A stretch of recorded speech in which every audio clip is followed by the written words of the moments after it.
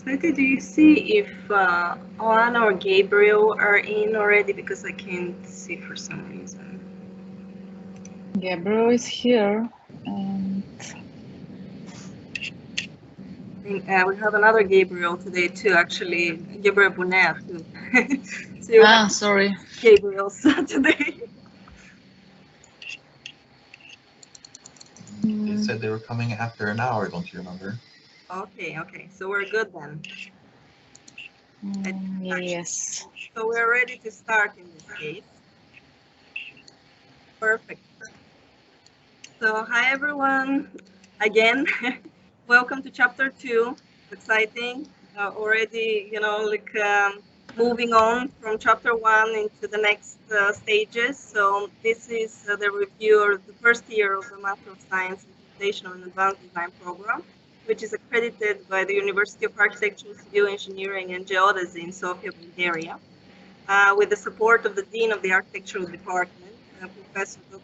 Architect Orlin Gavchev. And actually, as I introduce the review, maybe Mike, do you want to zoom in maybe on the mirror boards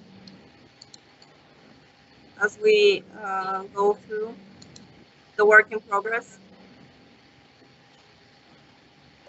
I don't think I can actually, because okay, that's fine. So I would just then this time. Okay. So I would like to start actually with first thanking our students for the incredible amount of work they've done. They're joining from all corners of the world, and it's they're all consistently giving their best. And also a huge thanks to our incredible team. Our theory lead Stefanos Panagopoulos, who set the ground for the vision of each project. The chapter leads Dr. Dushishko, who runs his own architectural interior design studio, and Alejandro Garcia Gardea, who is a lead architect at Accredited Architects in London. They're the ones who generously share their design wisdom and unique workflows between Maya, Rhino, and Grasshopper. And the core leads, of course, are the Guillaume Jays and Tung Nguyen, who have been by the student side full-time, and of course my peers, Katerina Georgieva and Michael Pryor. Amazing team, it's a big effort from everyone to actually, have this amazing presentation today, so we're very excited. And also, I'll introduce the guests who will be joining and triggering in. We have Gabriel. I'm sorry, can you just let me know your surname, how it's spelled, pronounced correctly? Esquivel. Gabriel Esquivel, yeah. So it's a great pleasure to have you today, Gabriel. Gabriel is an architect, associate professor at Texas A&M College of Architecture. He has definitely have a great contribution. He's thinking outside of the box, so we're super excited to have him today and get his perspective. Thank you, Gabriel. Thank you. We'll also have later on joining us Oana Bunea Velenea, who is a senior architect in Churahana Architects in New York. And Gabriel Bunea, who I've personally worked with in the past. He's a principal with ANU Mutiny Architecture and Urbanism in New York, between New York and Taipei. And also Volkan Okanoglu, who some of you might know from his work. He's an architect and principal of VA Design and digital design director of the NXT Digital Studio at Nike. So Johan and Mike know him very well.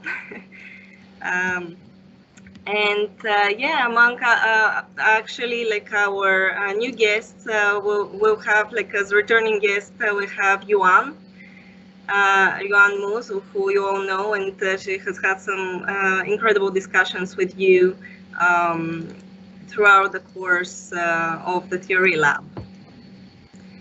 And yeah, we can start. I think before we begin, I would like to just say a couple of words about the program that pushes the boundaries of design and transcends through. I think Oleg is here too. Okay. Oh, okay. Hi, Oleg. I didn't see you because of the camera, but we're very excited to have you. Returning guest,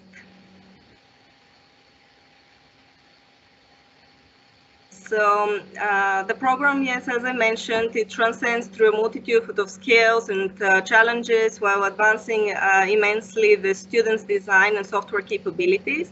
And it's organized in 5 leading design chapters and 5 supporting technical and theoretical labs that span over 9 months. So today we're here to look into the second chapter of the program. That's what we're reviewing today. And this is revolving around the habitats that the body developed during the first stage of the program requires and demands. And during this period, the students have answered questions regarding what kind of residence such body calls for and how the technology enhancements will affect the already built ones and transform them. This will also lead us to a better understanding on how the body we currently have and operate on creates spaces around us, how its limits produce the forms we're familiar with, thus how to bypass them.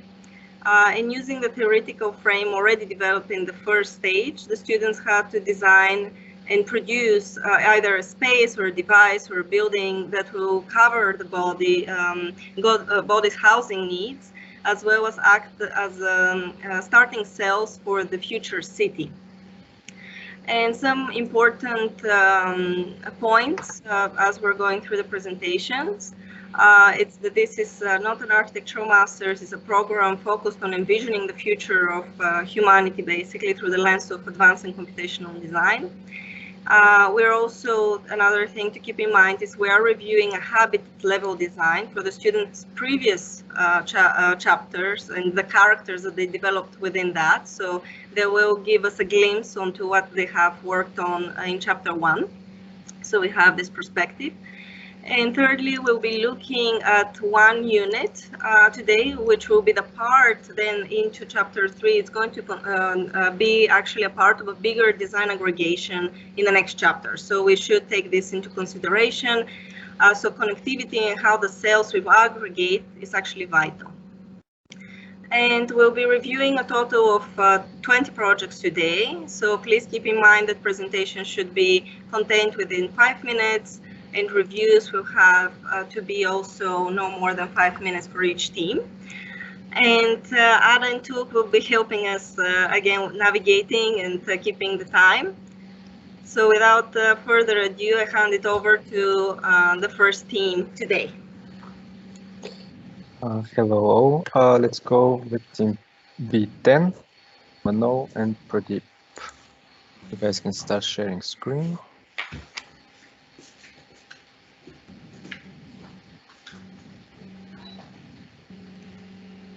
You're muted. No? Muted. Yes. Sorry. So, okay. Hi, yeah. Hello everyone. Can you hear me? Yes. Okay. So, hello everyone. Good morning, good afternoon, and good evening. So, we welcome to your Corpuscle design. Me, myself, Manoj, and Pradeep, my teammate, have designed this. So, the idea's name is morphogenic nootrops, that is changing smart objects. So the investigation started with the sorry about that. So the investigation started with the idea of developing human brains in understanding and perceiving space around us better. We humans normally dissect everything into 2D planes to understand space. This is specifically what we want to change. It is already observed in many organisms around us, example pigeons. So to help our idea come true, we developed a modular micro robot inspired from fire ants in nature, and these can aggregate into structures based on human brain inputs. Here you can see how these aggregate, and we call them artificial fire ants, in short for AFAs. And our idea is for the humans to use these micro robots to create structures, which in turn helps them understand and perceive space better. So in chapter 1, we began to investigate the possibilities of these aggregations on human body and started exploring various options based on how many AFAs a human can control. We developed designs based on our newly developed capabilities of these humans. As we were designing, we understood that there was a need to design a rail suit to facilitate the AFAs to stick on the human body and move and aggregate with each other to create structures.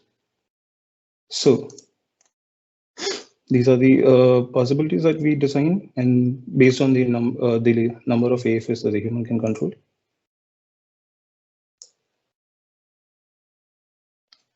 So how would a home for this enhanced human that we call Neutrothecos humans look like? So before we move on to the main design, let me talk a little bit more on what inspired us.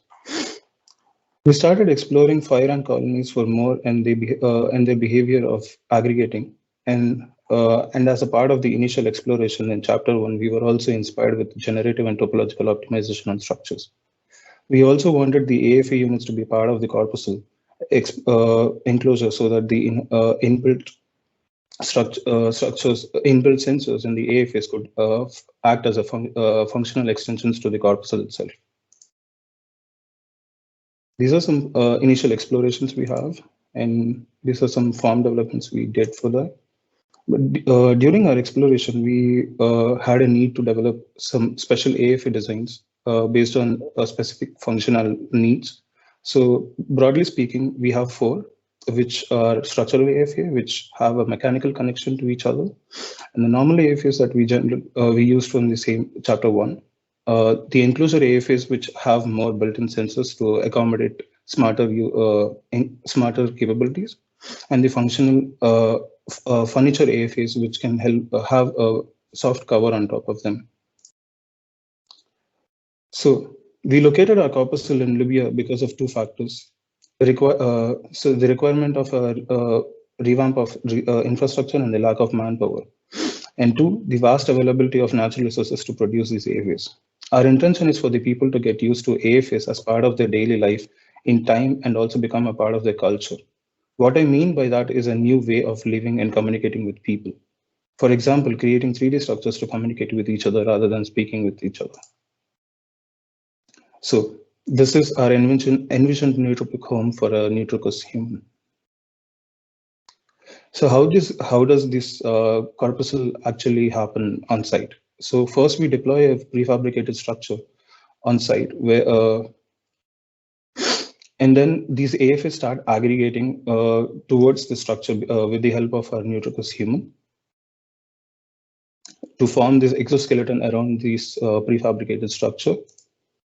And then the second set of AFAs wrap along the structural part of the prefabricated units, which in turn will help create enclosures and furnitures inside the Corpuscle.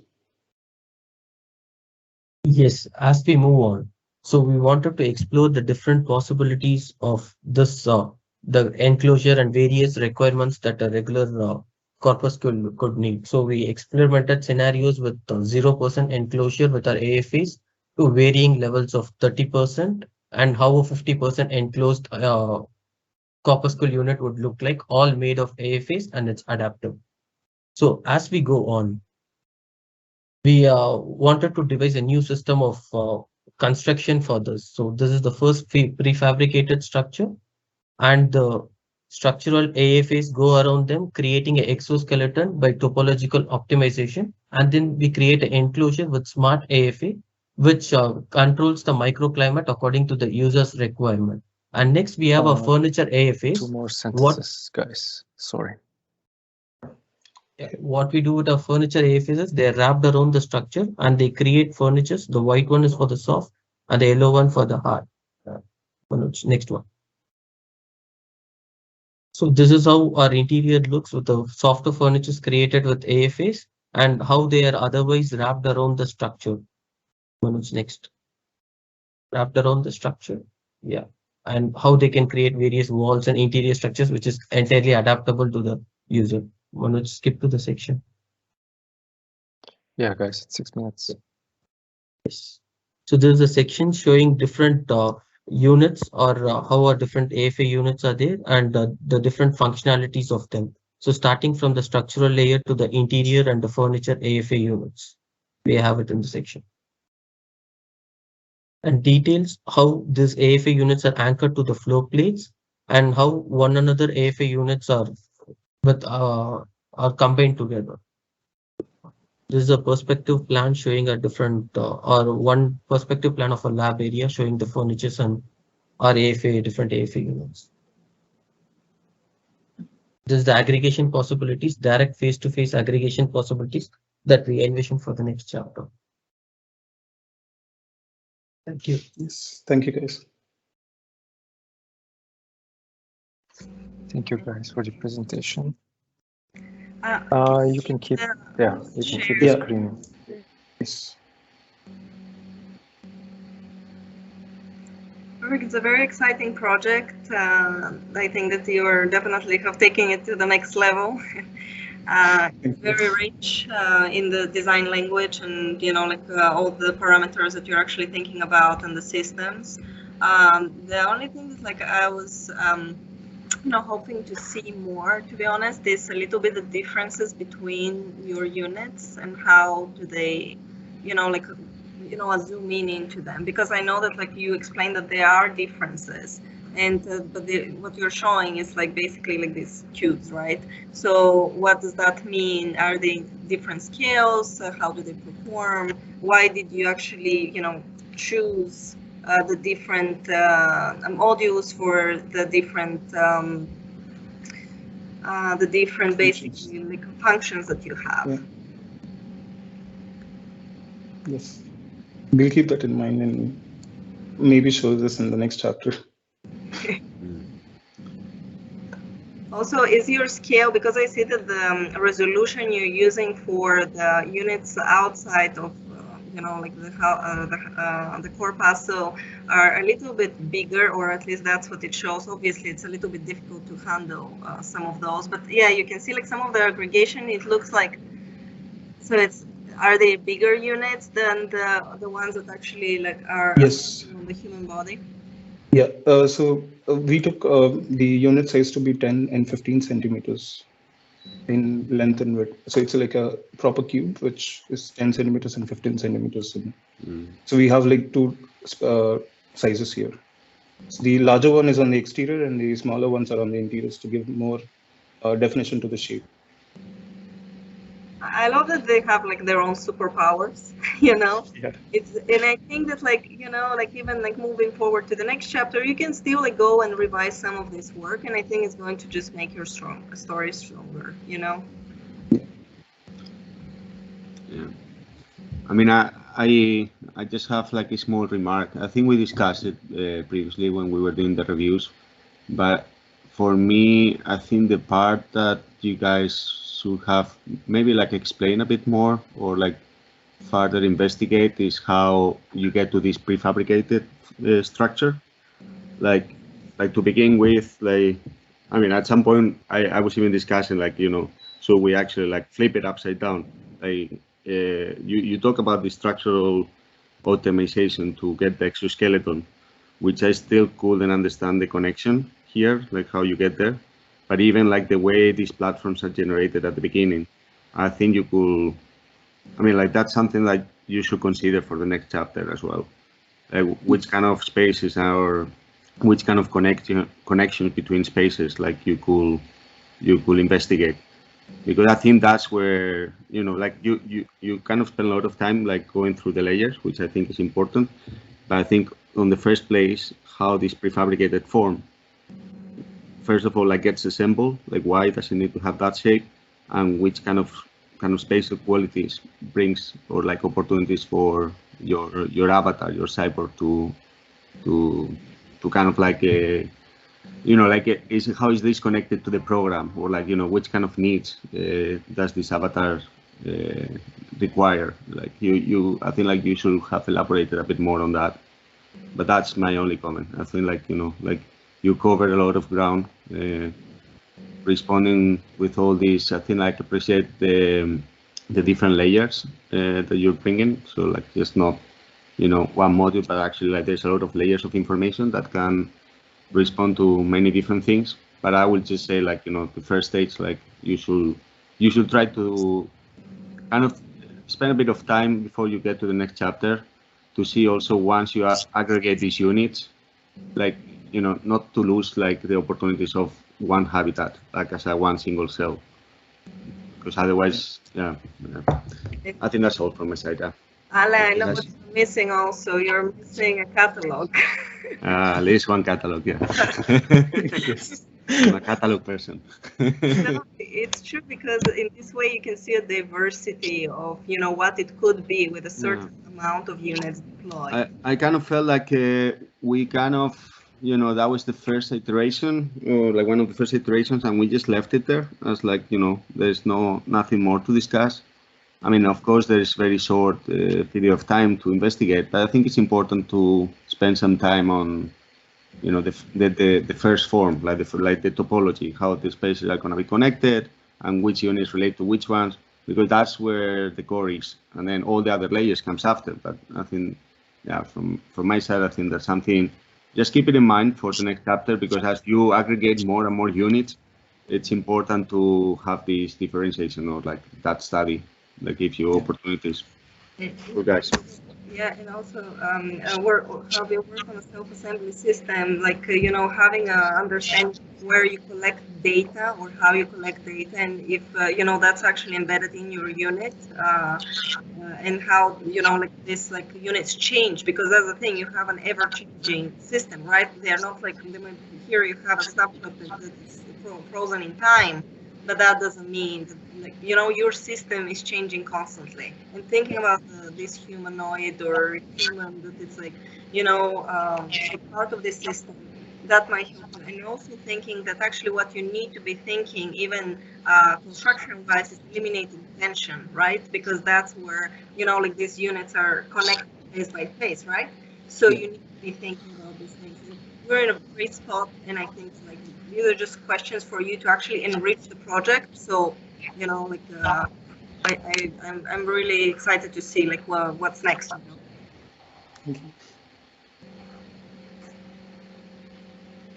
I would like to strengthen some of the comments here, but I won't repeat what everybody said. I want to congratulate you on the great progress that you made in the past weeks. I know you had to overcome some technical difficulties, and you've managed.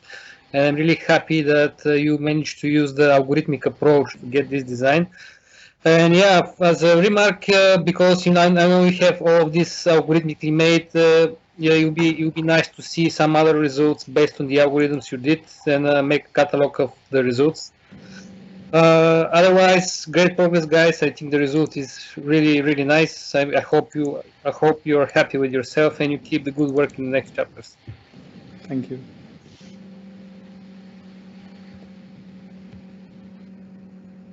So, I mean, I like the project a lot, but having worked not very recently, but some time ago on projects, a little before with less technology than these projects. But the thing that is really sort of interesting to me is, first of all, the idea. There was one of the issues that happened then. And it's really sort of present there. Is really okay. So once you get there, let's say you start with the first. Sort of a 3D print as a really start the kind of core section of the project, right? But then the whole process of how you get there, how is it fabricated, and sort of that kind of initial development of the strategic aspects of how the project really starts, right? And I think to me that's really something quite important, and also the idea of how then it really reacts to a particular side in this case, right? So it's very something quite specific and all that. So I think. That kind of aspect, first of all, of the approach of fabrication and then development of that's really interesting. But then I think there's several parts that need to be sort of integrated, which are really interesting. Then the idea of the kind of performative is okay, so all the things that we're going to that are performative within the idea of these particular materials and the way they operate in a certain way. Obviously, they're deeply connected to the kind of the root of the generative that has the use of the particular sort of algorithm as it was described. So there's a very complex sense of interaction of how these things sort of are produced, right? How they develop and how they aggregate. And I think sometimes when first of all, and so that's one of it. And the last one I think has to do with the kind of material logic. I think is really, really important. So I think there's a really tough connection, a really important connection between the fabricated part, the performative part, the material logic, as well as the generative part, and the kind of ultimately the production of form and how form adapts to these conditions, right? And and even we can add the idea of the kind of the aesthetic agenda as a kind of a part of the contemporary, or at least at that point, contemporary aspect of it. And the other thing that is interesting to me, which maybe I don't quite understand a little bit, is really the idea of the nootropic, because I think the nootropic is kind of like, for me, what I understand it is really something that has to do with the improvement of the intelligence. It's like, how do you get more sort of brain power in a way?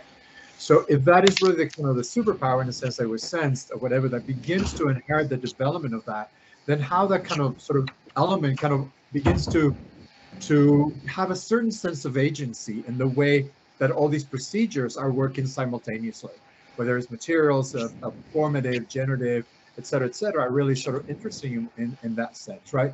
And how, in a way, ultimately, in terms of the specific community, whatever, is not only the kind of autonomous growth in a way of the objects themselves, but also the kind of idea, and maybe this seems a little kind of like tried and old-fashioned, but it's really, how do they kind of connect? Let's say, I wasn't sure, but I think you said it was located in Libya, right? Yeah. And so it's like, how can that really sort of be connected to that environment, in the way that it was presented, in a much more intrinsic way. Not only as a solution for housing, but it's like, okay, so that kind of reactive aspect of it, or the connectivity to the original sort of that particular landscape or that particular infrastructure. So I think there's a lot of complex issues that that are intertwined, and sometimes I think it's a good thing to kind of chart those ideas and kind of produce diagrams of the connection, whatever, which is obviously not linear and is really quite complex in the action of all those elements, right? So I love the project, and the project is really fantastic. But I think, having a little bit of experience of those like that, I think that in my criticism at the time is really like, I wish I would have more technology at the time, but also be more critical of the explanation of how all these logics kind of come together. Thank you. Thank you so much for the comments. Am I allowed to make one comment about the nootropic kind of idea? Like, it doesn't have to do anything with the drugs, because it's the relation. It's more about the way and what it means, especially in Greek. It has to do with the way the mind basically operates, and this is why the drugs are associated with it, because it helps you change your way of mind.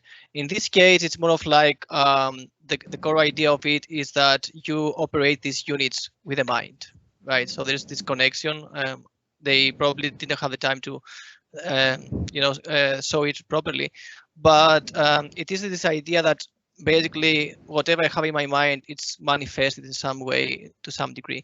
What I think this specific project has can be allowed to do is that all the way to the last chapter, they basically just explore one system. So even if they didn't really get it right in this specific chapter, this system will be continuously explored throughout the chapters, and therefore it's going to be like, in the end, they will figure out and come back and redesign the whole thing very easily, which it will not be the case in some other projects where you have to build upon it specifically and reach a full state in each chapter.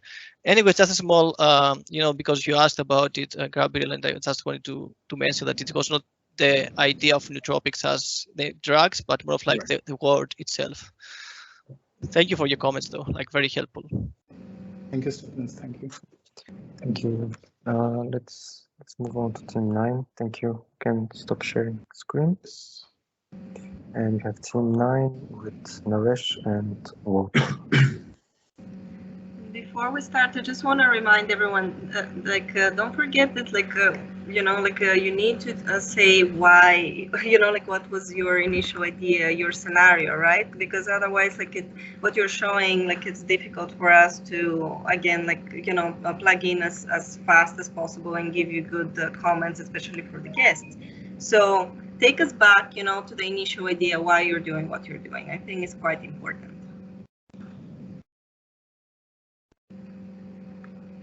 Thank you. Are we ready to go? Yes. Okay. My name's Walter Patrick Smith, and my partner. Shoot, what is going on? See from pictures. And my partner is Naresh Kumar Thanigavel. And today we're going to talk to you about autotroph ARC. And basically, we are trying to imagine a world where a cybernetic autotroph can exist. This is crazy.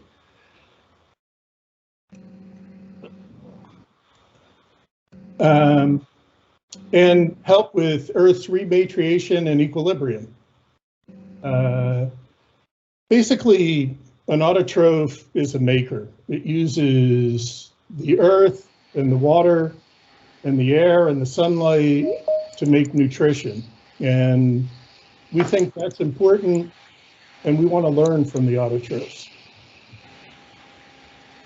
How we're going to learn from the autotrophs are in two different ways. The first is we're going to create a device that actually touches the autotrophs and creates a way to communicate with them. Then we're going to use that technology and what we learn to start making wearables to go out into the environment and learn more about making oxygen and companionship and protection, and I guess really important these days, danger notification.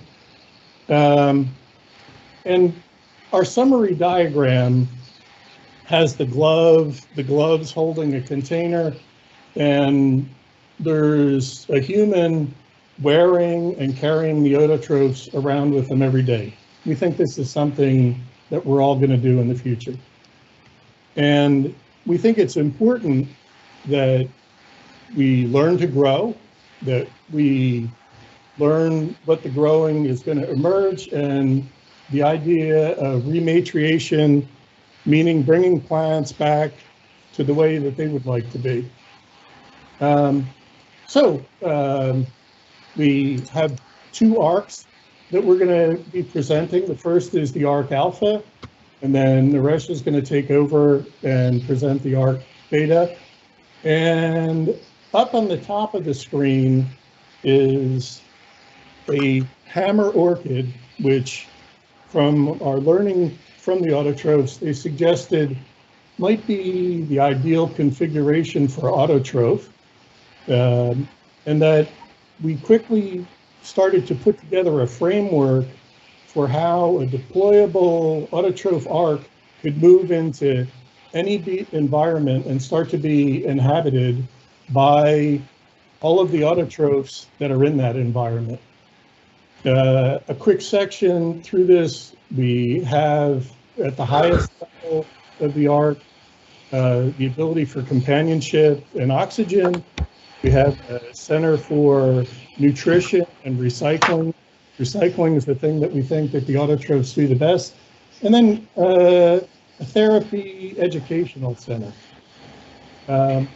So our first deployment, we can look into the scenic hills of Wulingyang, China, and we see how gracefully the autotroph could be attached to the rock structure and then start to be populated by the autotrophs that are in the area and by the ones that we start being taught about. At the same time, we're trying to take the knowledge that we have some of and really get out to start doing the work of using all of this very nutritious garbage that humans create and turning it back into very useful plant life. Yeah, Walter, you should be faster because we don't have time for Naresh. Okay. Some quick interior views, kind of what it looks like when you go to enter the autotroph and how this nature and autotrophs are populated and can be together. Naresh, you're up. So thank you, Walter. Can I share my screen? I can quickly share my screen. Yep. Yeah. I hope everyone can see my screen. I will. So Walter helped to explain about the arc alpha, one of the design part. The second design part is on the Autotroph arc beta, where it's a kind of like a greenhouse shell located at the intersection of the city and the nature. And based on this, some of the needs and the requirements for the arc design is to have a place so that the processes can able to sense, learn, develop, as well as grow. In order to do all these kind of things, so there are like basic elements such as like growth elements such as sunlight, water, air, and nutrient-rich soil. And some kind of like plants has to also grow inside the corpuscle or the autotroph arc. With this, I will take you to the flow diagram or the function diagram, where the basic function or the building blocks of the autotroph arc beta is going to be kind of like three kind of shell. Shell is made up of like a common space, a lab space, and a garden space. And there are like central towers which will help you to extract air, solar energy, as well as the water, to extract water in the form of like condensation or in the form of the rainwater harvesting. So with this, I will show you to our autotroph arc where you can reconnect with the nature. So this is like kind of like an entrance where you can go in, and there is an indoor garden where you can grow the selective autotroph there, and these are the central tower system. So it is connected in the intersection of the river or kind of like a water system, and in the city and kind of like forest together. So all in one together. I will explain the three functions of the towers. So here you can have a close-up look of the three towers, where it's air to extract pure oxygen, and there is a solar tower to adaptively capture solar energy based on the location of the sun. And there is a water tower, as I said already, in order to harvest the water. And to get an overall look of the autotroph arc length or the entire system, so there is an entrance where it's a common space, and there is a central or the mid tower, and in the end there is an indoor autotroph garden. So now let us look what will be the common space looks like from the inside. So this is an interior view where you can have a quick look. So when the processes is going outside, interacting with the plants, collecting data about the plants, when it enters inside the autotroph arc, so there is a companion robot that welcomes them, like come home, and then it kind of like wishes you, kind of like well wishes. And then there is a refresh space where you can like kind of like recycle your couture, so it's made up of plants. And there is an AI tower. Yeah, no, there's two more sentences, sorry. Okay, so this is a common space, and this is an indoor garden space where all the plants will grow. And this is overall like a plan. There is a companion robot, chairs, furnitures, and robots to fabricate your couture. And so this is like a overall plan, like a garden space, fabrication space in order to fabricate your own autotroph couture and so on. And yeah, so this is the final look of the autotroph arc beta. Thank you. Thank you.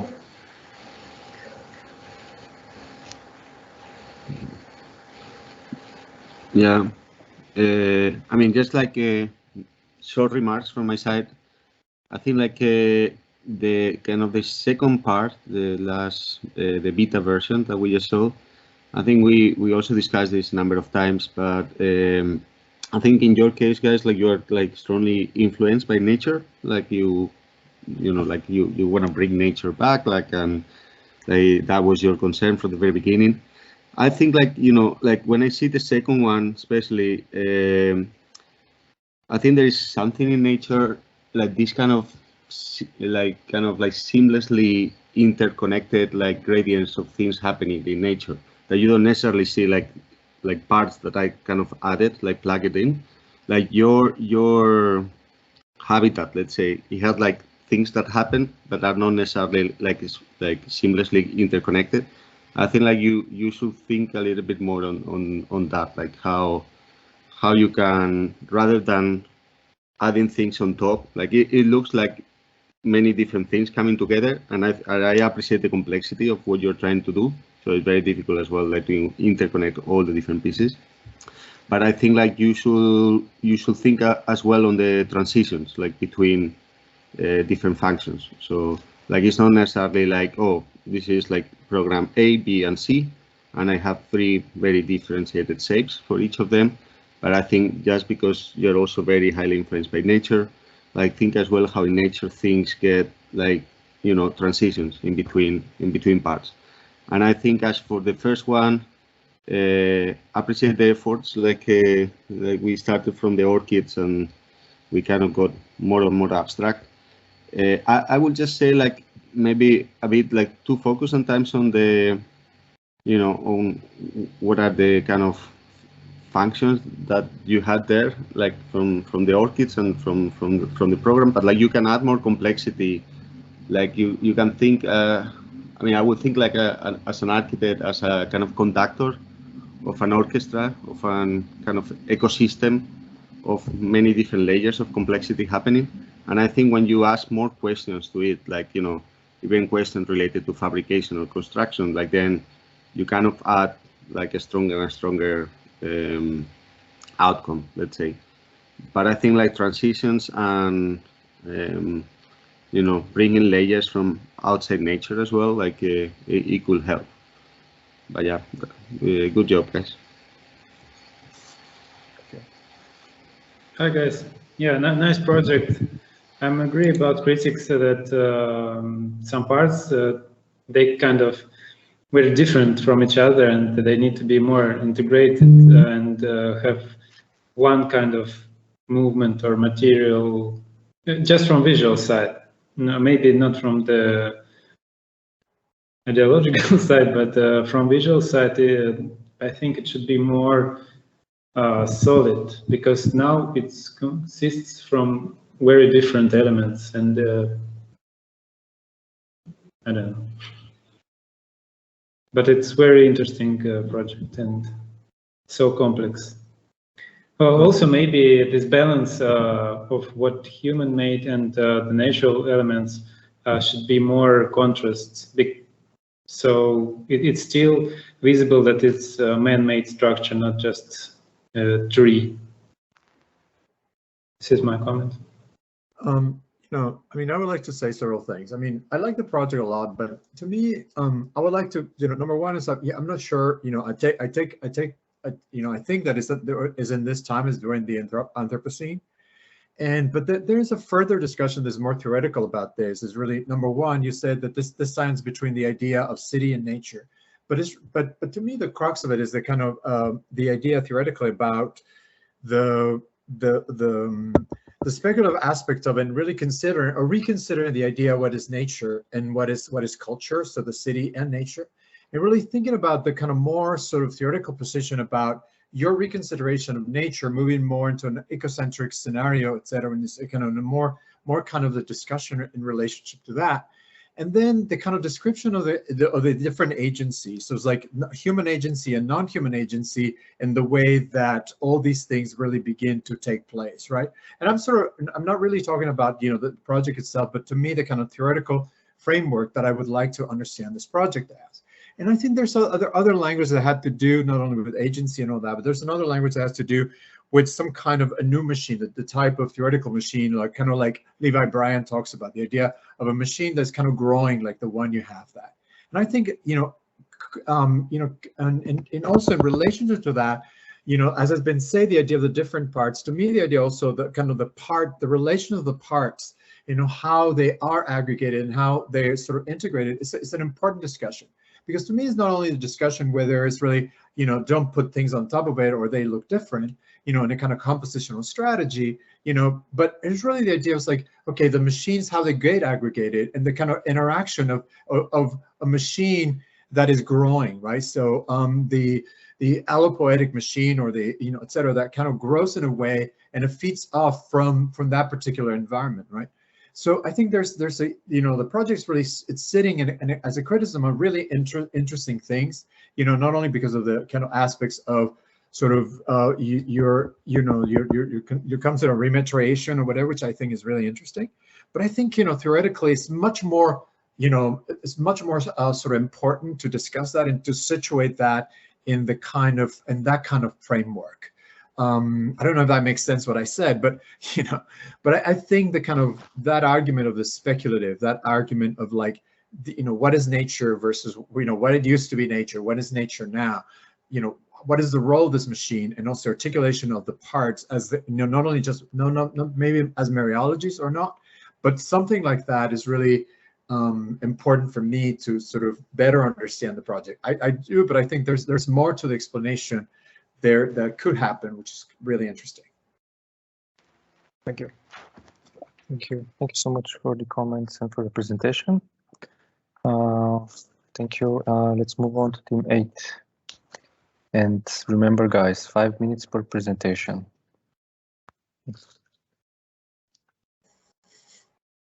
Naresh, can you stop sharing? Yes. We have team 8, Francisco and Gordon. Hello, everyone. We're going to present you restorative homeostasis. We're living in a global epidemic of stress. This is causing inefficiency in our body system. So in the previous chapter, we designed the suit to release tension from the body. We divided the suit with the meridian lines in Chinese medicine in these 5 sections. So moving into the Corpuscle chapter, we wanted to maintain this meridian logic in the breakdown of flow lines and spaces and apply them to this Corpuscle building and unit. We wanted to create a bioengineered coral structure that would suck in air and essentially filter out carbon and use the carbon from the air to create this hard structure that would form around our negative spaces. From there, we would add inflatable interiors and furnitures. And we began this design process with layout exploration, and we decided we wanted to develop a housing unit. So we played with different base form explorations, which led us to these final forms. And from there, we used one of those forms that we liked the best to develop our interior design, thinking about furniture and textures and forms as we would apply this inflation and exterior development for the structure and the details of this structure. And this is our final design with everything brought together. So here we can see the different sections of the corpuscle. We have the inflation that's contained by the carbon structure.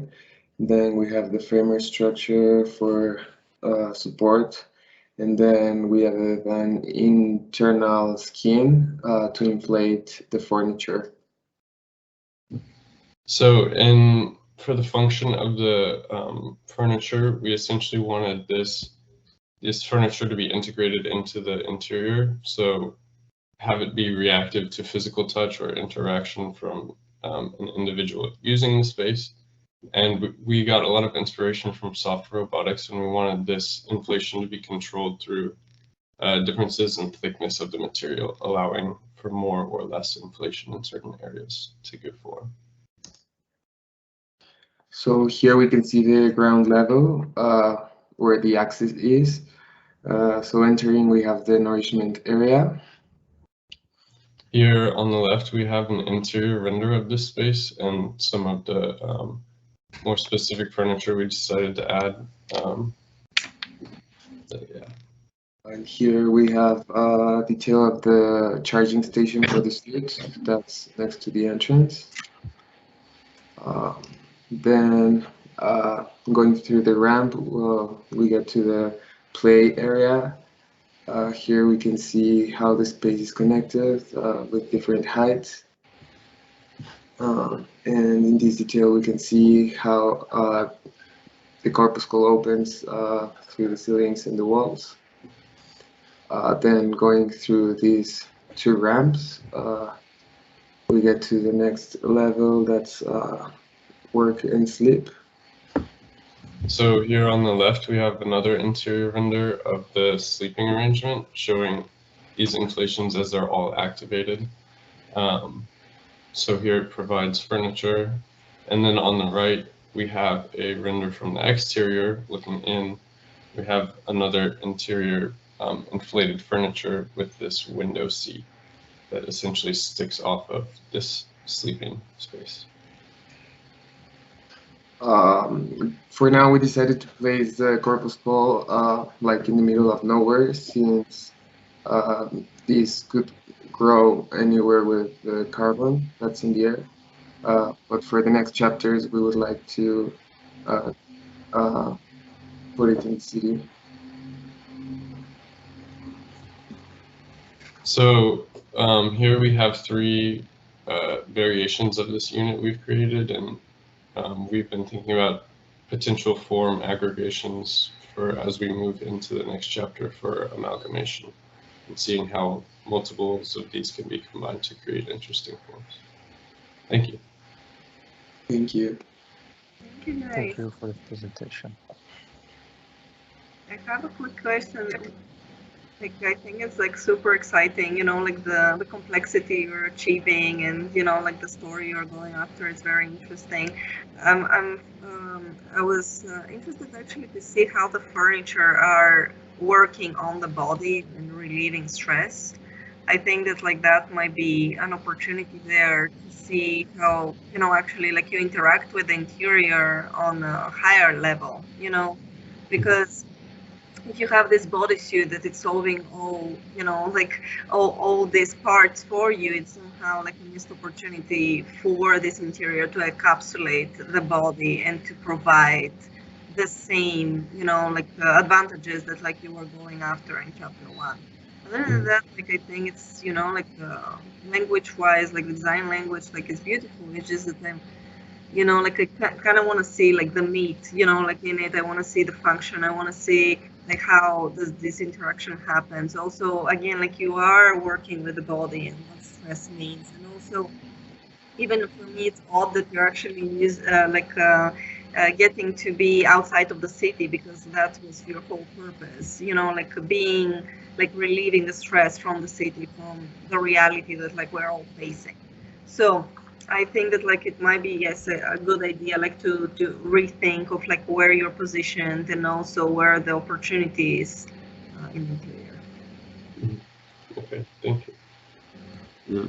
Just a small one from me, guys. Like, I mean, first of all, like great work. I think the the aesthetics and kind of like the integration of all the different layers, and the fact that you also kind of try to speculate a bit on the interiors as well. Like, it's a great effort that you put together. Really, it's looking great. I think they're just like I think like more like thinking about like where we take this. I would think like, you know, on the idea of inflation and like what else can you do with inflation. So there is possibilities to reconfigure quite easily your space. So I think that's something you should kind of consider. So not everything needs to be inflated at the same time. You could inflate and deflate. I think that could be an interesting thing. And then even in terms of like how your corpuscle will adapt to the site, like those inflatable bubbles like could also help like on the adaptability to the context. So you could play with that as well. Like you know, if it's like, especially if it's going to be within a city, it will be very nice to see as well, like how, you know, if we are kind of squeezing our prosthesis, like our habitat prosthesis in between buildings, like how these inflatables actually can help adapting with that site. Like right now, the context, like you just place it somewhere randomly, but I think you can benefit with this inflating strategy from a very complex site, where you're like the fact that you are actually inflating your structure can adapt to whatever site you're given. And yeah, I think like in general, like inflate and deflate also as a kind of negative of your inflation. And then yeah, like inflation as kind of like an opportunity to have things that reconfigure over time depending on necessities. Great job, guys. Yeah. Thank you. Thank you. I mean, I like the project a lot. It's absolutely beautiful.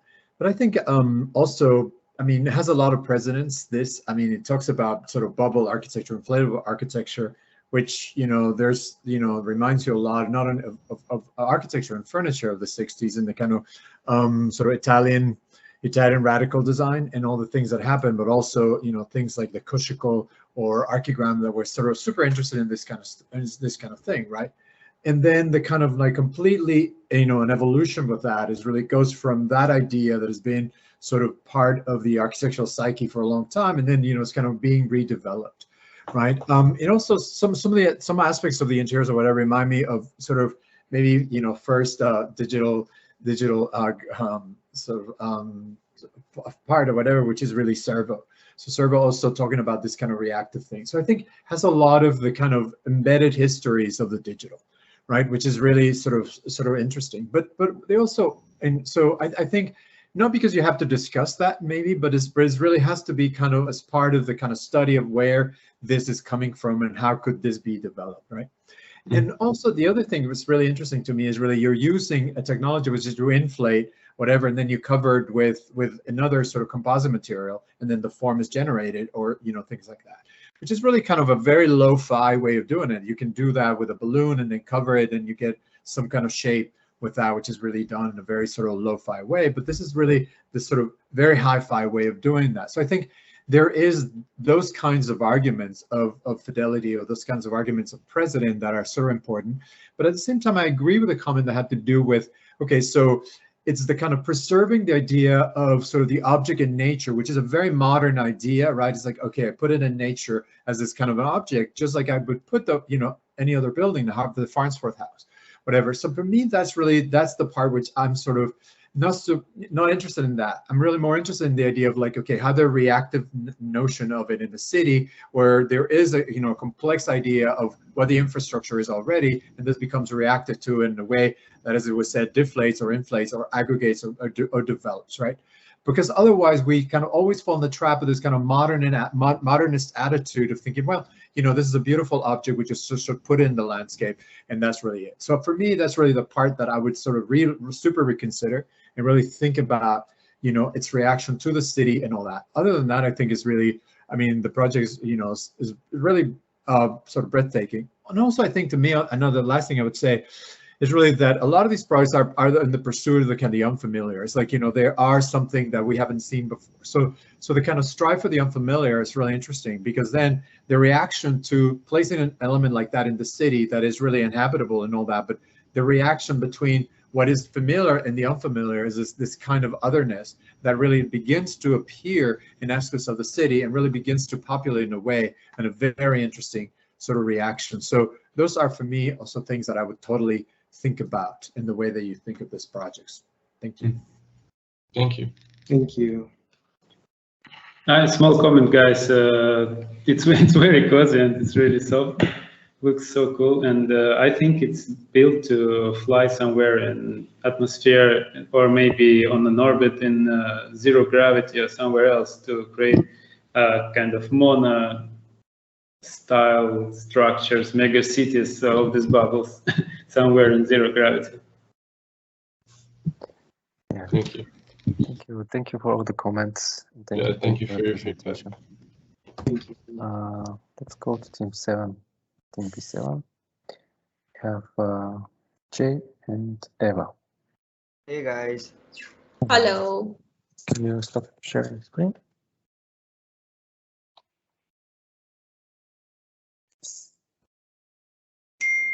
Before you start, I just want to remind everyone that screenshots are totally okay. So feel free to screenshot whatever you want to all of our reviewers and guests. And screenshot sharing, whatever you want to do, it's fine with us. Yes, your time starts now. Hello all, we would like to introduce our project, Immersive and Interactive Mnemonics. Memories are a crucial part of a life, as they have shaped us since our birth till today. Using machine learning, we are feeding the AI stored in a cyborg brain externally, along with the neural link to store and regenerate this data to transfer the memory into the three-dimensional space. Our processor is named RAM, which stands for Rendering All Memories. Our cyborg is layered and connected with different transport tubes that collects the neurons responding to various stimuli of memories. The stored data is sent for processing to external spinal cord that communicates, simulates in cognition with each unique memory. Our corpuscle is named BIM, which stands for Bionic Immersive Machine, located in the landscape of the futuristic setting of Tokyo. Just like a prosthesis, the entire module is constructed around the idea of data collection and juxtaposition. We are giving building a way to be conscious and use this consciousness to juxtapose its own memories and sync them with the cyborg.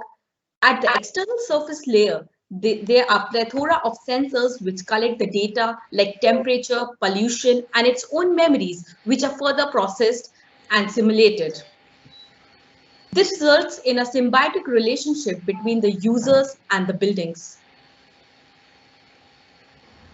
Our corpuscle is mainly divided in 3 zones, that are the lab area, the Zen area, and the living areas. The lab area is the part where humans can remove their external layer of prostheses and keep them in pods, while also having the ability to tinker with them and increase the suit's capabilities. This area also houses the vital systems for the module to function, as this will act as the external brain for its compute data. The Zen area. The Zen area is the simulation area where the user can either spend time with their families or alone.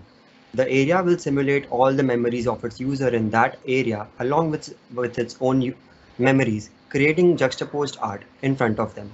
The Zen area has 3 main parts, that are the data collectors that collect data and feed data to the module as well as the user. Then the simulation panels. These panels will read the data and understand the user's mood and play them as art all over them. And to trigger certain emotions, the subsonic sound panels will play frequencies of sound that are not audible to the human ears, but the frequencies will trigger certain emotions in the users according to the frequencies played. The living areas. The living areas of the module has all the functionality of a normal housing unit, as well as it also provides the user a personal space for their own simulations. These simulations are derived by the users that are inhabiting in the room at that given moment. The overarching theory for us is the end goal for the module would be to aggregate with other modules to create a higher level of consciousness as it syncs data with other modules, which would result in all modules juxtaposing their memories with each other.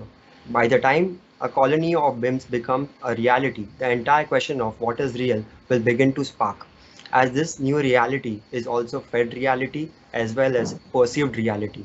Thank you for your time. We are open for your comments. Thank you for the presentation, guys. We had a few more minutes. Can you see the... No, share the screen. Share the... Guys, very impressive. The form language is so cool. But I have a question. What is the material of this one? What is made from? So for the simulation parts, we were going with the photochromatic panels, which can change the color of a panel based on the frequencies of the electricity that it is provided. Like, it is still an R&D thing, but it is something that we are looking into. Oh, cool. Thanks. Yeah, I mean, just like from my side, I think we have quite a few reviews, so it will be good to hear more from the other people. But I mean, just like a small thing, I really appreciate the amount of effort on all the detailing. I think it brought the project to like a whole different level from where we started. It's been almost like a sculpting exercise, like, you know, almost like a painting, like adding more and more layers of, you know, complexity to this outer shell. I think the only part that, and like you guys know it already, like, you know, like the kind of treatment that you kind of put to the outer shell, I think would have been very nice to start breaking out like the internal space into all these different areas and understanding like what happens in all the different parts, and just like basically like almost the same treatment, like how we broke the outer shell into different surfaces, and then each of the surfaces like started like responding to different functions, and you know, all the different parts that you have to integrate there. I think the internal, like I will hope for like, you know, super interesting section where you kind of understand how this whole ecosystem, this whole world within that shell will work. I think that, like, if you had a bit more time, that would be for me like, you know, like the cherry on top. Yeah. So I think it's just like a lack of time. Like, there's a lot of work, and you should be very happy with the results. I think like you'll have to think about the aggregation for this unit. Not gonna be an easy one. I think that's a challenge you have in front.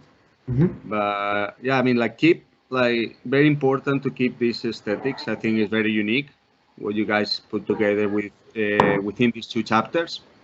So just make sure, like, you know, you don't lose that kind of hard surface treatment and all these, you know, like pipes and like kind of sci-fi looking that you have there.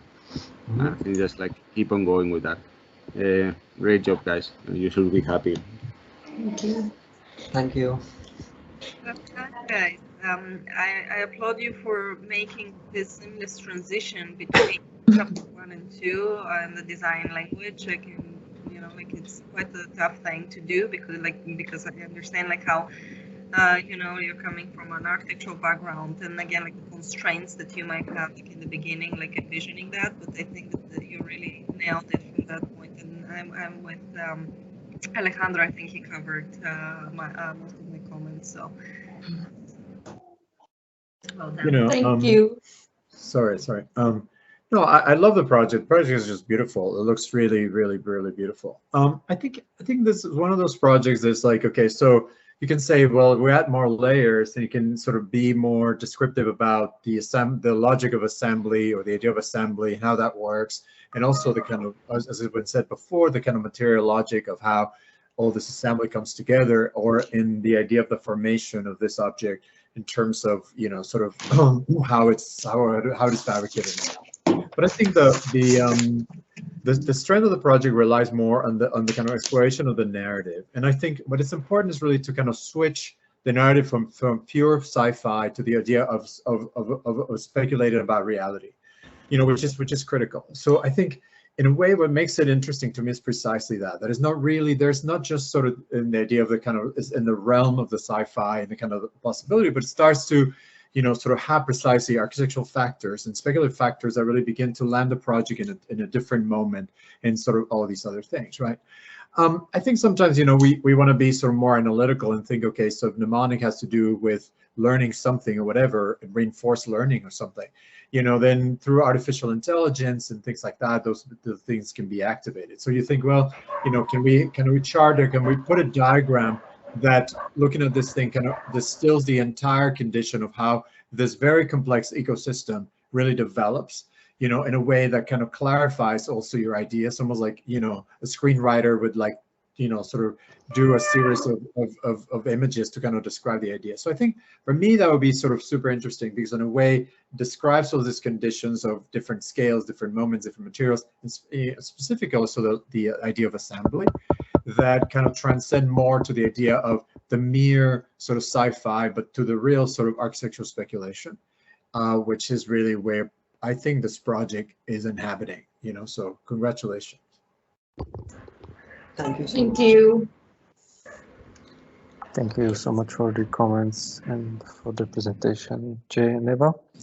I just to add one second, just to keep in mind that this is a end of chapter presentation, but the students will have the time to revise this to all their chapters towards the end of the program. So your comments are very, very useful actually to them, because this is a process, and they have the ability to go back and revise, since that's not, you know, something that they're fully closing as a chapter. And I think that that's actually the most exciting part of this, because I think that like everything that we're seeing, it's in a good point, but they are, you know, things to make these projects even stronger, and that's, you know, you're getting all this.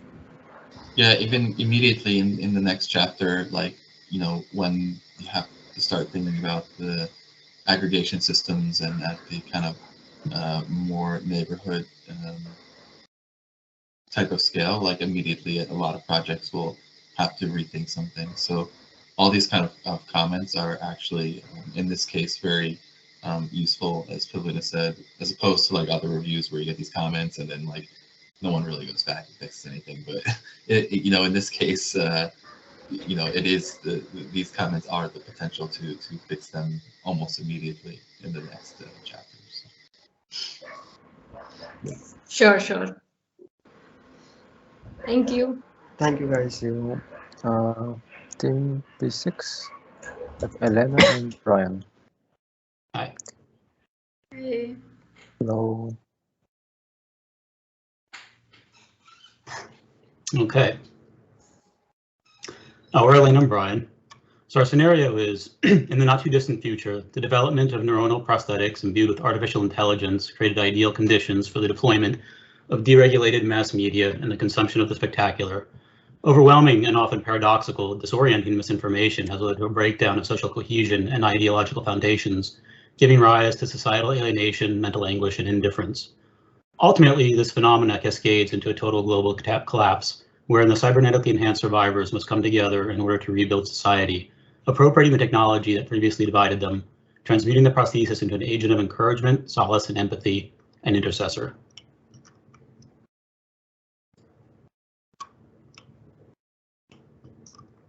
Our mind is constantly processing a network of data. It is a loop that runs around our senses, memory, and emotion.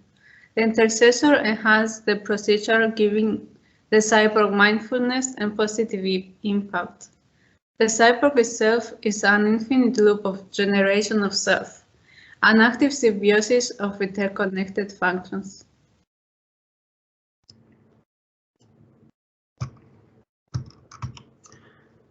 Based on precedent studies of mutualistic organisms, slime molds, lichens, and mycorrhizal networks, the intercessor embodies these qualities of interdependent relationships. As the symbiotic manifestation of the prosthesis proliferates across scales from neighborhoods to city structures, and this mutual independence is first realized in the form of the corpuscle.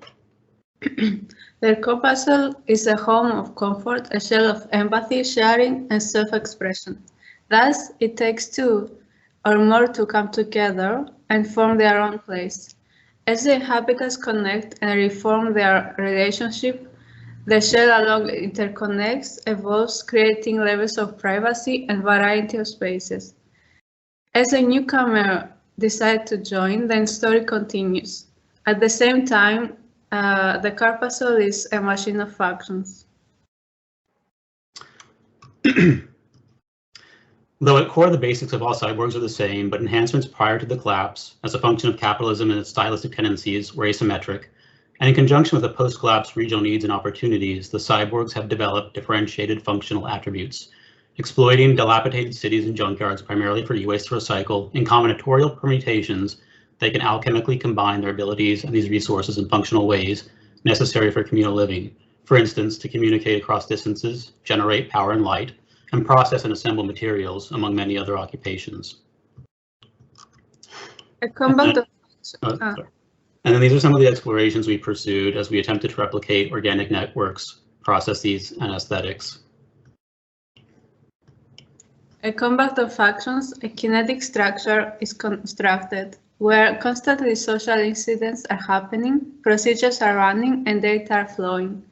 The structural elements connect to the shell to the ground as a synergy of materials flow through the splines from the ground to the processor, where they are being transmuted from waste material to raw material. This is then being used to construct the corpuscle and implement these functions, but also cyborgs can use to materialize their ideas. Like soft fabric, the shell explodes and creates connections to the environment.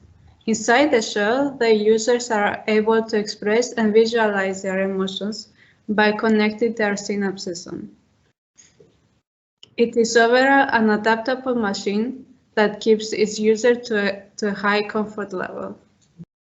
The functionality of the spaces adapts according to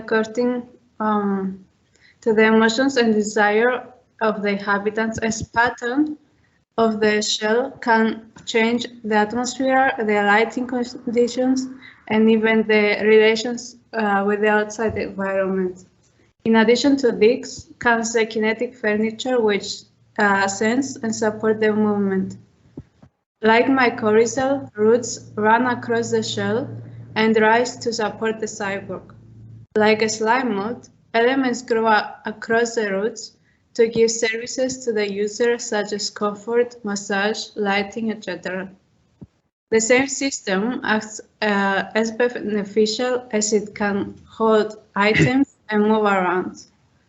Moreover, unwanted data can detect from the AI and like energy flow in a caterpillar type machine that grows on the shell. The users can like this connect to the machine to remember, hear, and communicate anytime. So here in the plans in the sections, we can see how self-intersecting manifolds, how self-intersecting manifold manifests our concept, allowing for instances of privacy or communalism, spaces to work and rest, spline systems that give comfort and nourishment, that eliminate waste and loneliness. And that is it, and thank you. Thank you.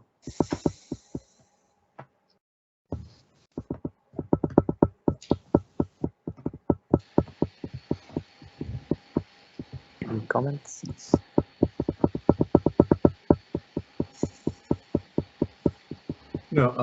I like the project a lot. I think the premise is really interesting. I mean, there's things that I wasn't very clear about. The idea of the scale, how the cyborg, what scale the cyborg is, and how the idea of agency really works. Because one of the things that of course the premise, but I always wonder is like when is this happening? So it's like obviously it's post-Anthropocene or post-singularity. So in a moment where we have overcome a series of things, and certain moments of collapse for what of us as a human race, right? So it's like there's kind of a collapse, in our civilization or something like that, and then things like this begin to appear where it's a post-singular moment or post-Anthropocene moment. So I think to me that kind of framing that is sort of interesting because you begin to think, okay, how far along is this, and when would this really happen? Right? Not because it really makes such a big difference, but it's like it's kind of placing the moment where you see this happen, right?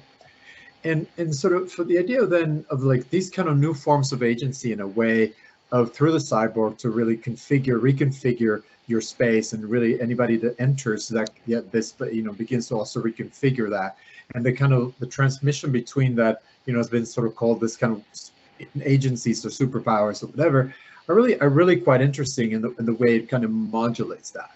The thing that's also curious to me is really the kind of the relationship that you made to sort of aspects of nature, and that in that case will be almost like some kind of really looking back and Asian sort of ideas about so any kind of mollusks or things that these kind of about biological entities that were part of that. So I think it's kind of it kind of borrows in a really strange way of looking back into these ideas of whatever I would assume this is the period of it, and really kind of builds its aesthetics and everything else, its development based on these ideas. But obviously, is really the kind of relationship that sort of almost a kind of a flat ontology between an AI and a human. So it's like there is that condition now where the AI is really as important, or maybe it's really the one that has really sort of accrued all the knowledge and all the memory of a previous civilization or whatever, or so those kind of arguments to me kind of only would reinforce this condition, which is actually quite interesting. Thank you.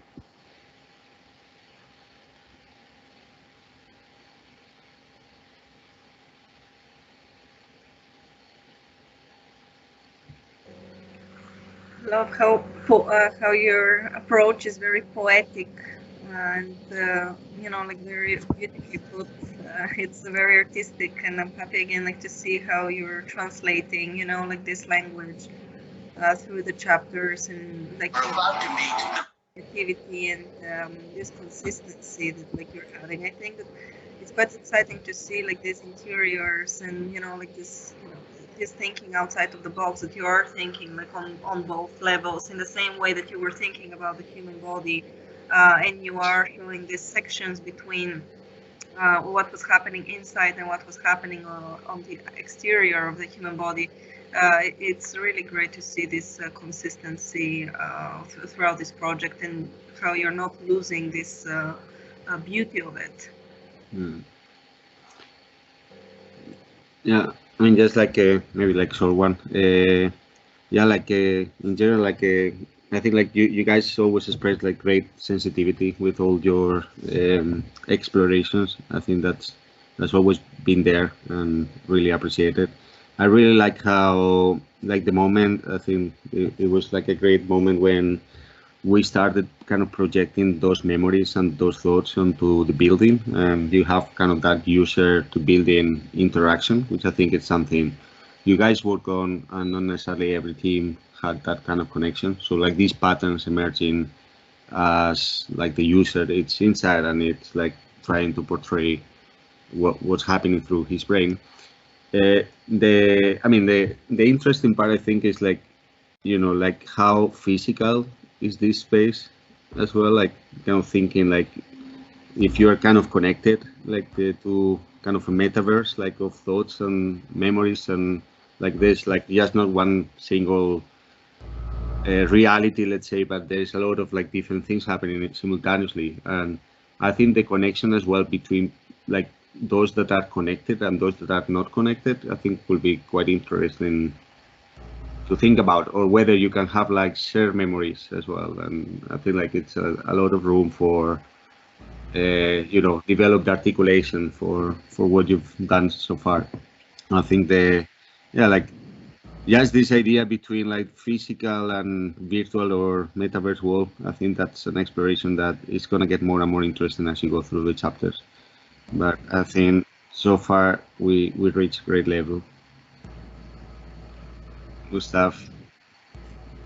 So I will add to that. I mean, I think what you just talked about is really interesting, because then if it's really framed about this kind of idea of kind of like Ready Player One or something, that is really this kind of like all these realities or whatever, then it makes a lot of sense in a way that is really, and it kind of gives a kind of a good direction of where we're going next.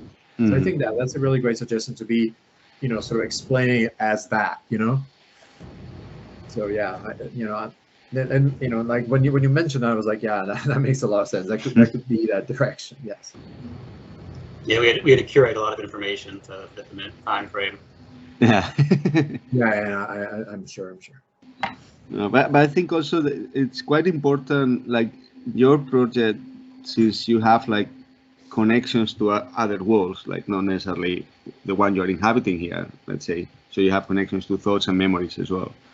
Like, I think you kept like a good level of, complexity within your geometry. I think it's like, it is quite sensitive the way you put together the layers. Like it's not like, and we talk about it many times, like, the patterns and like the different things happening, like it's not too overwhelming.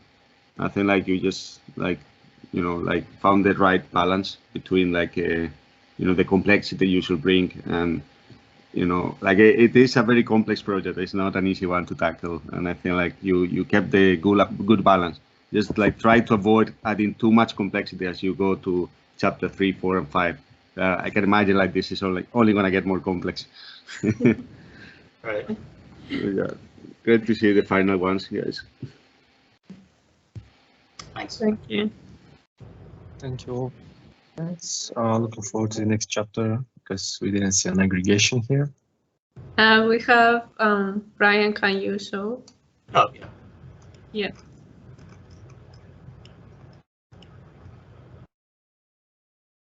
Okay. So they kind of connect through the fabrics of the system. Yeah, potentially. We'll see.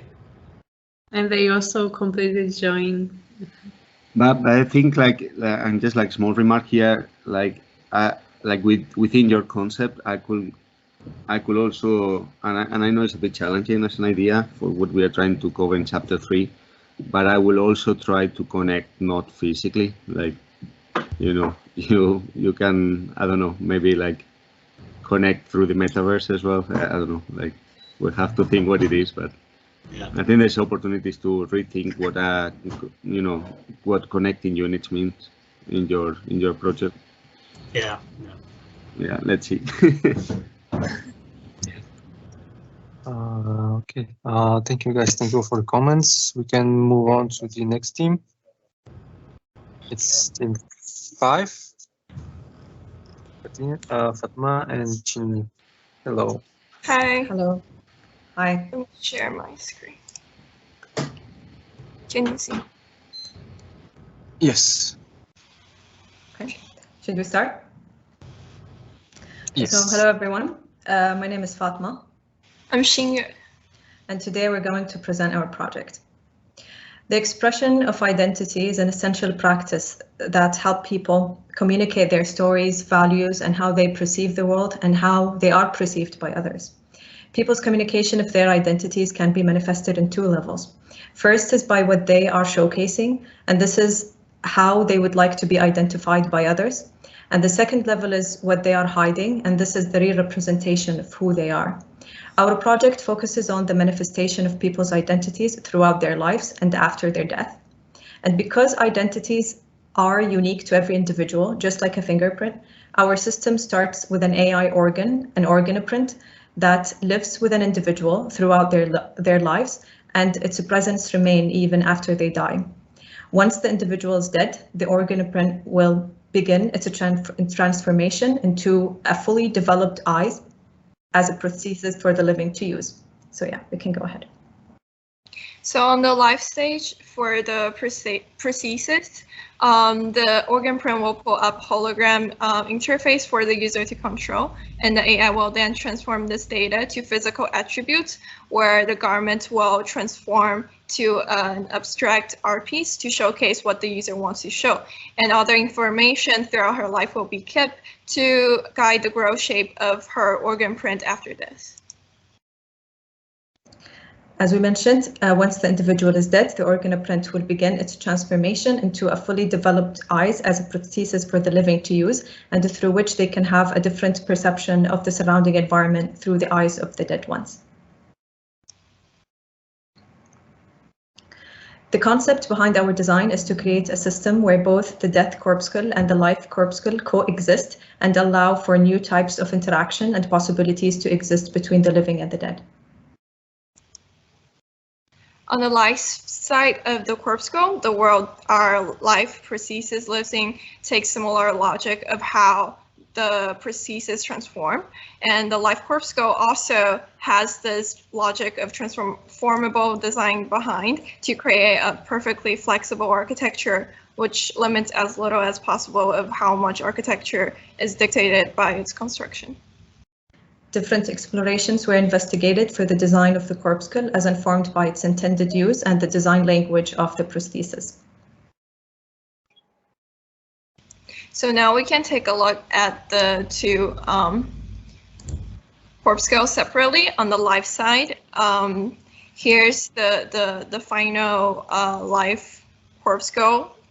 And then the life side demonstrate how the units can be connected to create different spaces to give us as much freedom as possible for creativity and future changes. Here's how the function works to separate the cubics are grouped together differently to create different spaces, living spaces, terrace, and pathways, etc. Here's the look from the inside, where our prosthesis is looking out from their living spaces or terrace. From the section cut, we can see it better where different areas takes place. Here's a planar cut. And this is the structure concept. And ideally, the structure can be grouped differently to create different spaces for the living. The Corpuscle of the Dead is an AI grave that exists in a virtual AI cemetery library, where its formation, cluster, and aggregation is dictated by the parallel physical environment of the living. The interlock between the death corpuscle and the life corpuscle allow for the accidental and the probable meeting between the living and the dead to create new social spaces, to share information, memories, and experiences. The information of the dead, including their secrets, is encrypted and represented as a pattern in the inner shell of the grave, to only be decrypted by the prosthesis. More information is gathered by the grave to build more layers of encrypted data to bury the original layer of information. These are a few views of the inside of the grave, showing a layer of encrypted information inside the shell. And this is a section cutting through the grave, showing the spaces inside. And this is also a section cutting through the cluster of 3 graves and a plan with the layers of information building into the walls of the graves. The exploded view here showing the different components of the design, including the graves and the as units and the binding framework. And more close-ups from the outside of these corpuscles. And here, finally, we interlock the life and death units together to enhance the connection between the life and the death, even more than what we did in the previous. And looking after our connection potential aggregation after that, we could, here are some possibilities. We could aggregate the unit as a whole, or we can aggregate the units separately as living and dead, and then interlock them afterwards. Yeah, last sentences. Here's a few more iterations. And in our system, we are providing the living humans with the means to connect, learn, and interact with the dead to create a better world where the physical death is only the beginning of an internal virtual life. Thank you. Thank you. Thank you. Thank you for the presentation. Thank you, guys. Thank you. Very exciting. I'm very happy to see that we're working with both worlds and we're trying to intersect them and we're trying to merge them, something that we didn't see in chapter 1. So I'm excited that you're starting to, like a lot of these experiences. I would love to see more interiors and, like how these interactions are able, like enabled in a way from these interior spaces. But again, like you have plenty of time to think about some of those. I think that's going to be from my perspective, the stronger missing piece that will give you will make your story even stronger. Yeah, I just want to say great progress. I think it was a moment we kind of challenge you guys with let's try to bring the 2 corpuscles together, but I think it came out very nice, and I think the idea of combining it's only in strengthening your thesis, this connection between the living and the dead. I think with this kind of lattice, maybe it's an abstract element for now, but I think you'll have to reinforce that as you go through all the different chapters. What is this element of connection in between them? I really like this kind of theoretical meaning that you brought to the patterns as kind of encrypted memories. I think that's also a very strong idea. And in general, I think they kind of both coming very well together. I think the interlocking rather than a transition, I think that was really helpful that we took that approach. And yeah, I think in general, as you go to the next chapter, just keep thinking about rules of interlocking these elements. Maybe we just study basic rules for interlocking them, but you could get more complexity as you go through them. There are many different strategies. You can think about all different ways you can interlock them and what does it mean to connect them one way or another. And I think like I will, yeah, I think like, I mean, for sure, like maybe the interiors is something that we could still work a bit on it, but I think there are some strong ideas there. And like in general, just very happy to see like the two systems coming together, and the fact that you actually managed to still keep that dualism between the two corpuscles. Like you can see the difference, like when one is coming and when the other one is coming. So yeah, like great progress, and yeah, it's going to be very exciting to see the next chapter. I think like you have to think like, you know, like also as you have two different units that are very different one from each other, like the percentage at any kind of given point of your infrastructure, let's say, it doesn't necessarily need to be like 50-50% between the two units. It can be, I think like that's something we discussed as well. Some areas where these two systems kind of come together as 50-50%, but it could be that some other areas is more like, you know, 80% of one system and 20% of the other one. So you can have different degrees of intensity of that interaction between the two units. But yeah, I think those are things for the next chapter, but I think was a great step forward to already deal with the interaction between the two units in this second chapter. You know, I like the project in so many ways because in a way the project, you know, sort of it's, you know, the presence of the humans is sort of interesting in a way because it reminds me of Freudian theory of life and death and the eros and the thanatos and the idea of, you know, how, you know, all these instincts are kind of human. So in a way it's coded with some sort of level of that, although it's kind of sort of moving towards, you know, and also has this kind of cultural sort of values to it in a way without being overt and ridiculous or anything like that, but the opposite, really beautifully articulated in a way that are things that are in a lot of cultures, this idea of life and death.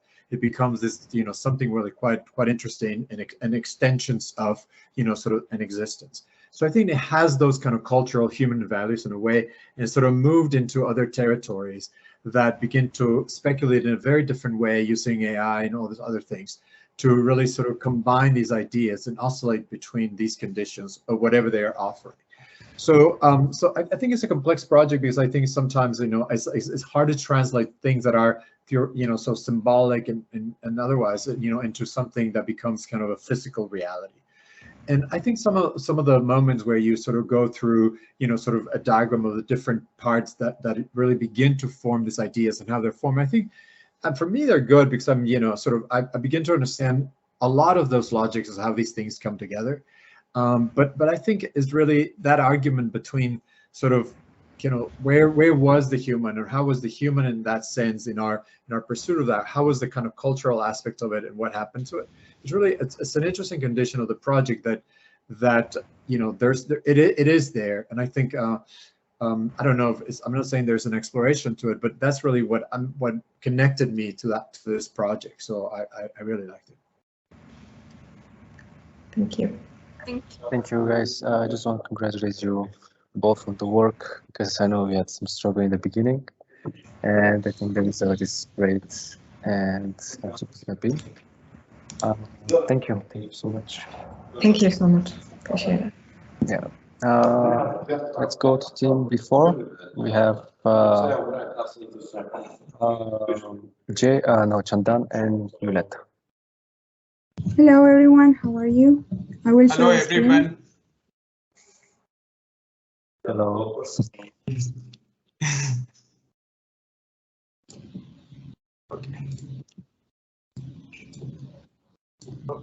Sorry. Okay, so we are going to present new species, and Chandan will start. From the evolution of the universe to all living organisms to everything we experience is a result of profound symmetry and collective intelligence connected in different dimensions. Sorry. Our perception of our body is an act of construction just as much as how we perceive the world around us. So on processes level, we have designed units such as energy and input core, energy distribution system, and the performative skin, which analyzes the magnetic field and helps to enhance the human performance. On corpuscles, reality is constructed through the surrounding and experiences unfolding in time. If we can reconstruct the surrounding and the construct, everything changes.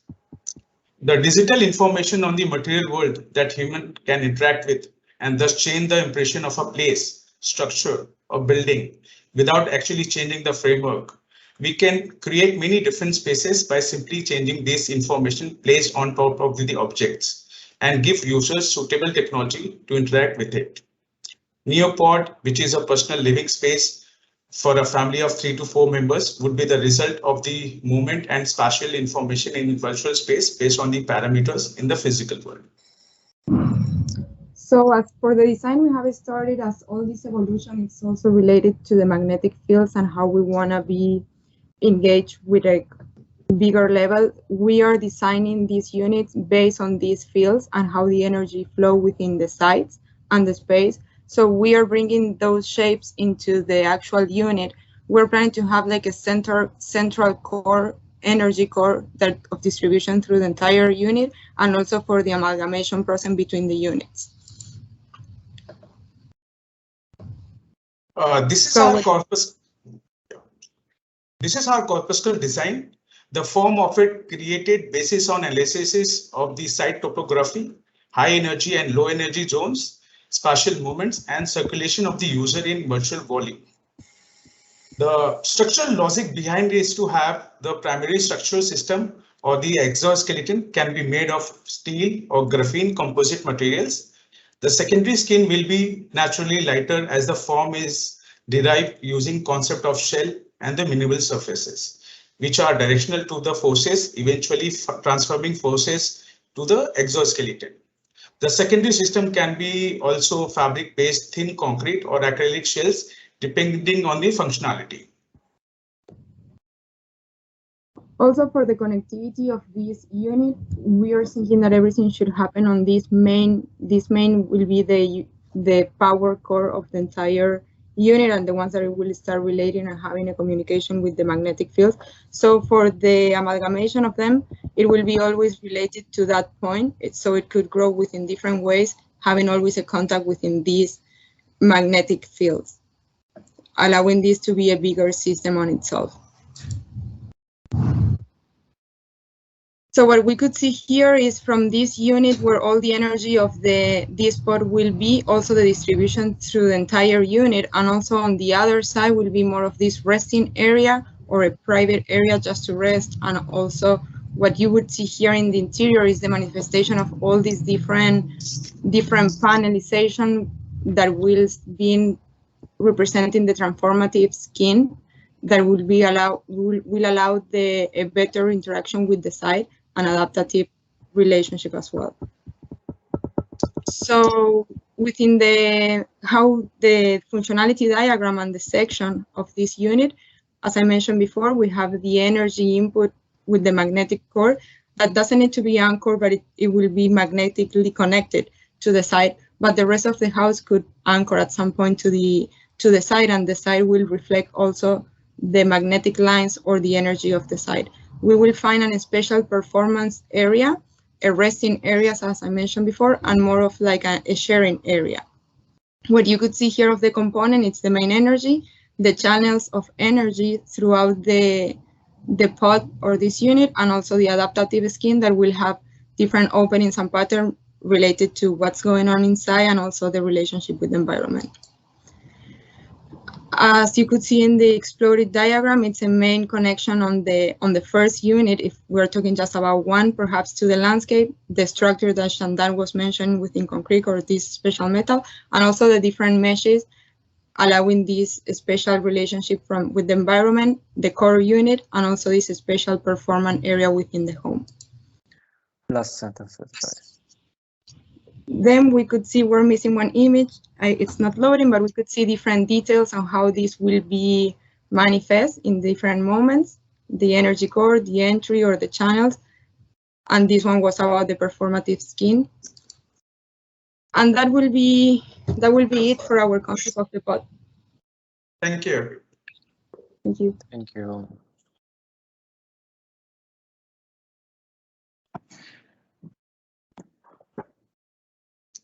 I wanted to comment on the aggregation part because I don't think we have discussed that. I thought that each of the units are your corpuscle, so it's not that the whole thing, but one of them which is then being aggregated in the system. Right? Yes, we think will be different ways to aggregate. One will be to add in one more units to within the pod, and the other one will be aggregating the entire unit through the core with different ones. So this could become like a shared core for different units that could grow in landscape, let's say, horizontally or vertically, similar to what we have on this sketch. Like, let's say that those red dots could start being like that core for the house, for the one pod, one entire pod, and then others around it. I don't know if that answered your comment. Yes, yes.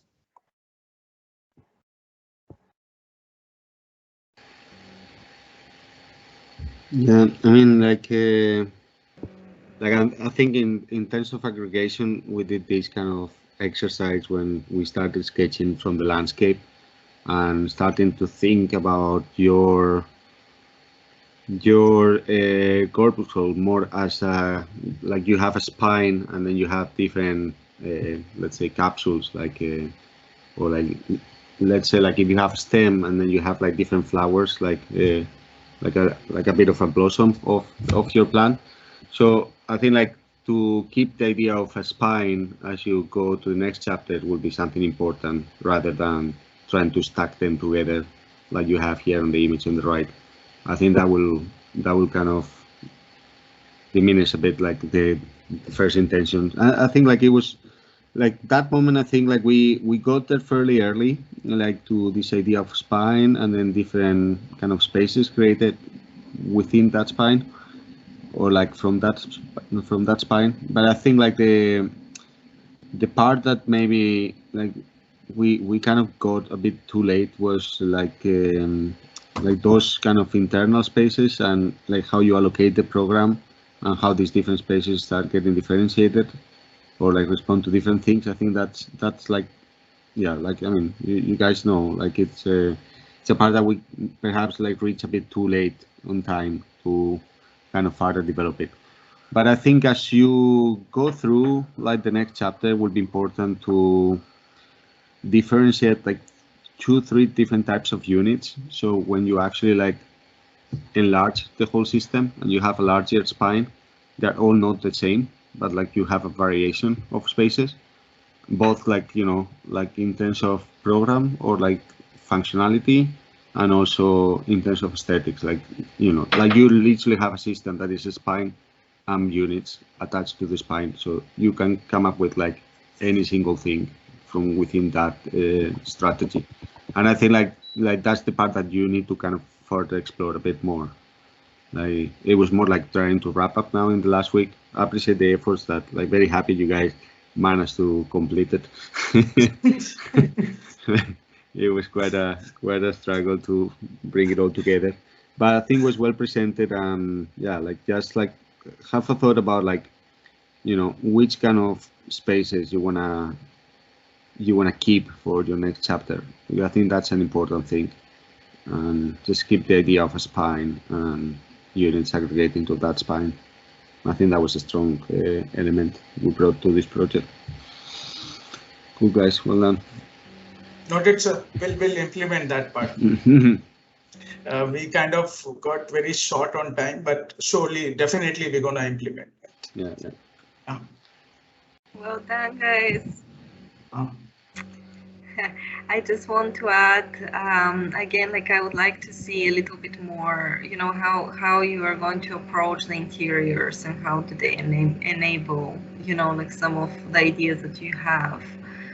Because right now it feels like just one continuous space, you know, like, and I do think that there are opportunities like to create something exciting like within the interior. I think it just like maybe you run out of time, like, you know, to actually think about that, and also like, you know, any kind of opportunities like for furniture and interactions and so on.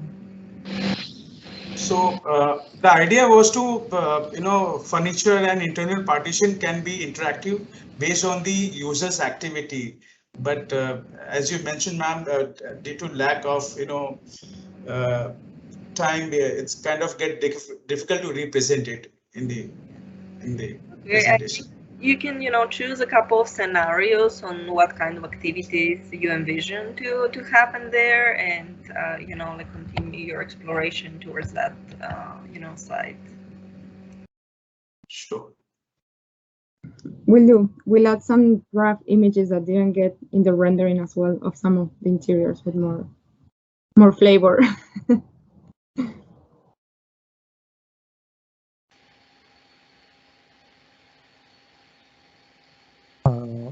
Any more comments, or we can move on?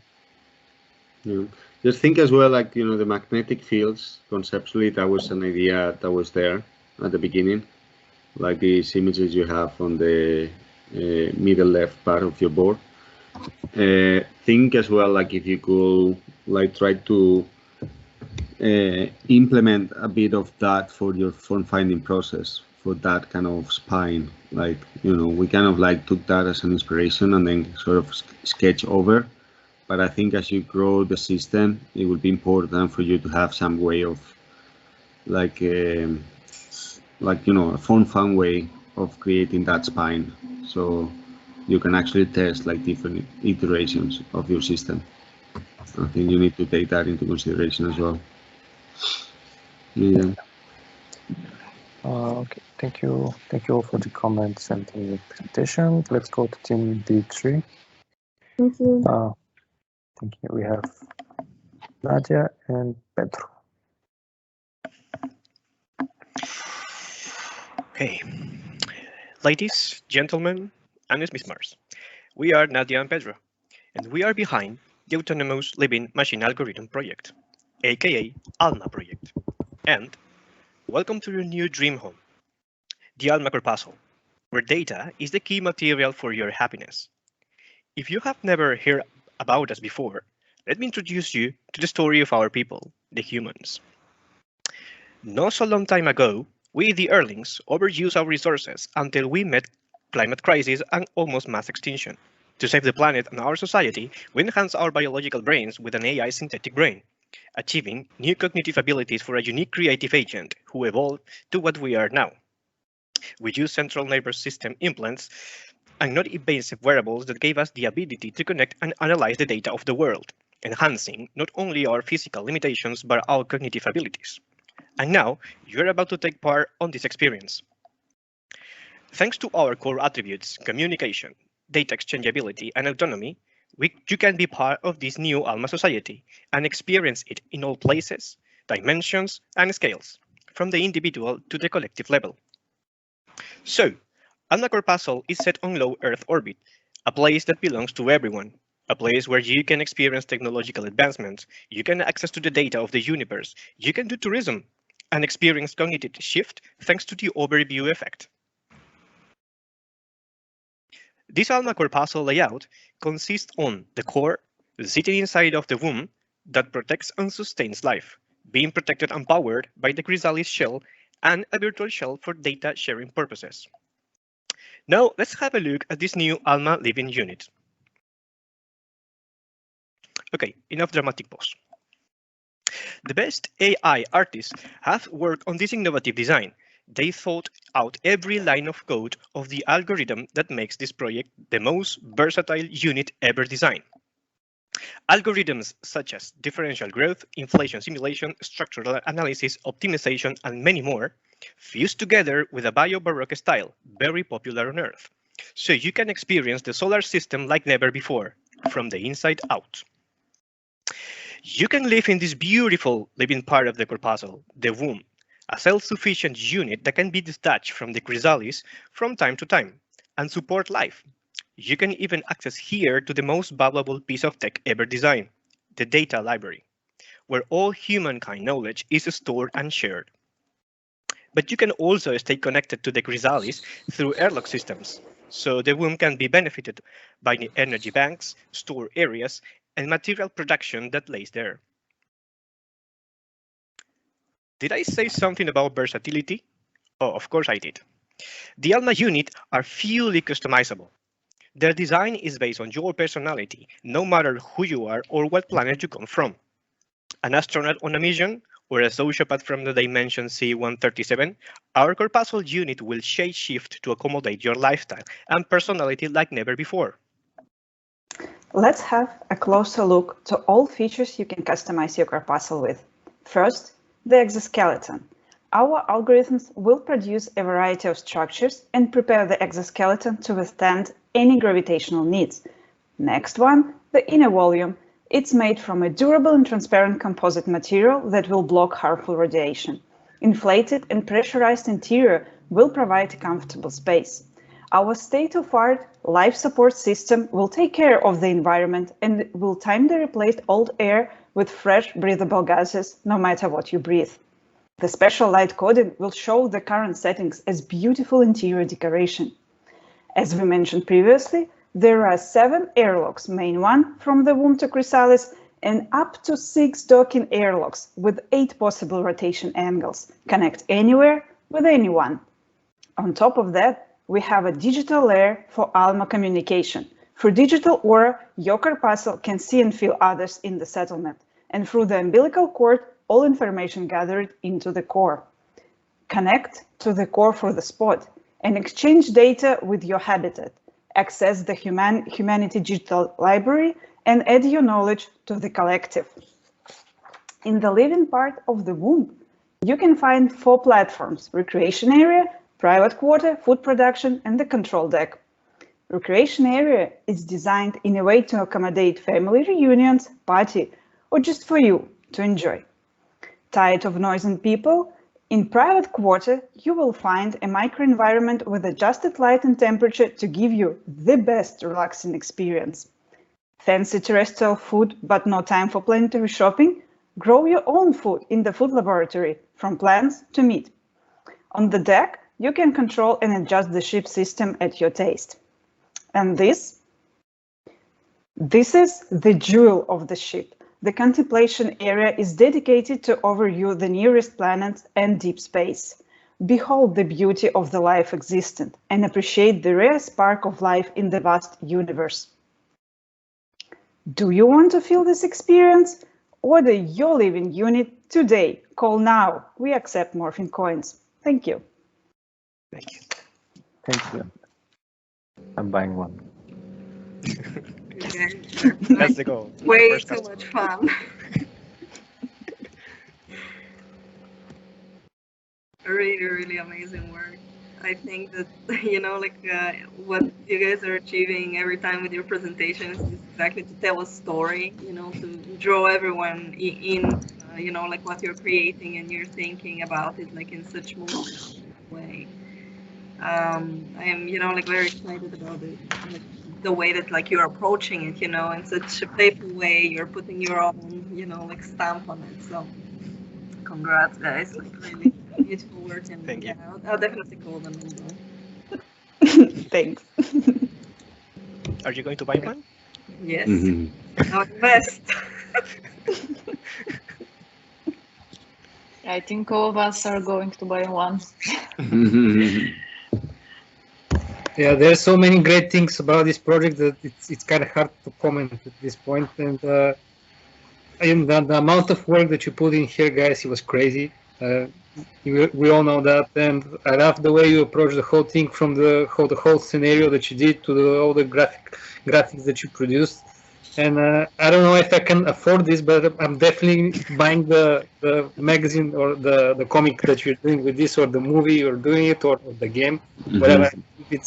It's an awesome scenario. You're presenting it in the best way possible, and I think this can go really big. Thank you. Yeah, I really love this project. It's a beautiful project. I also like the idea of presenting it as a sales pitch, which is really sort of gives this kind of a different sort of aspect of it. So it's really, it's not only this, it's not praised so much as a speculative project, but it's really a real project in a kind of post-human world where, now it's really presented as a kind of classic sales pitch. even the voice of the salesman. So I think that, you know, the tone of irony in many ways, but also the kind of using that way to express is actually quite clever. So I really enjoy that. The thing that I'm curious about is really like, you know, why do we always have to return to the womb? This kind of, you know, sort of Freudian thing about like saying, okay, so it's like the safety of the womb. So it's like if we go back to the womb, things will be okay, right? In spite of all the things. So, I mean, I'm curious because of that, because I think it's really, is there, you know, why is there that kind of sort of, you know, in a post-human world, the idea of the return of the womb as a kind of, as a way to sort of start the project and develop the project. So I'm not sure there's other ways to argue it, whatever, but I'm very curious about that idea of the return to the womb in a kind of post-human world, and the kind of sort of post-psychoanalysis, I would assume as well, that you go back to that kind of scenario. I think it's not only about safety of the womb. In our case, we have umbilical cord. That it's an essential part of data communication, like mother communicate with the child. And here we have womb for that purpose, that we can exchange data with the world. Like the world is our mother and we gather information from it.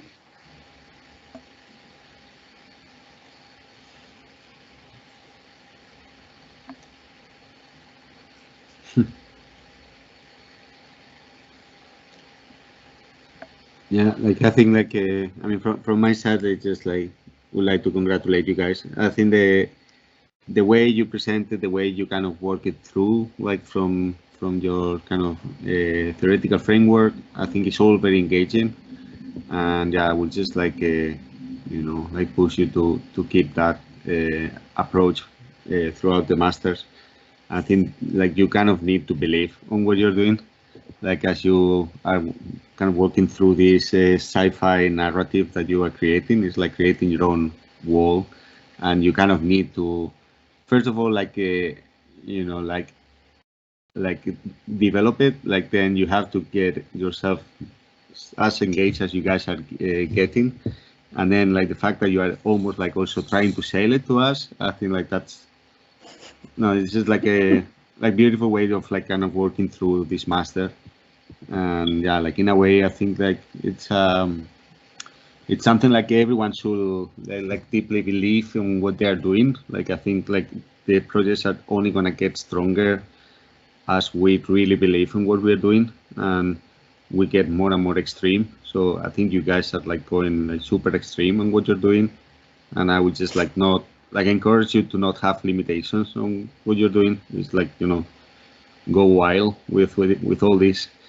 I mean, in terms of project, like I think like you covered a lot of parts. Like I don't know if I would like kind of to see it. I know like you have no context, or like you are in the universe, so like that's your context. I don't know if it would be interesting to understand as well how this is interacting with a context as they approach to different planets or like different conditions. That could be an interesting you know, development of what you're doing, like how this thing like evolves or mutates over time as you accumulate information. Like it could be a little bit like a transformer thing as well, like, you know, things that are, or like, you know, this what was the name, this crystal NFT. So, you know, like I think that is sort of evolving over time. So it's not just like it starts as a very like kind of starts as a womb, yeah, starts as a very basic unit, and as you travel through the universe and collect information and learn from all different civilizations and habitats, then you get more and more complex. Stefanos seems to disagree, so I'll leave it to Stefanos. No. I was just telling to Pavlina. I don't want to be my neighbor. Oh, the other game is. Yeah, the only problem I have with this. Okay. No, Alejandro, I will not let you. No. Because for a comment by Pavlina.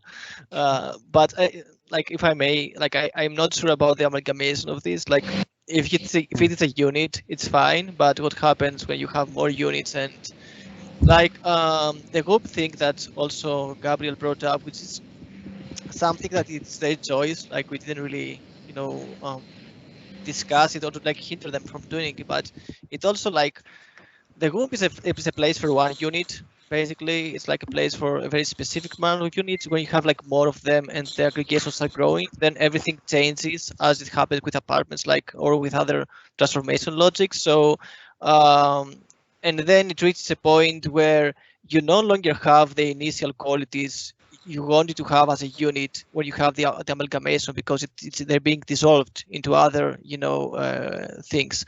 So for you, like the next step is going to be probably some kind of deconstruction of the unit, some parts at least, like how to do this thing, and at the same time, like because it stays on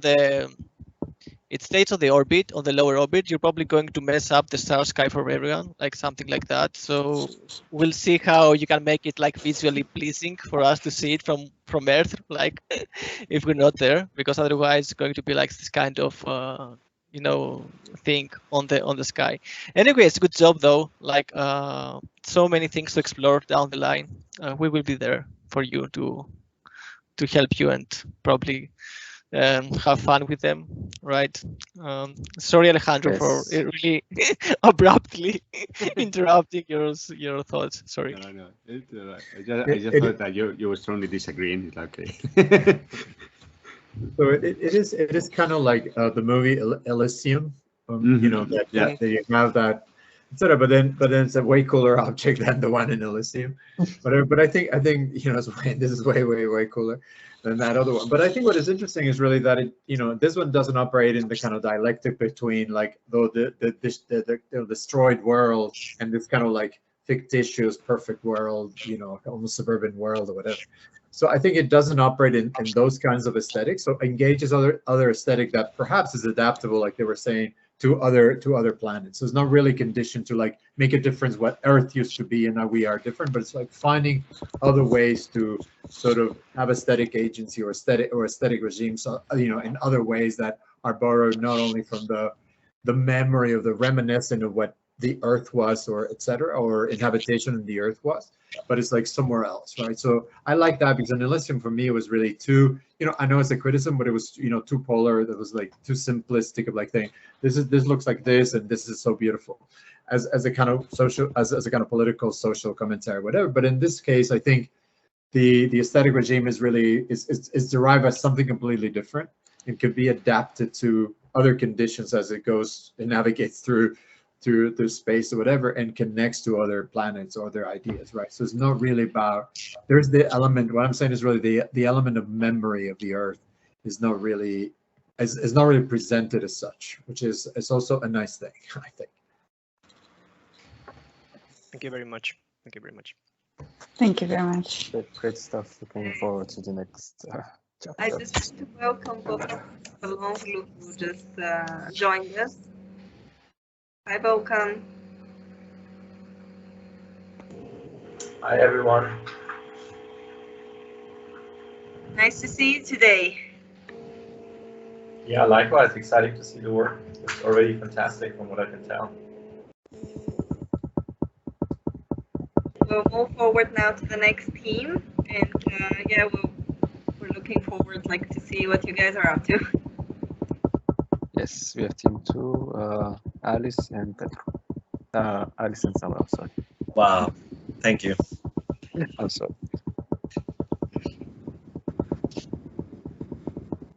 So,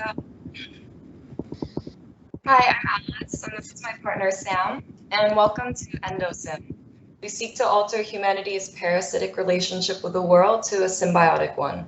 As we all know and experience very well right now, we currently live in a sterile world where hand sanitizer is our new friend and the ability to touch is becoming a thing of the past. This led Sam and I to investigate the question of how can you experience touch without touching? And the truth is, at all given times, we're never touching anything. This is due to the fact that electromagnetic fields are the point of all our interactions. This behavior can be exhibited in certain marine life that symbiotically utilize magnotactic bacteria to engage with their surroundings, leading us to wonder how humanity will change if we can utilize these fields. This is the basis of our prosthesis. by 3D printing a structure that hosts electromagnetic bacteria and microorganisms in order to engage with each other in the environment. This host of bacteria will be a part of the span of their life until it reaches full bloom and eventually turns to decay at death in order to create new life. The microbiome of bacteria aiding in this process is electromagnetic bacteria for connectivity, the biofilm, cyanobacteria to synthesize oxygen, and E. coli naturally found in the human gut. Essentially, this symbiosis is not only achieved on the prosthesis level of human and microorganism, but essentially all relationships will be transformed to symbiotic. As you can see for the corpuscle, the human-made base structure and the organisms create the environment for the humans. All details down to the connection between units involve organic and inorganic life, as you will see, which will ultimately transcend to the entire environment. And now we will walk you through the design details and specifications for the corpuscle. Our corpuscle is a mixture of functions, a way to revive the dead environments that we have created in our concrete jungles and souls. We have created a combination of public spaces like the Highline, and at the same time an incubator of our bacteria that will help clean the air surrounding it and enhance the electromagnetic fields around us and in our prosthesis, and enhancing that sense that we want to create, transitioning back to that natural environment instead of like the current state of isolation in which we live right now. As you can see in these images, the placement of our corpuscle will generate the growth of our bacteria merging with its surroundings and being influenced and perhaps even enhanced by the conglomeration of people. And furthermore, once in aggregation, this will create a maze of public spaces through the cities from which the growth can be extended to cover large areas. But the bacteria, as we saw previously, will grow around its surroundings, sharing its qualities, but also, as you can see in this image, it will grow within the corpuscle itself, tightening those connections from one to other. The materials that we have chosen to work with in a similar fashion to our prosthesis were the duality of these man-made materials, which in this case is the concrete, a very resilient material, used as the base for the natural material to grow, and rediscover that symbiotic relationship that we have lost. Looking closer into the interiors of our corpuscle, we can see that our whole program is focused on inviting the humans that interact with it to move, explore, wonder, and think, and refill that connection, if you may, and incorporating a series of stationary spaces within a network of transitional spaces to invite people to gather and thus enhance the growth of the bacteria in the zones of gathering. As you can see here in this section, you can see that the experience is also enhanced and created by different levels of enclosureness and openness at the same time as heights. And going further in, as you can see in these interior images, we kind of create like a microenvironment in which like the humans can like inhabit within those spaces. And at the same time, like the mixture of the bacteria, the man-made structure, the humans, and its surroundings. Even as you can see in these details, like the interaction of all the parts coming together. Finally, we landed on these structures by exploring growth in nature in similar ways to a plant's pollinate and growth, and the mold and bacteria grows, as well as lattices structures to host the growth that increase the connectivity and coverage, similar to a prosthesis structure that serves as a skeleton for the growth of the corpuscle in a similar manner. Humans will create a symbiotic relationship by contributing and nurturing their corpuscle with bacteria hosted on them. This relationship is echoed throughout Endosim, with bacteria as the integral connection between all beings as we evolve to become compatible with the environment again. Thank you. Thank you so much. I love how you integrate your interiors with your whole concepts.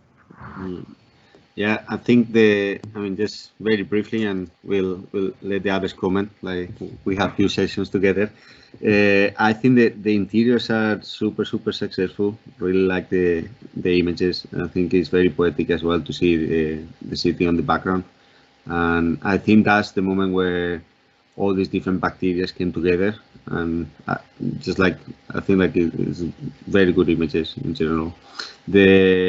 I think I think very good as well that we kept the city context to see how this growth kind of connects to the city, and it's almost like you are kind of anchoring them. The only kind of comment I would have, it's I think like where the cells are kind of branching from, like that's all kind of like all great, but then the kind of the 2-point connection where this whole branch it's kind of branching out from, that like especially on this image in the center, like these kind of open connections in the center, like it's something I will try to think what they are like. If you know what I mean, it's like here on the image you have the cells that are branching out of like one pipe, let's say, but the openings of these pipes, these entrances, is something that could blend in a bit more, like it could be a bit more integrated, let's say. But I think very happy, like I think the visuals really help a lot to close this chapter. Like you definitely kept all the aesthetics, and I will even argue like you kind of went a step ahead from your previous chapter, and I just like very happy to see those interiors came out, like after all our discussions came out that nice. Great job, guys, looking really great.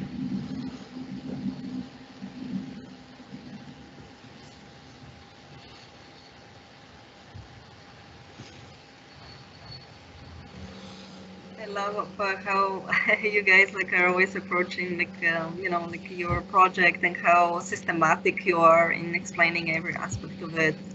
And again, the whole storytelling, being so true to the story, from the beginning to the end, from the human to the corpuscle. I think that it's a very successful project. It really brings you in, and it's beautiful work. Thank you. How are you thinking to start aggregating? Did you show some of these applications in the next stages? Yeah, so we kind of have that main sort of hall, as you kind of see, as the main connection point, but we also left the opportunity to connect from the ends of the kind of not rooms, but those larger kind of spaces, just to give it a little bit more flow and kind of opportunity.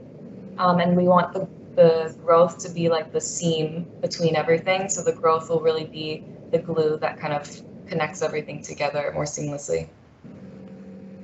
And are you thinking maybe for chapter 3, there might be some great opportunities for you to explore some public spaces too, and more interactions with larger groups of people, which might be an interesting addition to the system, because you have a very successful module that gives you this complexity and order at the same time.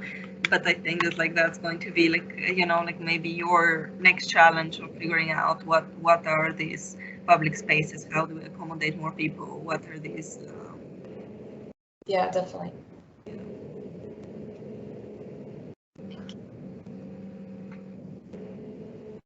Any other comments?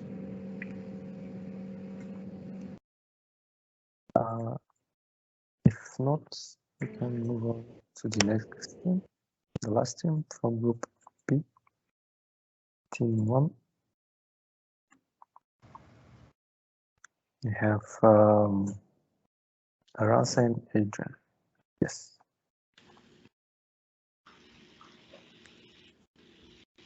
Hello, can you hear me? Hello.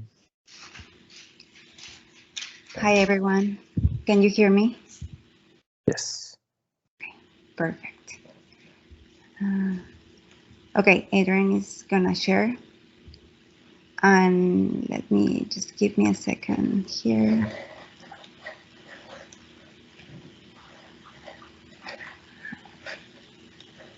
Okay. Okay, hi everyone. Welcome to the new era of energy. This is element 19. To put you in context, today is November 2120, and at this point, cheap and abundant nuclear energy is now a necessity for the survival of the human race. We have reached a critical junction where climate change is threatening our primary existence in the planet. The theory behind element 19 revolves around energy in the form of molten salts and the impact of this new energy on the different levels of the body and the city. Next one, please. The corpuscle concept is based in two fundamental elements. From one side, we have the nuclear energy, and then from the other, the conceptualization of this unit from the idea of an organ, a machine. This unit will cover the new human body needs and will communicate the new body using energy. The user will mention in detail to you later. With this element, we start the design process. Can we change to the next one? Yeah. In this one, we're not architects of the cyborgs. Rules have changed. We start the process by having one unit that was submitted to repetition, hierarchy, randomized, membrane, and connection. With that result, now we have to push that to 3D, and with our environment and water, we explore all directions. As a result, we got a unique form, and can you change to the next one? A unique form that is built as a machine, which performs with a specific function. So we have motion ventilation towers and water filters, all of these working in conjunction to give and to connect with this new body. Can you go to the next one? This is the show of the different layers that are part of our unit, and we can see how this works like a body with the veins, the muscles, the bones, and the skin. Next one. Also, we start exploring the possibility of joining this unit in different ways and how this is gonna form our future neighbors. Because of course, we're still humans, even if we have a robot body.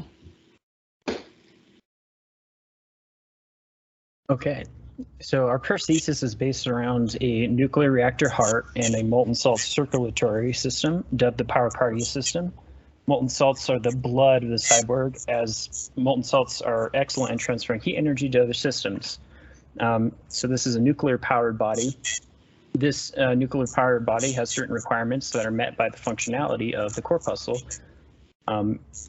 People with the Toria body have different needs from unaltered or normal humans. And the design revolves around refueling fuel salt, chemical processing, and ample cooling. The corpuscle design reflects this. Torios prefer cooler environments as energy efficiency increases with the ability to dissipate excess heat from their bodies. So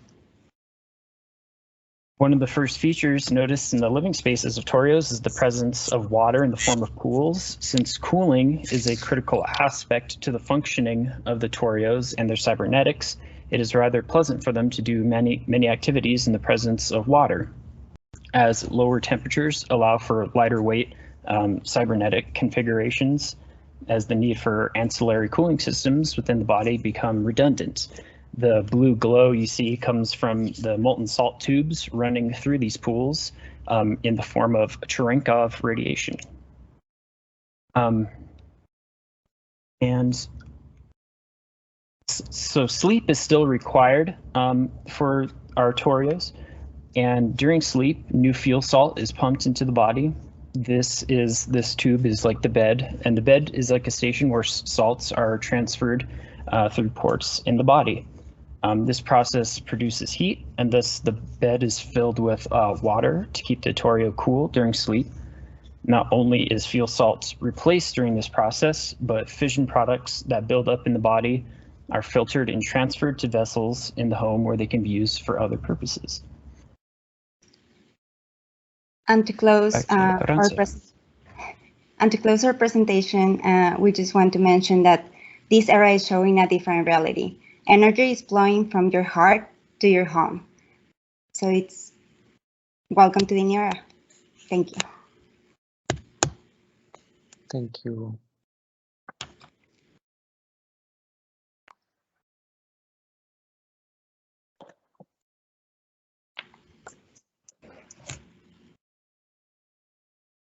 What a progress from last week. You guys really push it, and I think the result is it's very successful. You managed to imply the structure of your body into your corpuscle, and that shows in the project. Very good job. Thank you. The unique project and the way that you are translating the language into this page, I think it's quite successful. Again, I'm missing a little bit of, you know, like the exploration on the inside. I see that you spend a lot of time on the exterior and it looks like really interesting. But I'm missing this opportunity to understand what exactly happens, you know, like in these spaces. Are there any activities that you have thought of having? Yeah, we've been thinking about like each of the units. We have a very complex form, so that gives us the opportunity to have very complex rooms and a lot of them. So we do have a list, but it was a short amount of time to develop each of the rooms. So we're focusing what was the most important for us was parking, and that's why we developed that one. What about the shape? Because we see that it's half, you know, like submersed into the water. So I'm wondering if there is, you know, like something that like you've been thinking actually like about like these specific spaces that are there, or like how are you thinking about that part? So the ones that are underwater might have an interaction more with the process of connecting with other units, and then like that's where we want all the process of cooling to go, because it's water inside, and that will be like a natural process of cooling the system of these units. Like as a machine, like passing all the energy through the water will like reduce the heat in that area, and that will give us like. But it's also interesting that to create spaces underwater to see what's going on, you know, like to have the view of inside the water, and as a user you might want to have that.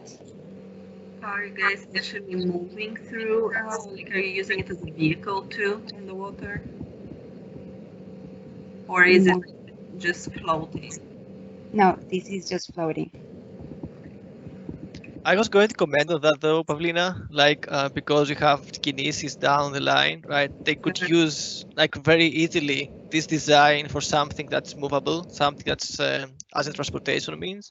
And this is not something that many teams have explored, like because other teams have this kind of very static, very well-placed habitats, let's say corpuscles inside places. Like this one has a lot of mobility involved, and also like their concept, which has to do with fluidity, with fluid motions, like the cardiovascular system, which is like, you know, the blood flows and everything. Like it has this ability to expand to all these kind of scenarios and like reach all the way to cosmogony, which will be the last chapter, and not just be, you know, limited to one very specific chapter. So yeah, they have lots of potential here, but even if they keep it like floating, I don't think you can keep it floating like this. There probably has to be some anchor, like probably the anchor case will have to, you know, expand downwards or something.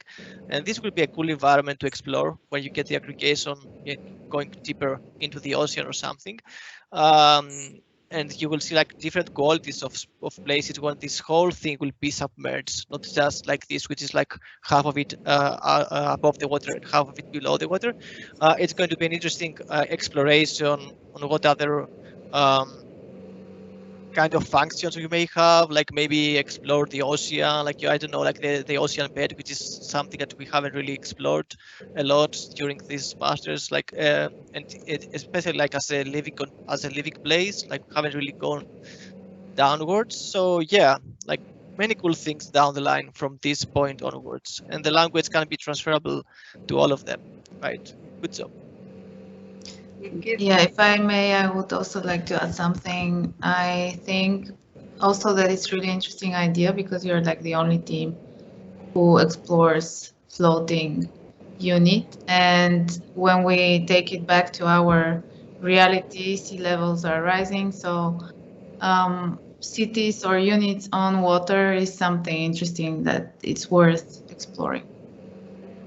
That's a good point, yeah. Yeah, I would also like to make some comments. Also, I think this is applied for all the teams I've seen today. So first is really great progress you guys made in the past 4 weeks. I can say a lot of work and effort. In terms of projects, I want to point out 3 points. So one, I'm seeing a lot of different environments. We picked for like oceans, space, and city infrastructure and natures. So it's a good moment to start thinking the corpuscle you created, how the new environment they can generate, and also how they can be more responsive for the environment they are seated in. Second point is, I think many of us mentioned aggregation pretty much through all the projects. And I think there's always a balance between the complexity of your units and also how they can be communicated. So I think at some point you should take a step back to actually looking into certain logic and certain joints or particular function you could apply through all the units. So this will develop further, actually start growing into a system of cities or tribes or any type of aggregation you actually want to develop further. And a third thing is actually I've seen furnitures and interior sections, and some of them has more defined exterior skeletons, but I feel it's going to be good. Actually, you can apply some of your exterior logic into your furniture generation and also interiors. Yeah, that's pretty much it. But it's really exciting to see how much of the work you guys have been done. Thank you. Yeah, I would say that. Sorry. Following Johan's comments as well. I mean, the projects are very rich. And that also means so that they're not necessarily all resolved in all aspects. I mean, once you start putting this in the body of water, you know, then all these other questions emerge. You know, how is it floating? How do you get there? You know, is there no water coming through? I mean, those types of questions that I don't think we want to discuss here. I think what we rather want to discuss is the possibilities and the opportunities that you are speculating on by actually putting these things into water. I like that one comment that talked about water levels rising in the future. I mean, these are things we need to consider. But my main point is that I would recommend keeping this work out of context as much as you can for the longest time. Obviously, once you put it in context, you have to solve other things. So in order to speculate a bit more, I would keep it more in an abstract space. And I have to say, the mirror boards are stunning. You know, if you have the chance to work in an abstraction as long as you can, you will start to create a bit more of an opportunity to create some innovative ideas, innovative forms, innovative systems, and then you can start testing it. So I wonder if this project got a little bit too early into that environment of the water body and the forest in the background. But again, once you put it there, then you have to open yourself up to all these other questions that will arise. Good.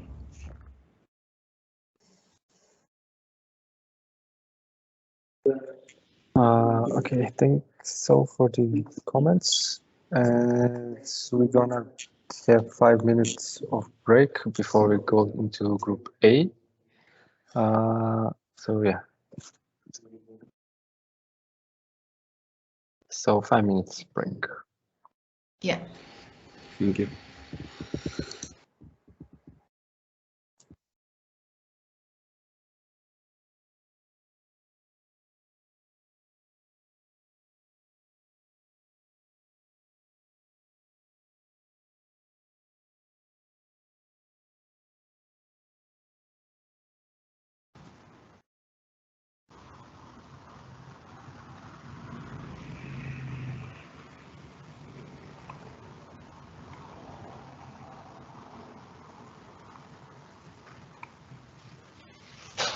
Good evening, everyone. I hope you've been having a great day. I'm Deeksha Basaraj, and I am Team Exogenous. What would you do with infinite energy? In Chapter 1, Prosthesis, we began envisioning what a Type 2 world on the Kardashev scale would look like and worked upon the human body scale. The Kardashev scale points out that a civilization's advancement is directly proportional to the energy it consumes. Such a civilization would be exceedingly energy efficient down to the nanoparticle level. Humans themselves are energy reservoirs and generators, and so we designed a suit that seeks to address its energy balance by harnessing energy from within and from outside the body using energy transmutation, that is, the conversion of energy to increase efficiency of the system. We envisioned a suit maximizing the use of energy transmutation systems using the body as a base unit.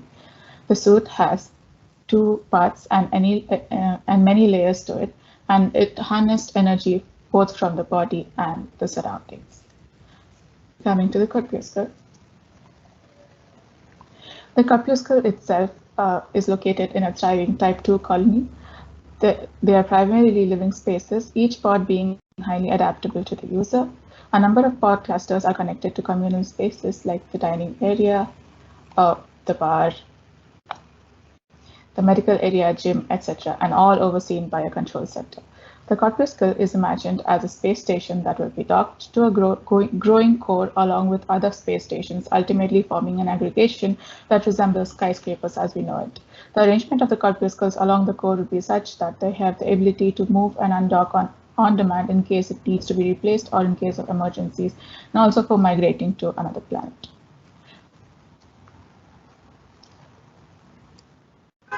Some of the regarding materiality, some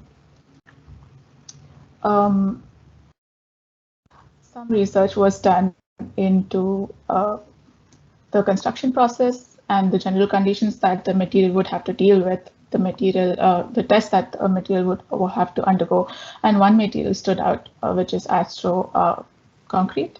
It's basically extra terrestrial regolith biocomposites with in vivo binders. Main concept that I wanted to explore in this chapter was adaptability. And so the way I went about it is by creating character profiles that would live in such a colony, and based on these profile iterations of the habitat pods were designed. This is the basic pod. It consists of living, nourishment, utilities, working, sleeping, hygiene, storage, prosthetics, and the biocomposite collection area. The pod itself is suspended in individual gyroscopic spheres to maintain orientation in the space station when it moves. Many elements of the pod include the material include astroconcrete, a protective skeleton, thermal glass which opens and closes based on thermal conditions, and energy receptors. This is iteration 1 of the habitat pod. Meet Maya. She's age 27. She lives in Exogenous. She's a racer, model, and hobbies are cooking, crocheting, and she's a reptile enthusiast. According to her daily schedule, I imagined the spaces that she would require, like a racing studio, a VR studio. She has a holographic cat as a pet, so a cat area, and so on. This is for 2 occupants. They are roommates, just like me and my roommate. So Max and Matt, they both are students, and I imagine spaces for them as well. Max is age 25. He is a student. He studies galactical law, and his hobbies include miniature model making. And Matt, 27, he is a researcher and a student on planetary biosystems, and his hobbies include non-zero gravity adventure sports because it's an extraterrestrial planet and there's 0 gravity there. So I imagine spaces for them as well. And then I went on to scale up, and I imagined a family of 4 living in a typical family of 4, and I imagine more spaces for them as well. If we come to the furniture scale, I imagine the bioextraction unit. The spikes you'll see actually are the energy receptors. They receive the energy, and that's how it powers the furniture. Coming to the outer exterior of the Corpuscle. There's 4 layers. One is the reactive mesh, which reacts to the thermal comfort, the pod cluster cover, and the connecting panels and the protective skeleton. The way the energy flows is from the reactive mesh. The reactive mesh harnesses any type of energy out there, and it transfers it to the pod cluster cover. And then the energy receptors inside receive it and transfer it to the prosthesis. Coming to the functionality, the reactive mesh is made of thermal glass or transparent aluminum, bringing transparency to the habitat spaces, regulating the thermal comfort in an environment with high radiation due to lack of oxygen.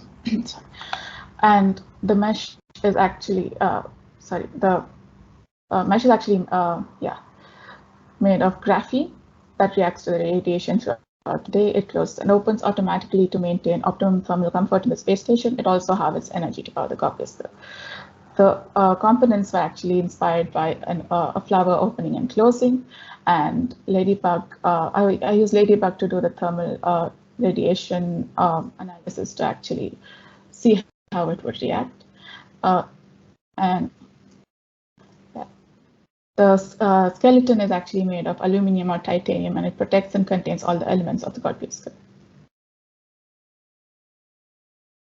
Okay, Diksha, wrap it up. Coming to the connectivity, I imagined the various connection possibilities that are possible as a starting point for the next chapter. And I ask you again, what would you do with infinite energy? Thank you. Thank you.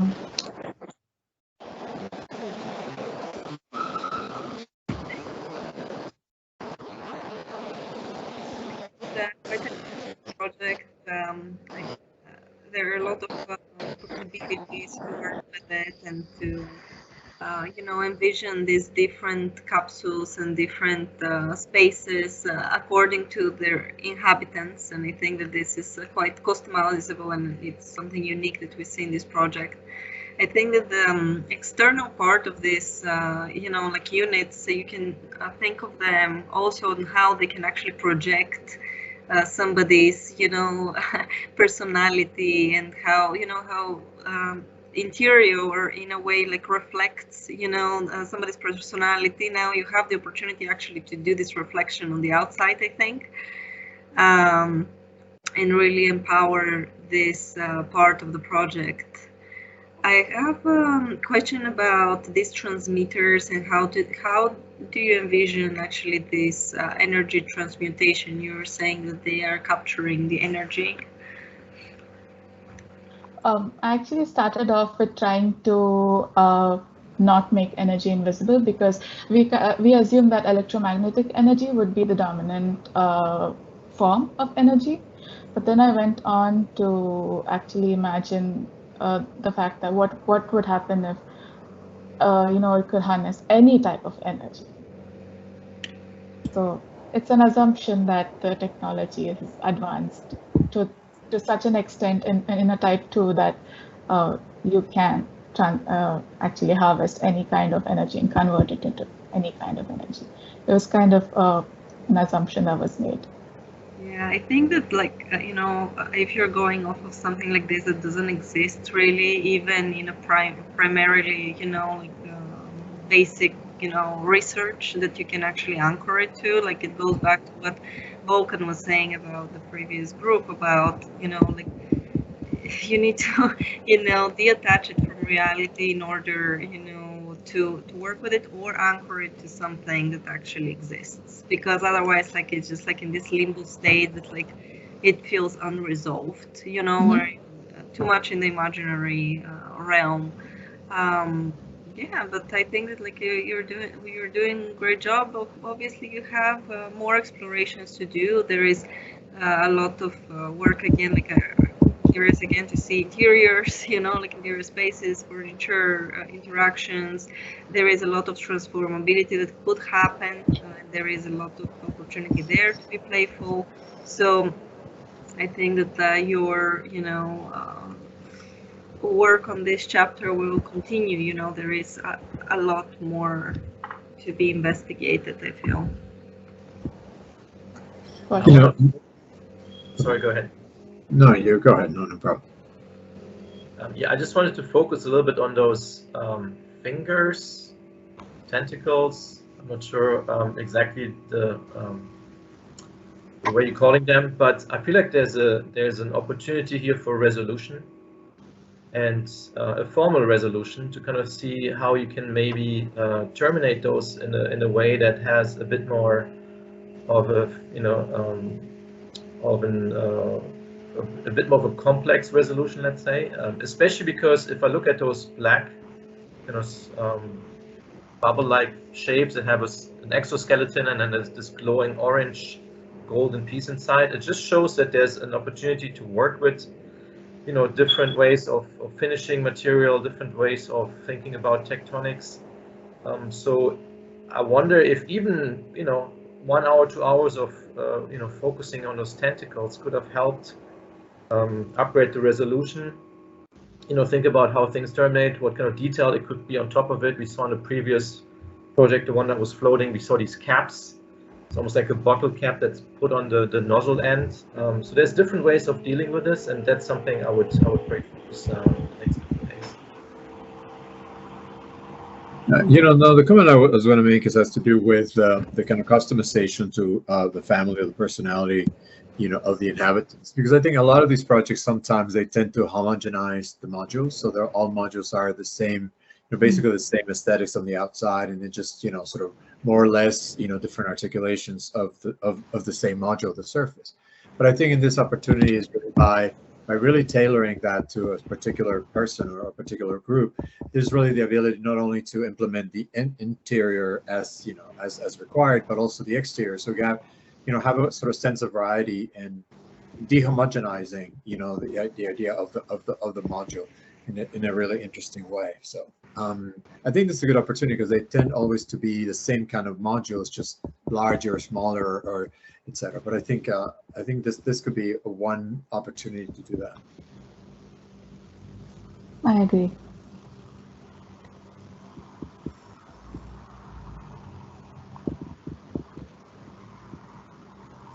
All right. Thank you, everyone. Thank you so much. Thank you, Diksha. Moving to team A9, Shitish and Abdullah. Hello, good evening. Hello. Hi. Hi.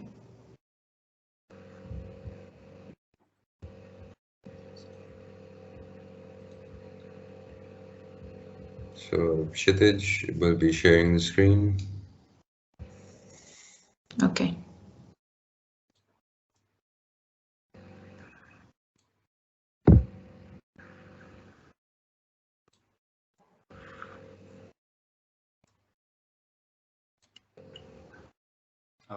Is my screen visible? Yes, you can start. Hello and good evening. Our concept, our project title is Energy Transmutations. Our concept is simple. All matter and life are energy. The transmutations of energy is what makes everything we see around us possible, make us possible. Kardashev scale predicted that more advanced civilization would have higher energy uses. We envision such a civilization which is able to harness and optimize energy transmutations at multiple levels. Our assumption is that such a civilization would have exceedingly efficient integrated system with minimal waste. During our first chapter, we designed a suit with muscle and strength enhancing capabilities, with the idea of addressing the body as the unit and optimizing the energy balance of the body. With the inner suit, we were actively stimulating the body in a non-invasive way, and with the outer suit, the artificial muscles could add resistance or make lifting easier. In this chapter, we aim to harness and channel energy in an efficient way, so we developed a workflow with these parameters in mind. We chose minimal surfaces because they contain the shortest path between 2 points and would make transfer of energy more efficient. Hello. We started with the generation of repeatable minimal surface forms and running solar radiation analysis to select the ones with the lowest area but receiving the most sunlight. Sunlight is an abundant source of energy which we imagined a highly advanced civilization would be harnessing fully. And so once we have a selection of forms, we tweaked and applied deformations to make it more livable. Once we had a form we were satisfied with, we proceeded to step 3, which is patterns and tessellations. This involves multiple scripts, and we developed and tried over 15 tiles in both unified and gradient patterns. Once again, we could configure the pattern either with solar radiation to morph the tile into either a closed or open state, depending on the function, to block light with closed patterns, or to harness it via open solar panels. Here we have a selection of corpuscle spaces connected in various configurations and with different tiling solutions. The floor we left with running lines to better contour the space and allow energy to flow seamlessly through it. While the patterns, we created a gradient of pattern which would allow solar and other actuated panels to be fit, such as ventilation ducts which open to improve airflow. Inside, we envisioned a space which would have a similar healing and therapeutic effect, anything to tilt the balance of energy favorably. And so we came up with 5 forms that, and we tried various patterns and various base geometries, and we found that certain patterns and tiling solutions work better than others because essentially we are trying to harness solar radiation. And so we ended up with using Form 2 as the optimum form for energy transmutation. Thank you for your time and attention. Yeah. Thank you.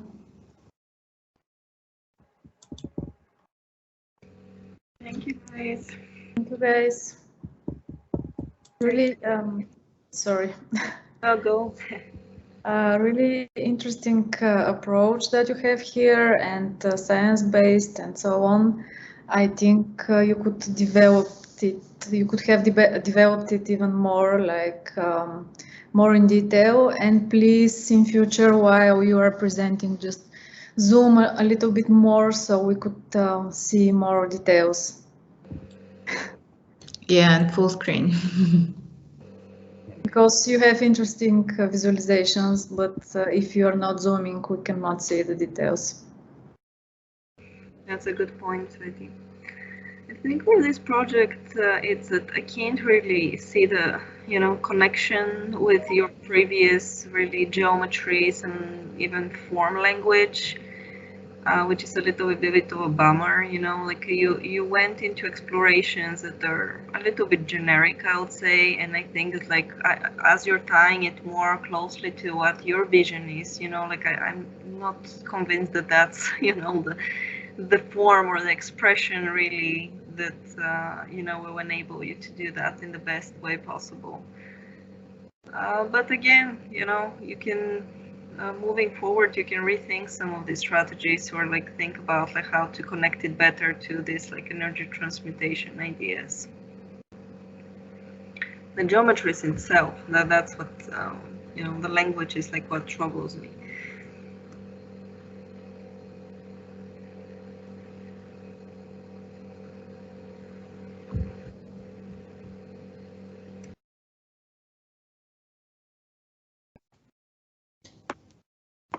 More comments, maybe? Yeah, I mean, I think it's we went through a lot. I think these last couple of weeks there was quite a few things happening, but I think in general the thing to take, I guess, for the future as well is, like you shouldn't be kind of constrained by the system or by the tools that you kind of get started with. I think it's important to like have a very solid concept and have you know, like kind of your own investigation, driving what you're doing. Like I think you were testing like so many different approaches and always a bit limited by what the tools could do or what you could do with the tools. But like I think you had a bit of a lack of intention. Like it was just like being a bit like you know, it is a bit of like being limited by the tools and being just like set with what it was possible within what you had in mind, like, you know, what the tools or like what your exploration took you to. I think like you were lacking a bit on like what you want to do with the systems, and then ask the right questions to the system, and maybe like, you know, like change the strategy, the design strategy, so you could come up with your ideal like habitat. Like I think at some point you were also like just limited by this idea of minimal surfaces, distorted to certain extent, like, and then also like the patterns, like what we could have with the patterns, but like the project was not driven by, you know, the kind of design you want to have, because there was no ideas prior to the tools. So I think like, I mean, trying to be constructive, more like think about what you want to do before you kind of dive too much into the limitations of what you can produce with the given tools. I think that's a good learning also, like for future. And I mean, having said that, I think like it's fair to say like you guys went through a lot of different iterations, trying your best like to kind of get to the results you wanted, but I think like you were just missing questioning a bit the results, like, and like you basically didn't have those questions in place. Like a pattern was a pattern, but was not trying to resolve anything. It was just like, you know, any pattern that we could deploy there.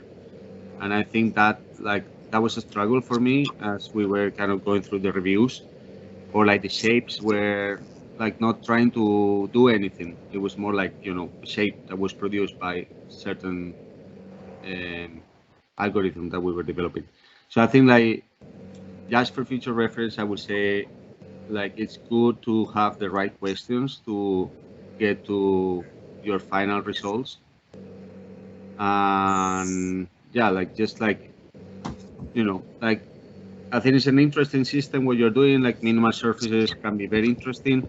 I think you just need to ask them to do what you want to do, like not like let them do what they want to do, let's say. But yeah, I think like just, you know, keep on going with these minimal surfaces. When it gets to aggregation, like it should kind of keep the properties of a minimal surface if you're dealing with minimal surfaces, and not sort of like kind of stacking them afterwards. But yeah, I think there is like you're gonna have to push it in the next chapter. I will say the interior exterior relationship of minimal surfaces.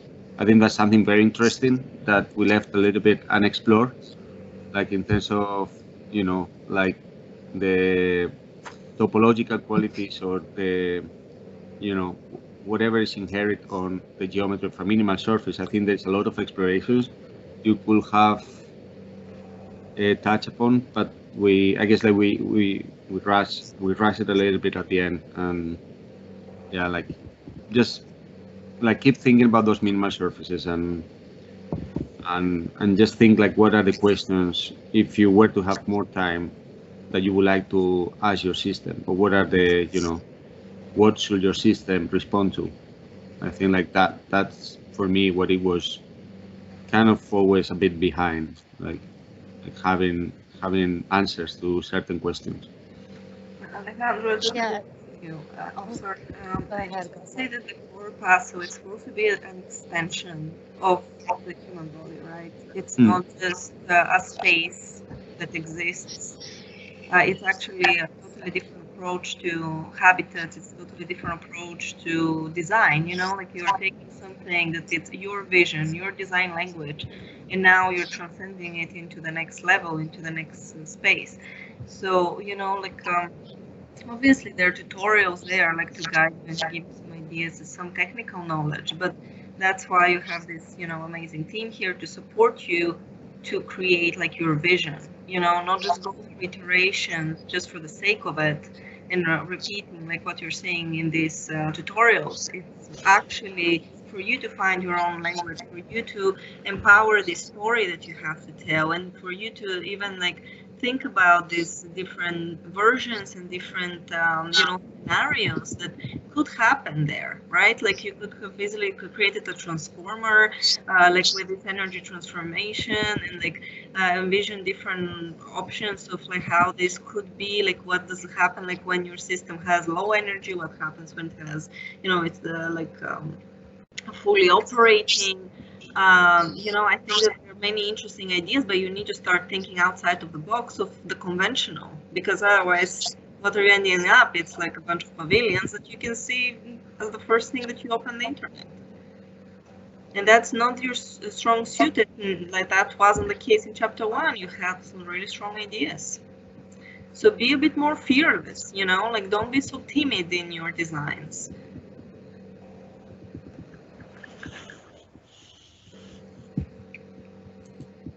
Yuan, you want to say something? Yeah, I mean, I also say Oleg raised his hand, but I think I want to follow up on this comment as well, because I've seen this pretty much from the beginning of some concept development, as we have been, you know, learning similar tools and algorithm and also design language, but this shouldn't be the the ending point of your design process. It can be like your sort of like starting point for exercise, or it can be like certain you know, like process in the middle which you want to apply certain techniques, but your design should be kind of enriched more by the element besides tools.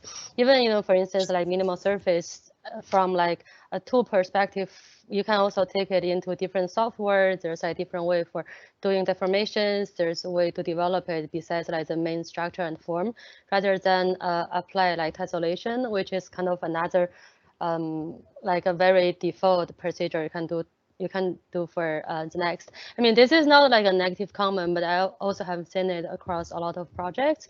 It's like we use noise, we use certain like growth algorithm, and some of them I think even in the borderline of how it should define a certain algorithm and certain script. And we have seen a lot, you know, in like point cloud operation, in like machine learning treatment. So in the end of the day, we start producing a lot of variations next to each other. So this is still like a really good way of exercise, but it shouldn't be like the result or the intention of you as a designer. So yeah, I just want to point it out. Thank you for these comments. I think you know what why the comments were as they were. So I hope you learned something today and in this chapter, and let's see how it goes from here. Okay, thank you. Moving on to team A8, Yust and Asim.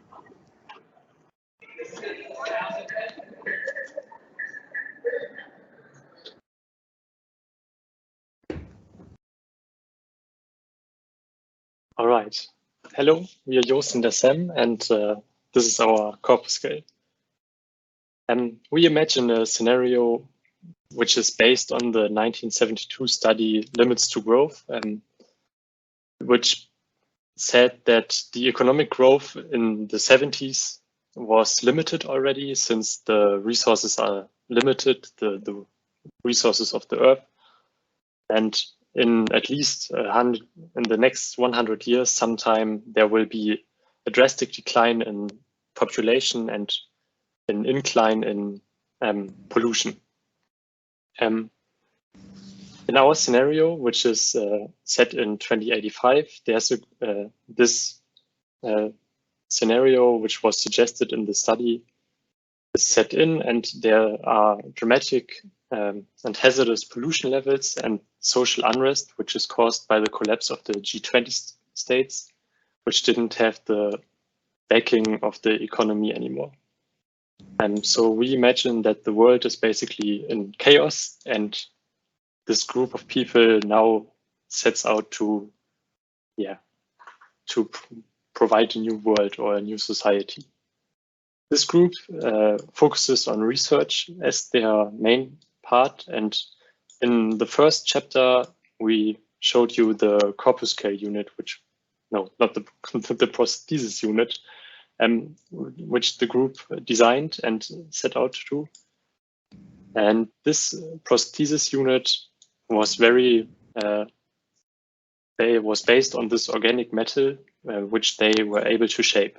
And in this chapter, the group was able to scale this metal up in order to design a living unit. This living unit is based on three main parts. There's the research part, which is the main focus on the group, since this will provide the way to go in order for humans to strive again. And there's this connector unit, which supplies the humans. And then there's the maintenance and hygiene parts, which are also visible on this floor plan. Furthermore, there is this section where you can see that the Corpuscle unit consists of different layers, which Asim is going to talk about now. Yeah, okay. So for the diagram here, we have a diagram for our first layers, external connectors that provide a connection between different pods and allow seamless upscaling for the building. A space frame is used as the main structural elements. It provides stiffness and is very lightweight and also allows room for technical equipment. External structures, like what we have here, if set from large scale, not only protects the resident from the environment, but also contains various sensors and solar panels in various areas. Also, foundation that provides a solid connections to the environment, and lastly is Corpuscle units. Okay. Okay, so moving to landscape design. The surrounding landscape consists the anchoring of the unit on various different grounds, while also protecting it from other environmental influences through technical utility. For facade detailing, this additional detailing on the facade allows for various connection points as well as the implementation of sensors and solar panels. Cemetery is very important for the unit since it represents the research progress, and the scaling of the metal organic framework allows for very flexible spaces design. Yeah. Moving to the aggregation, scaled up the project offers different possibilities to connect to other units. The distinct shape allows for stacking of habitats in various directions as well as various horizontal arrangements. And the overall connecting parts will be external connectors which work around the unit. Okay. Finally, we come to the interior. In the interior, there are different furnitures. For example, there's this connector unit where the prosthesis can connect to. Maybe you remember those circular parts. And in the back, there's this technical utility unit, which basically pumps nutrients and data and other compounds into the human body and the corpuscle itself, in the prosthesis itself.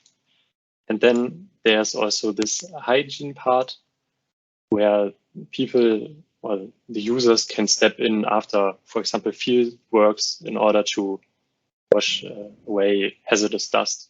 And you can see as well the materiality in the interior, which is glass, and then this organic metal framework, which builds another structure layer around the bubbles. Yeah, that's it. Thank you. Thank you. Thank you guys, really amazing project and very well presented, and I really like the visualizations and everything, really cool.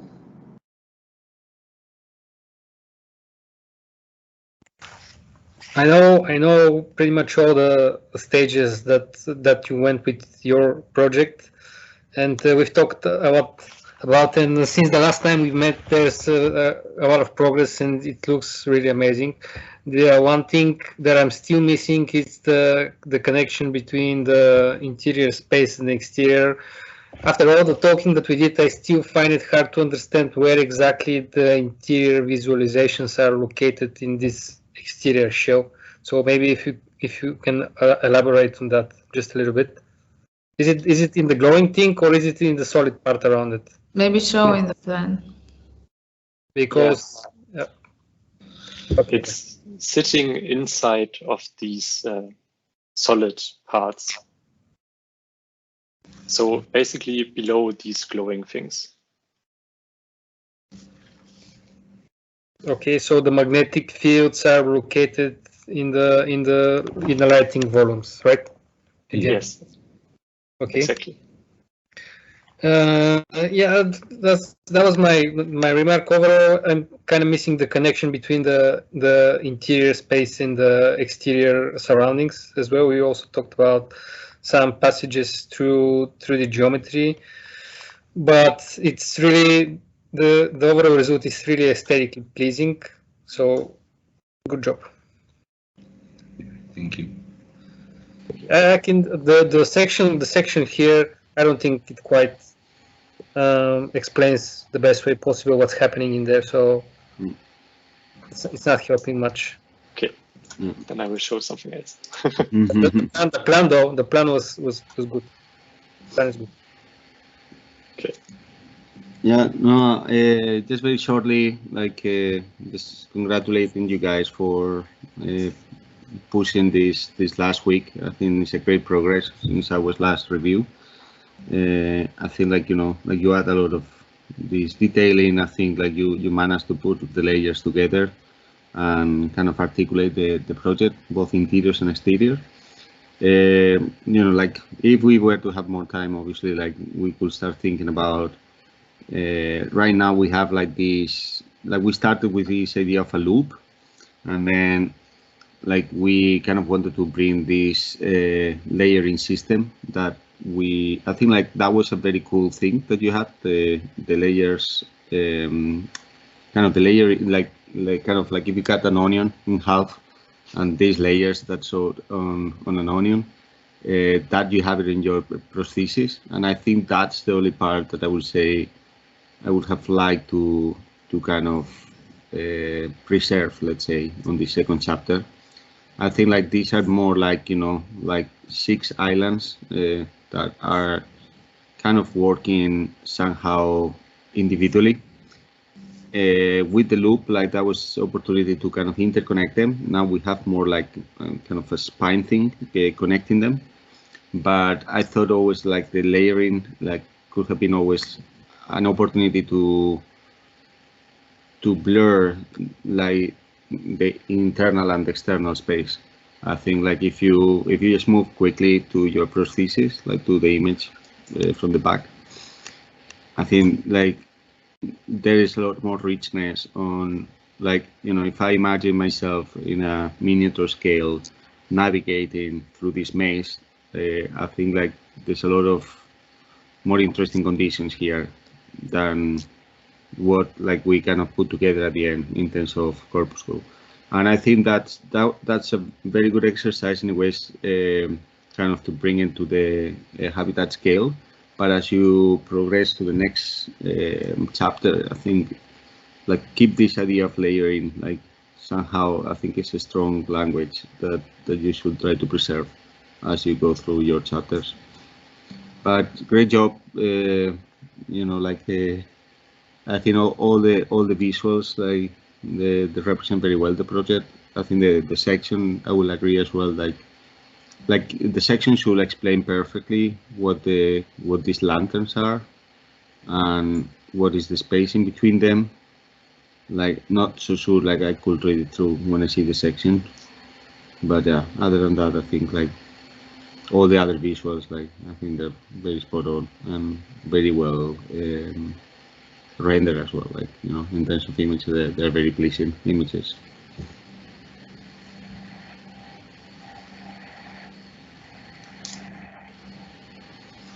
Thank you. Yeah, last thing, I just want to add that maybe in the aggregation part, it's not only like your logic is more on the horizontal aggregation rather than vertical, because your units slide from the top. That's just a remark from me.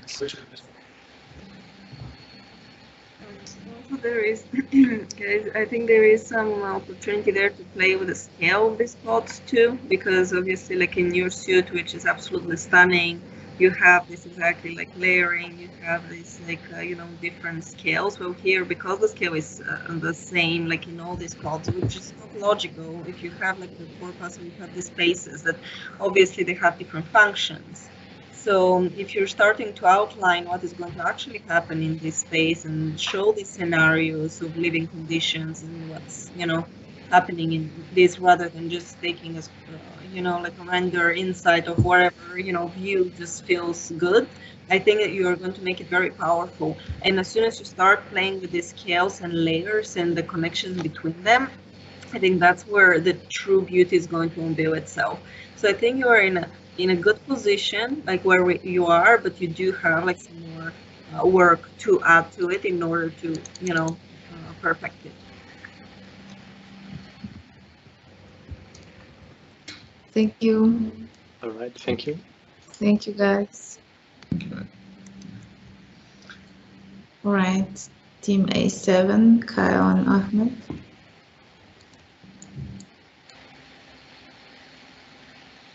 Hi there, can you see my screen? Yes. Great. This is the emotional caricature by Ahmed Al-Nasri and myself, Kyle Root. Our addictions to smartphones and technology is leading us down a path that reduces our feelings and emotion toward life's biggest events through the tap of a heart or a thumb. And every year it seems that the average age of users is getting younger and younger. So I pose a simple question: where are we going from here?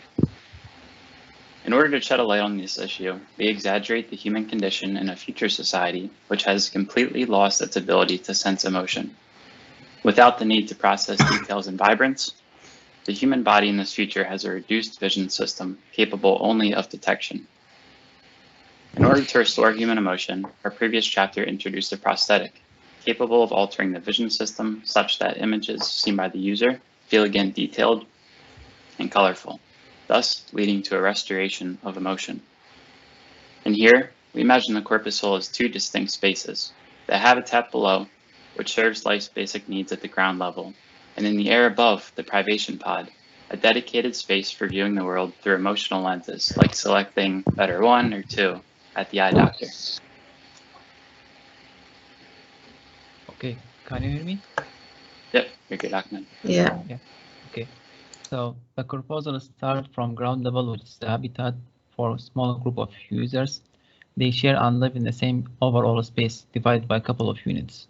Through these units could live in or exploring the environment through their new ability of vision by the help of the elements of the corpuscle, taken from nature to express their emotions. So here, several attempts have been made to discover the form of the space to its function. Then they reach it to where these four units connect through the shared corridor. Although these units are almost similar in shape, but they perform a different function from other through their elements. Like it's shown here, the corridor have lenses to collect light and control it inside, while the height openings distribute by the location of the space. The plan shows the connectivity of the units and how they relate to each other. Coming close to the details, it shows the relation of the space between elements, like lenses overall structure with pattern and light openings with the pattern. Section with the variation in height from one place to another, exploded unit with its elements. Then the interior shows the relation with the materials of nature like tree, cracks, and variable amount of light. And the design connectivity shows how they will start to share their space as community.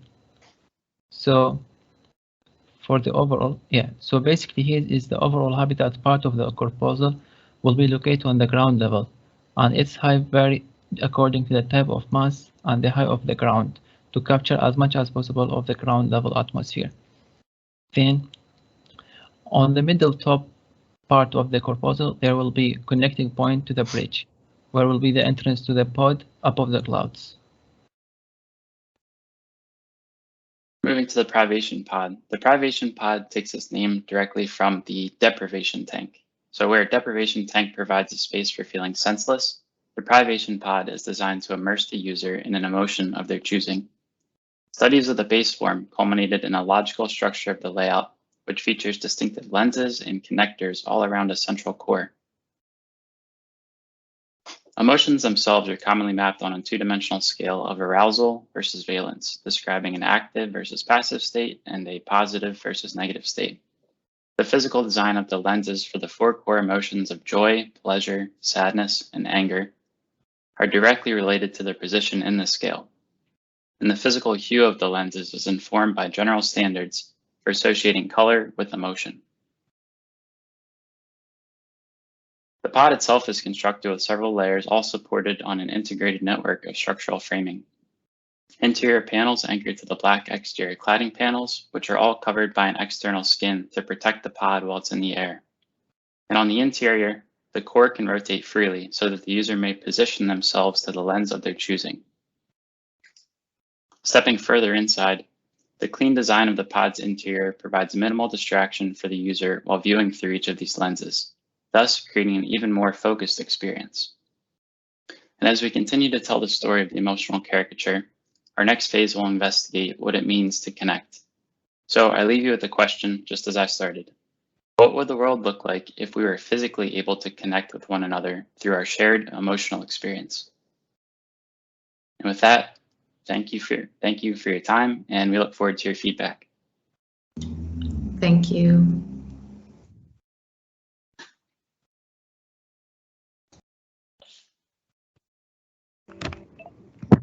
Okay, I know that both you guys did a great amount of work to come to this level for this. The one surprise that I see here is the connection between the pod and the main body. I think you kind of gave up there. I was really hoping to see the thing coming up as one at the end. I know it was hard to find the common language. I think you are almost there, but this long how do you call this, the connection between the pod thing, I don't think it's helping a lot for the project. Like comparing the amount of effort you already put, the amount of effort that you needed to put the two things to come as one was really insignificant. So I hope you can revise this part, considering the next chapter, because I think that makes it even harder for the aggregation to come as one from here. Otherwise, great job on the detailing, great job on the form language that you managed to find. The presentation looks really nice. There are a lot of nice things that you managed to do and we've talked about during the previous weeks. I really appreciate the effort that you put in this project. Thanks, Ardul. Thank you.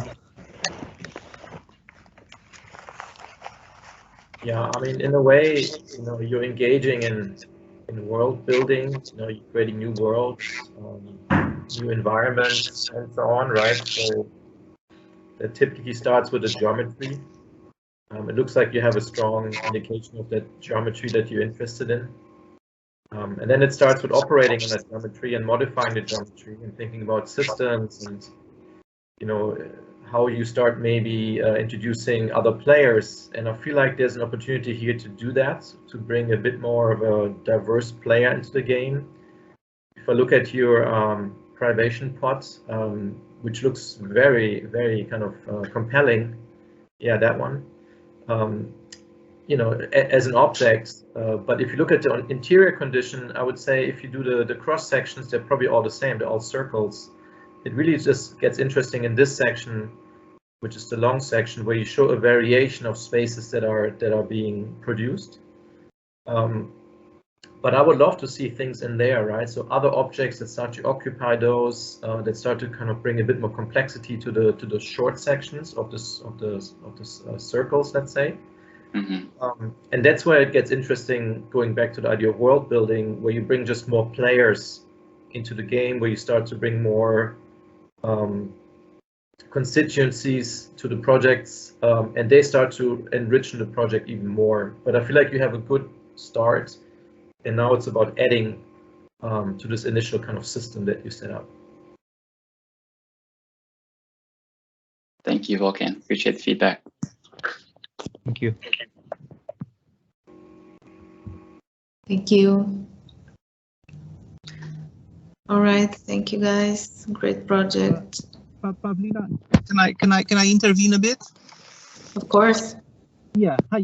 My name is Gabriel Gunea, and sorry I just joined pretty late, but I find the projects that have been presented so far pretty compelling, and they're just oozing up with ideas, and especially this one.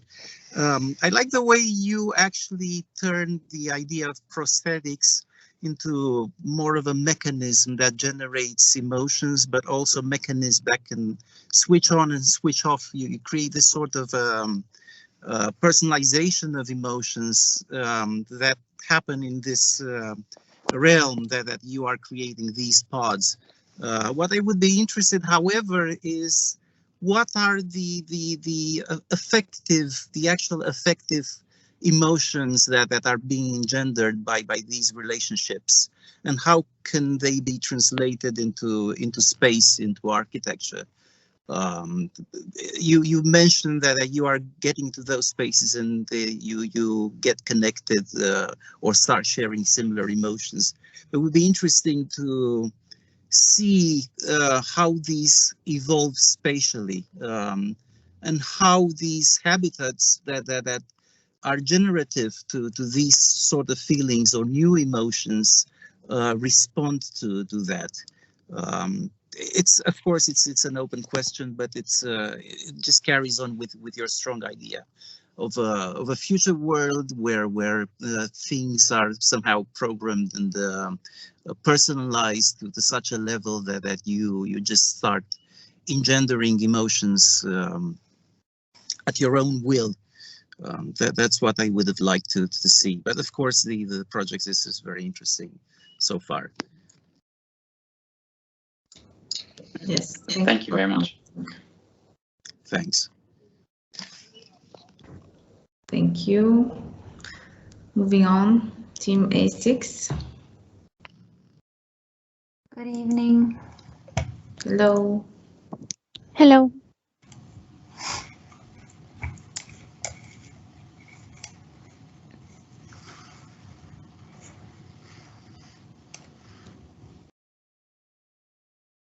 Yep. Okay, I'm ready. You can start. You wanted to start, right, Ilya? Or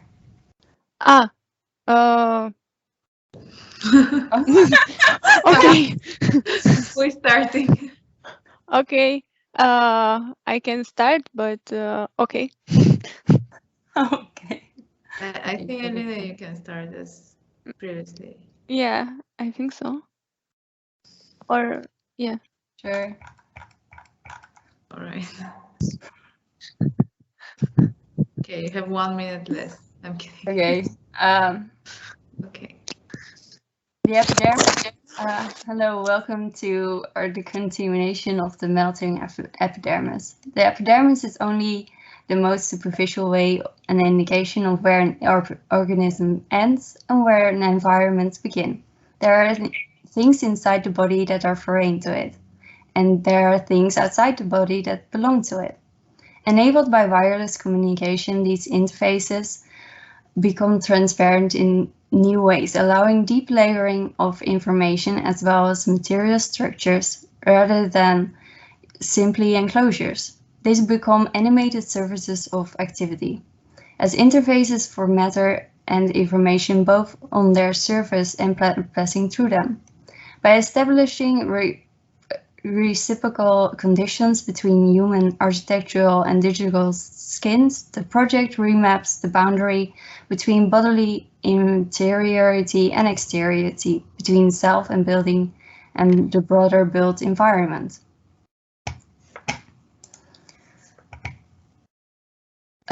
As a recap, our overlaying concept is the layering of epidermis. Every layer of epidermis we work on reacts to the activation units involving that particular epidermis. As you can see on the prosthesis level, this was the hormonal cycle. And on the corpuscle level, the cycle is the human body reacting to the units. Our design evolution. Our corpuscle contains single-person capsules. The amount of units can be increased by the number of users. The exterior shell reacts to hormonal ingestion through the prosthesis of the inhabitants. The formation of the shell deforms as a reaction to the hormonal activity inside of the single-person capsules, and the inflatable bubbles on the structure represent the possibilities for new capsules. Inside the capsules, the formation was formed by mathematical functions as extrusions. The hard skeleton is formed by inflation and population points. The activator. The layering of membranes and the supply of hormonal matter was crucial for our design. The space is made of walls which can merge with the inhabitants to supply hormonal matter to optimize the human state of body.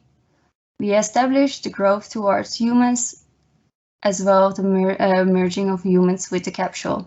This was made feasible by attraction of matter and the merging of matter. The layout of the capsule goes as following. The calm area is where there's no interaction between the units and the capsule. This transition area is where the merging is possible. Inside the unit is where the user is placed in a hormonal status. Key points of the units were merging with walls, structured tubes to supply hormonal ingestion, and areas like sleeping pods and inner spaces. Further, you can hear me, no? Yes. Yeah. Further, in an attempt to challenge the transformations of primitives around, above, and underneath human beings, and searching for a new language to create special protocols of in and cohabitation with an architecture that is as embodied as we are, allowing for more seamless and symbiotic relationship. At first, we got inspired by our primal envelope, taking as an example the cave, understanding how water and the wind carved the rock and how certain patterns may emerge. The complexity of such transformations inspired us to look at eroded morphologies, as elongated spikes coming out of the ground and creating topographies. So they can extend themselves for quite wide ranges of spaces, so it becomes our topography, easy navigatable and very distinctive for the shape of the individual elements. We are interested in aggregation, in the aggregation of system where it's not pretty much about the individual elements, but of how everything as a whole can become together and form an aggregation, and how patterns can emerge out of that. Finally, looking to create a visual space where there is a tension between the different elements in terms of their similarities and differences. Therefore, reflecting the same idea that Aline presented, reflecting an inside and outside duality. Thank you. Thank you. Thank you. very nice, and I invite all our guests to comment when you wish so. Yeah, I mean, this is really interesting work. I feel like you know, there's an opportunity here to animate these as well, because we're looking at static images. However, the process that you're describing is a process that's very fluid. So, you know, I was curious if we can at some point maybe look at this as an animation where these things are actually moving in space over time. And that's really the true effect that you're potentially after. So we go away from just these kind of, you know, one kind of static image to more of a kind of movie animation and talk about the work in that context. But from what I can tell, if this is just a poster for the project, it's already pretty stunning. So let's look at the movie maybe in the next review. I would like to add up, if it's possible.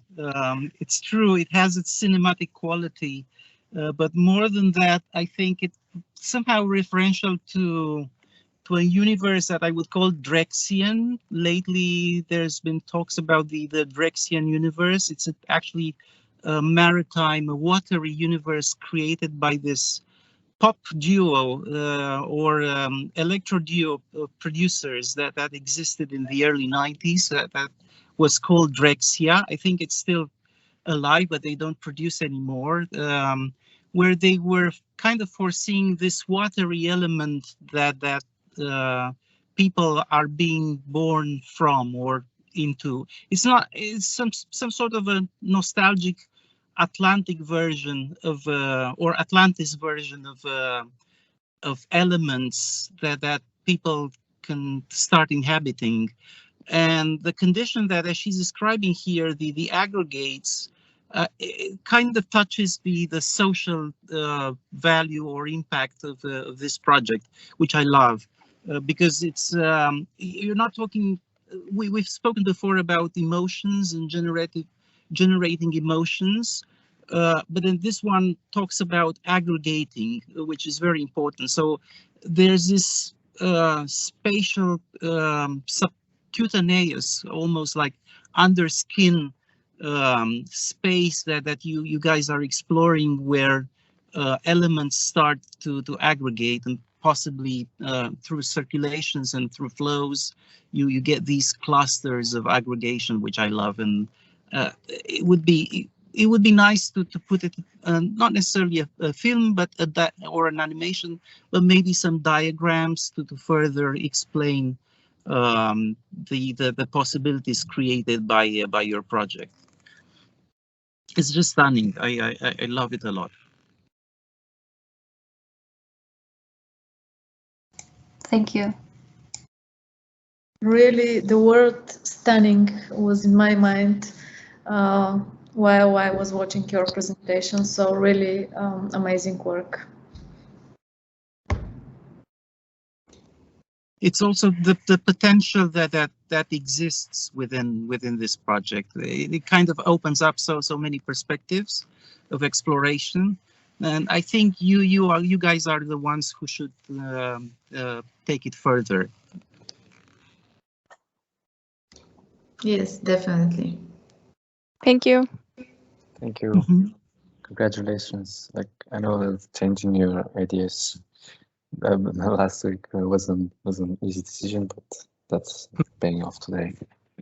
Bravo. Okay, I know where we left with our last conversation a week ago, and I know it was really hard decision to make, but I think the result it was worth it, and I think you learned a lot during those 3 weeks, and the fact that you managed to drop an idea and start pretty much from scratch and do all of this in a week is pretty remarkable. And I think you should keep that attitude in the future and put the same amount of work in all your future ideas, and never be afraid to bring new ideas on the table.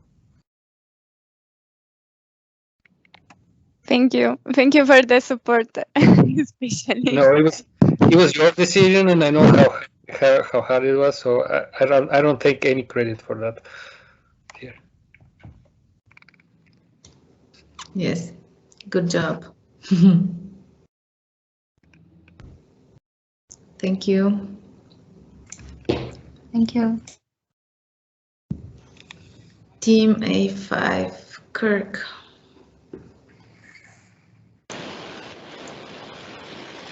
Hi. Hi.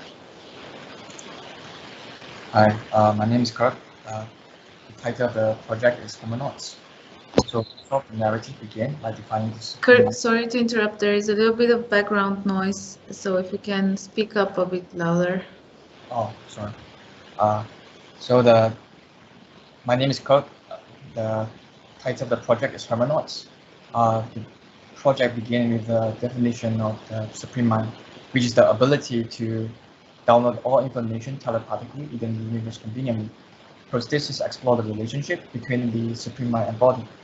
Fundamentally, the prosthesis is a duality condition between human and animal, such that animal knowledge gain is complemented by the modification and enhancement of android body limbs. Inherently, there's a manufacturing factory-like nature. Therefore, Corpuscle should provide a surrounding environment that complements such intervention. So first off is that in order to sustain supreme performance, it's assumed that huge energy is required. So in respect to geothermal energy, renewable properties and efficient properties, it's proposed that the amalgamation structure is a geothermal power plant located in Iceland, which is in between the tectonic plates that allow efficient heat extraction and drilling process. The extreme temperature contrast between the hot and cold allow the narrative to expand from human, animal to insect, such that thermal modes utilizes pores and tunnels to allow thermal environment regulation between internal and external. Observing the logic structure of hives is that two geometry can be perceived. One is the circular oval-shaped geometry, and the other is the wiggly circulation dominant geometry. So the observation of these two geometry inspired two geometry studies, which is the truncated octahedron and the minimal surfaces. So firstly, both of them carry inherent favorable structural qualities, reflecting the narrative notion of supremacy. Secondly is that truncated octahedron is a higher dimensional intervention of interpretation of beehives, visually reflecting it and narratively reflecting the insect narrative. And additionally is that minimal surfaces is a geometry that is efficient in heat transfer. So the notion of efficient heat transfer is coherent to the idea of heat extraction in terms of the geothermal power plant. Based on the previous discussion, we can simplify it into a series of logic. So in terms of program, we know that there's a bottom-up logic, logic A, and we know that there's a distribution logic, energy distributing from the earth core to structure to prosthesis, logic B. So A plus B equals C, so a bottom-up distribution logic is it. So aesthetically speaking, is that from this sort of exploration between the two geometry, we can perceive these aesthetic qualities of masses joined by these Y-shaped parabolic elements, expressing quality of dripping and hanging. So from C plus gamma, you get something like a primitive composition condition of lambda prime. And based on this condition, I move things around to get something more compositionally interesting. This process is dominantly personal. And the duality condition metaphorically and narratively relates to the prosthesis narrative of human and animal. Once I have my 2D composition, I move into three-dimensional realization, starting off from primitive models into clusters experiencing a series of geometrical operations of crack, offset, slice, and major and minor minimal surface conditions. Ultimately, overall, a simple to complex geometry from simple models to complex clusters. Once I have the cluster geometry, the system is enriched, the geometry is enriched through a system of mass, membrane, and skeleton. The membrane system acts like a spring between them. A spring can work in tension and both in compression, meaning that they're pulled together as a whole, and yet at the same time they're pushed between the units that push off each other as well. These gaps creating voids, and the void is a callback to Lab's theory's notion of key void. Functionally, these voids act as also a pole, potentially act as pole antennas in the amalgamation scale, allowing environmental regulation to occur between the geothermal power plant and the external Iceland freezing condition. So this is the context rendering, which is the structure will be embedded within underground or within cliffs and will grow dominantly upwardly or downwardly. You can see that the duality condition is both expressed from the Feynman section, where you have this sort of geometric condition contrasting against this sort of parabolic condition.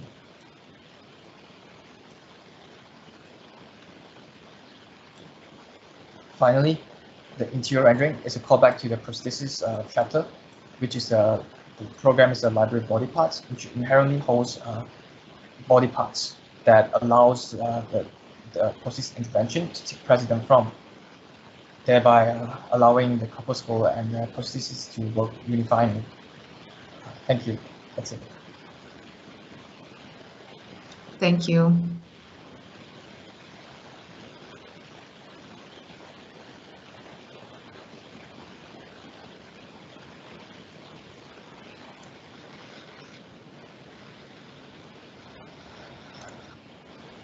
Some comments?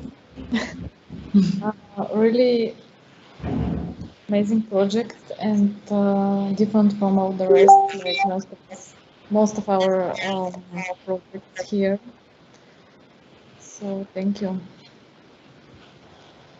Juan, I would like to compare it a bit with Ghost in the Shell. I guess everybody knows this Mamoru Oshii science fiction movie. It's a manga or an anime movie. So your kind of semi-anthropoid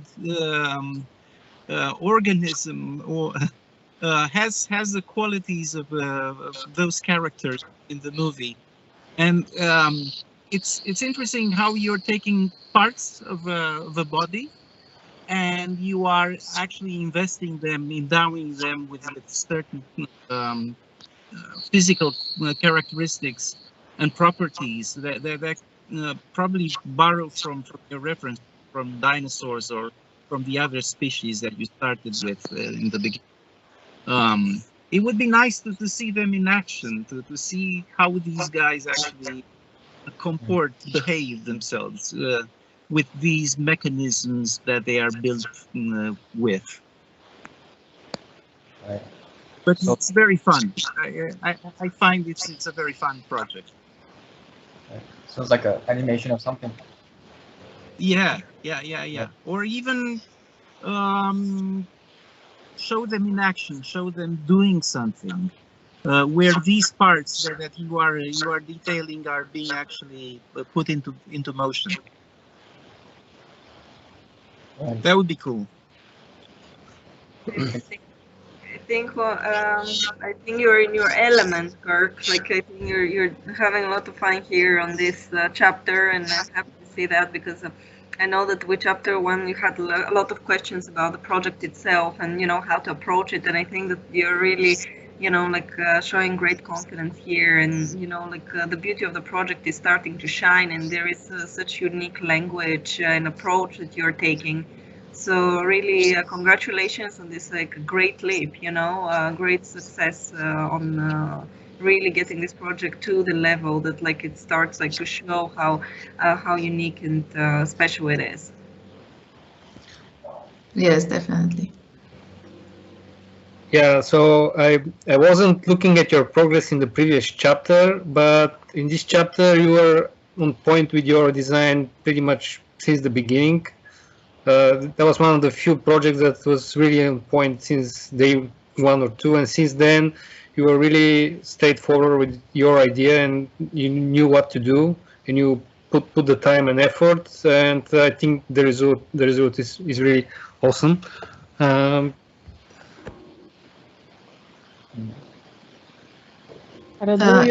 muted. Sorry, I was muted. Okay. Just the last part. Just the last part. Which one? After the result is awesome. Okay, I lost my train of thought, so somebody would just take it. We'll keep that in mind. The result was awesome. What best than that? Yeah. I don't know how much you heard of all I said, so kind of confusing.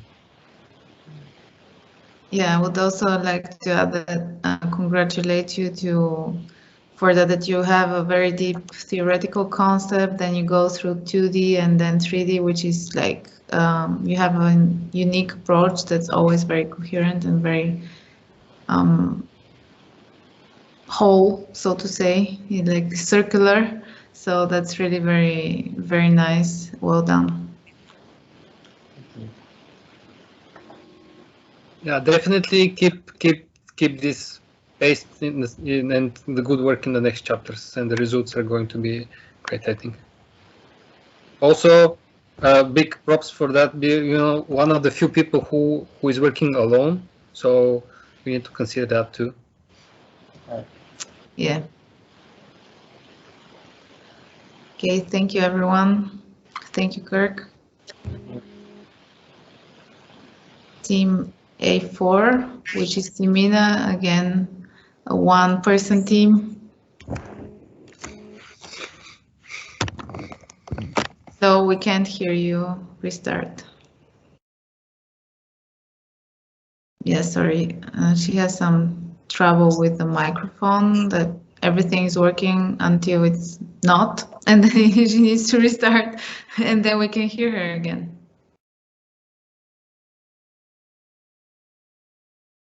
Do you think we need to move on to the next team to wait for her, or? She's super fast, so she'll be right back.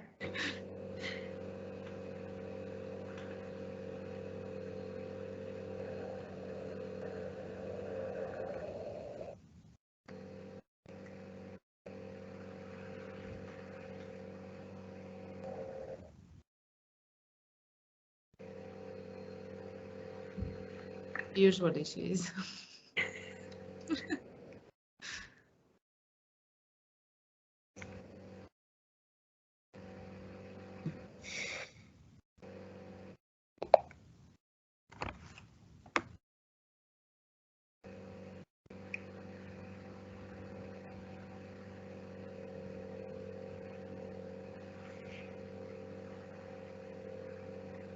We can also move to team 3 and then come back.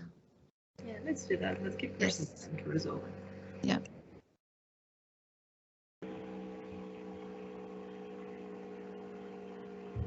Hello. Hello. Okay, just a second. Because I keep refreshing Miro because I don't know why I keep getting black frames. Oh, Simina's back. You guys wanna?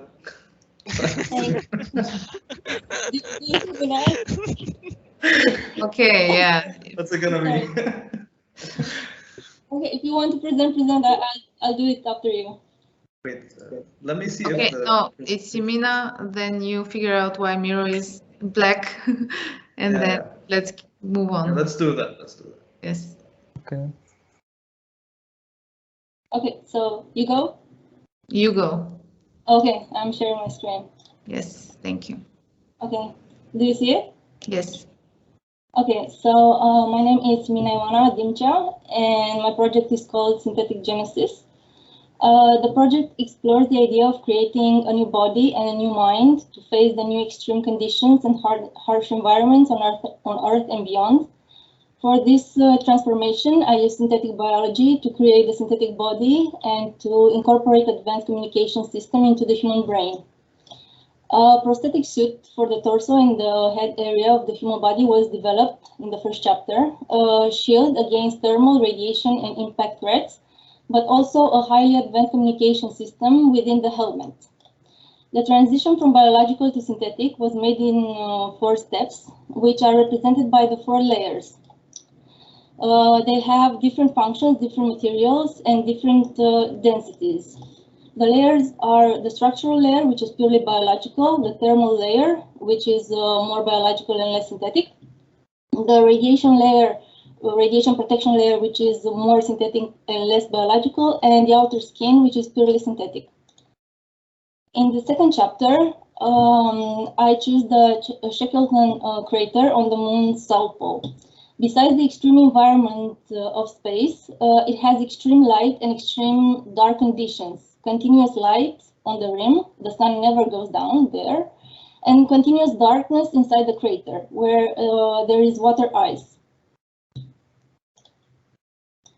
The best way to connect the corpuscle to the crater and its environment is to place and expand it on the rim and down into the crater. On the rim for the persistent sunshine, and inside the crater for the water ice. Here are some inspirational images and the way I have divided the design process. First, I started to look at the moon rocks and the way they are structured as units at their porosity and the way I could apply that porosity on their corpuscle. The density variation process was used to adjust the layers and the structural elements. And also I had a look at interior and exterior spaces. And for the interior spaces, for the habitable spaces, I used pressurized volume within inflatables. I ran through the octopus analysis for the pressurized volume inside the corpuscle and how the spaces and functions inside a moon base relate to each other. And the protective shield, here is the protective shield design process. The same layers from the prostheses are used here as well, but with the difference that the impact protective layer is 3D printed with regolith, the exterior layer.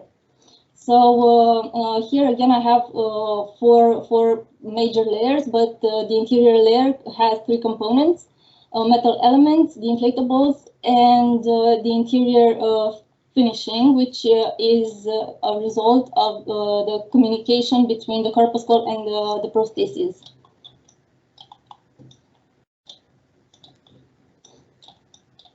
Here is the development of the corpuscle in like 2 directions: the outer shell, the protective envelope, and the internal pressurized volume, which is developed taking into consideration multiple aspects like mission objectives, limited mass and volume, medical considerations, crew size, mission duration, isolation versus communication. Here I have the connection to the prosthesis through virtual environment, hive mind vibrations and sensors. The inner surface will change continuously, creating different patterns, different interior spaces. I have named this moon noise. The spaces would be something like this.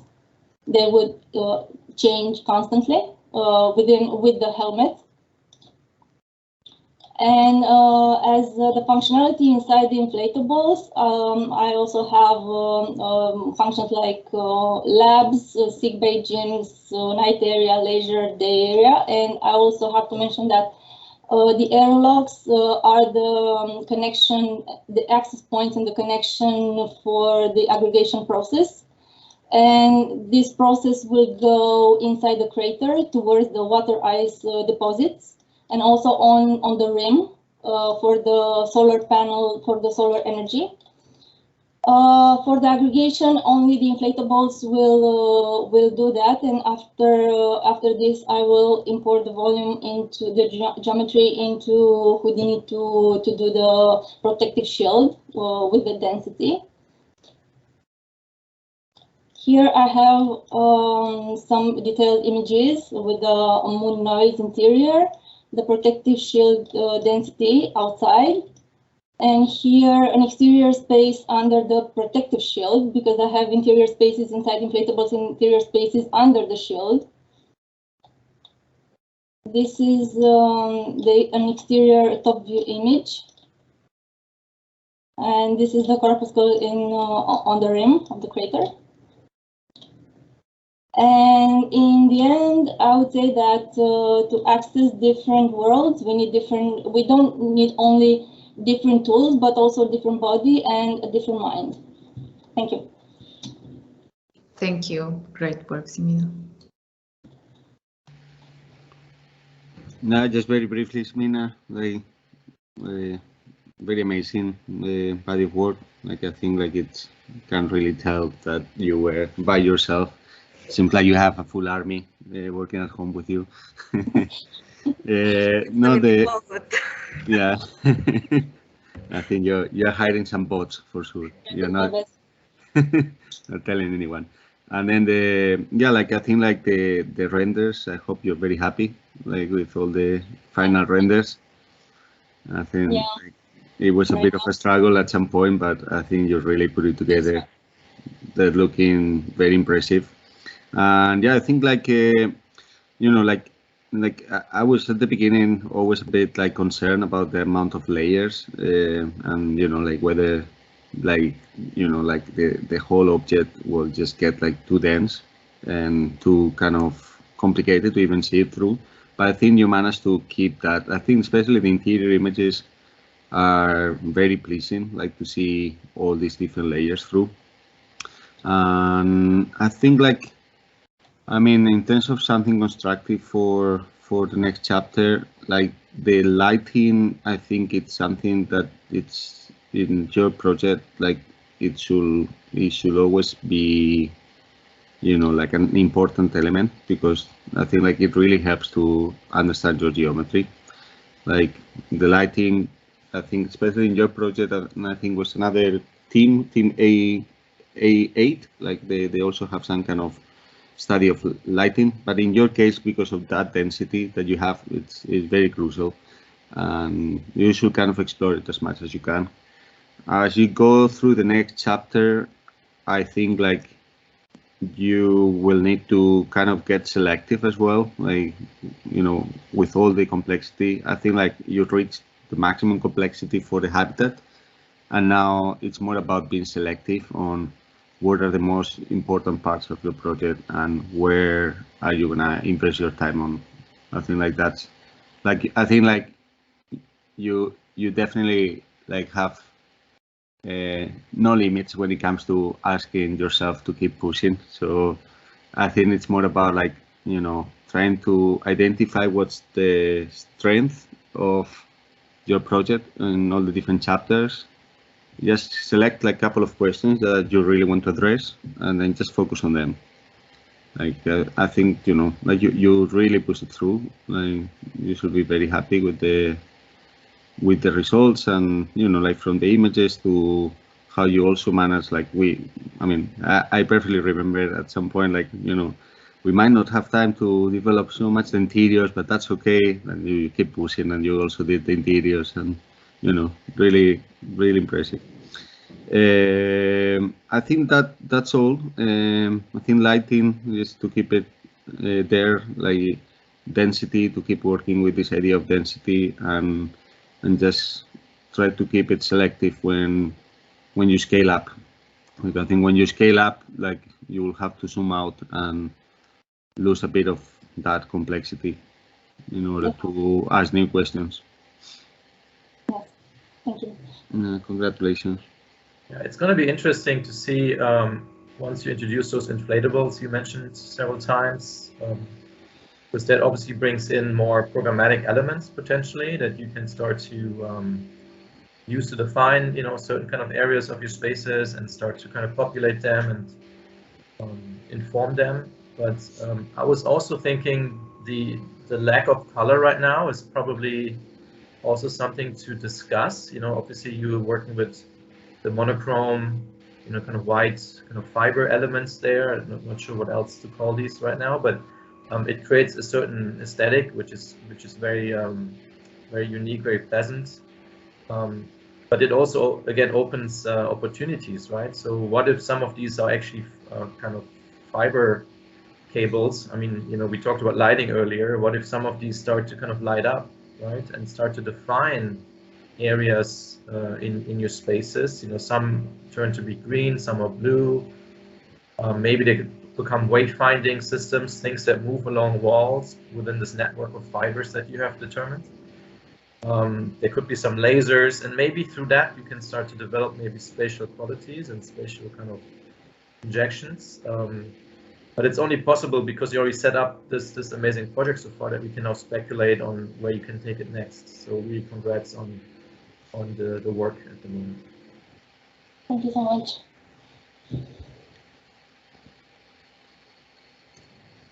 Thank you. Great job. Thank you. Team A3 now.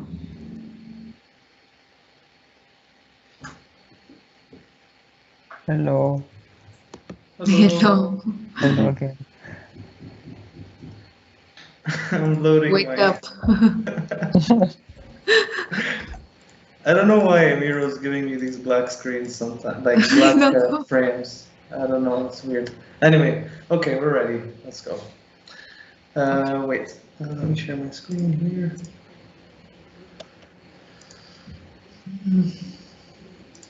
Can you see my screen? Yes. Yes.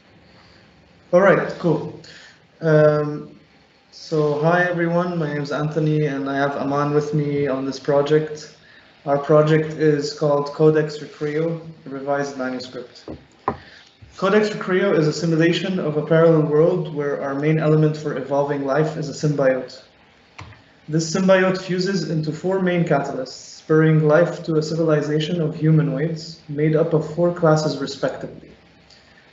Foragers, which track and collect resources, evolve into an agronomist, which grow and multiply resources, alchemists, which fuse and optimize, evolving into ephemerals, which build and create.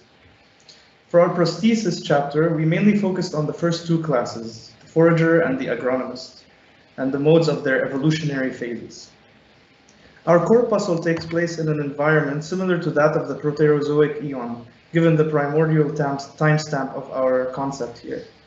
In this chapter, we aim to represent the growth of our corpuscle in parallel with its corresponding class. Foragers begin to collect resources and dig through the ground, storing and collecting their catalysts. As they evolve into the agronomist, they build capsules for further replication and growth of the symbiote. Moving on to the alchemist stage, we see more sections for fusing catalysts and storing building elements for our ephemerals. Ephemerals begin to build vertically out of the ground, blooming upwards and outwards actually, yielding multiple levels of elevation.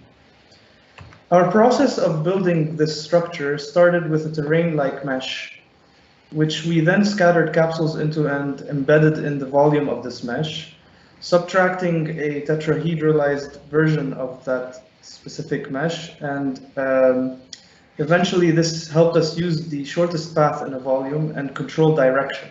Also, a handy tool we used was a cost attribute, which helped us art direct these tunnels. We are inspired by a lot of growth algorithms and some natural occurring phenomena like anthills and branching. In this diagram, we showcase the inspiration of each section in our corpuscle. The branching that starts from the forager, the growth in our agronomist section, erosion towards the alchemist, and then the blooming of the ephemerals. In this exploded diagram, we showcase the different evolution stages of our corpuscle moving counterclockwise until we reach the ephemeral class. Our corpuscle is in constant motion, propagating downwards, then leveling back to ground level, and then sprouting upwards. And now Aman will continue by explaining a bit more into each section and what it looks like. All right, so here you can actually see the cross sections which we were able to extract. So this was mainly done from the forager level all the way to the ephemeral on top. So this actually helped us to actually to have a direction for the circulation between each of the zones. Next. Yeah, so here we were able to extract a plan view, and over here we can see on the bottom left how these zones interact with each other and how they're connected with each other, all the way from the forager, which is the purple, then which gets connected to the agronomist, which is the green, and then spores in 2 direction for the alchemist, which is in orange, and then it goes to the ephemeral, which is in yellow. Sorry. No, it's fine. Okay. Then on the right now you can see the cross sections or the sections which we were able to extract for each unit. This was mainly done to see the variation of the complexity between each of the units. So you can see the forager on the top is very simplified. It has a very simplified sort of a branching system where At the bottom, the ephemeral has a very complexified branching, but in a very organized way, in the sense that the zones are connected with each other. Now, on the right, you can see some of the interior views for the forager, the agronomist, and the ephemeral. The forager, it basically has these sort of like tentacles and tunnels, while the agronomist has this sort of a capsule and the voids which are inside, and the ephemeral has this sort of a very heavenly look as it's on the top. Next, we're going to be talking about the connection types which are going to be held. So the first one, which is on the left, so the blue and the red is units, unit 1 and 2, and the green is basically showing the connection node between each other. So the first one is when we have two different starting points, but the end point, which is the ephemeral state, connects with each other. Now, in the second one is since we have a V shape and one of the V shape is for the ephemeral, the other V shape we could probably use for it to be a connection node to the other corpuscle. And the third type of the connection is when we have two connection points where we form this sort of an oval shape, which has this opportunity to give us a void in between. And yeah, we're still exploring more about the aggregation points. Next. And these are some of the exterior shots from our corpuscle, and which basically shows the intricate and exteriors and the detailing. And the last one is, yeah, we would like to show you the last image, which basically shows the entire unit, and we call it the mothership. Yeah, the mothership. Thank you. Thank you. Thank you. Amazing work. Really wonderful work, guys. Thank you so much. And I really appreciate the effort that you made to present it in the best possible way. Really, the whole thing is amazing. Thank you very much. It was kind of hard to put all that stuff into a presentation of 5 minutes. Yeah, thank God of the black frame. Otherwise, was everything on top of each other. Yeah. God, yeah. Yeah, just like, go ahead. No, I just want to say that definitely there is amazing progress on how you present, because I think that like in chapter 1 you had like all these amazing visuals and this amazing story. You know, you had a clear idea of what you were doing, but you couldn't convey it. Of course, the visuals were very strong, but then when you were explaining the project, like it was just difficult to understand where you're coming from. Well, now you're structuring your thought process so clearly that you take us through your journey, and also again you're definitely one of the teams that has this absolutely memorable project, very unique, that's very concise, it follows its own rhythm, its own unique design, and I think that it's extremely successful. So but I also see this progress of you growing and having being stronger as a team. So you guys made us strong, honestly. You guys, honestly, I just want to say something. Ever since I joined this program, I've been in the VFX industry for a while, and it's all about clients and people just saying, yeah, this looks like shit. Yeah, this I want it to look like shit, like that. Sorry for my French, but. And I forgot there are people like you guys here, artists, even all the teams, all the people, this community, and it's really a blessing. It's just being around you guys and being in this environment. It triggers so many things. My brain now functions in ways that I forgot that that's how I think. So I really appreciate you guys pushing us, every single one of us, and I think it shows in the work that you guys are seeing right now. Thank you so much for your kind words. We feel exactly the same way. We're just so proud of all of you, because no matter where you are in the process, we know how much you put, how much effort and love you put into your work, and it's a progress. It's you're just in the beginning. You haven't even finished, your first semester. Yeah. there is so much, you know, like opportunity to keep growing. And you know, no matter where you are, like not only for this team but like for the other teams, like if there is more work to be done, that's not discouraging, you know, like that. No. Actually there is an opportunity for growth there. So Definitely. that's what we want to say. But like, you know, hard work pays off. Like we see like the teams that are, you know, like they're so into it, you know, like, and really like you know, dedicating so much passion into the work. Like it definitely like resonates. No, yeah. I just want to add to this maybe. I mean, obviously, just looking at this image, it's an image that's quite stunning. There's a lot of things that are happening here that we can talk about in terms of quality, in terms of, you know, composition and so on. But there's one thing that just stands out to me, which is unfortunately you're always judged on your worst image, right? Or your worst kind of process. And I'm looking at these kind of pineapple-like spheres at the top, right? You know, Yeah. you know what I mean? And I can tell exactly how you modeled those. I can exactly tell you what processes you did to achieve that geometry. And there was a time back in the 2000s where people were using Photoshop filters to make renderings for architecture and so on, and you can tell what filters they use on the image, right? Yeah. I think it's very complex in certain areas, but it's very kind of straightforward in others. And I wonder if you can continue that kind of like process of layering effect over effect over effect to start abstracting some of the processes. I agree. It's one thing to take a found object and modify it, but it's one thing to understand the process of how things are done.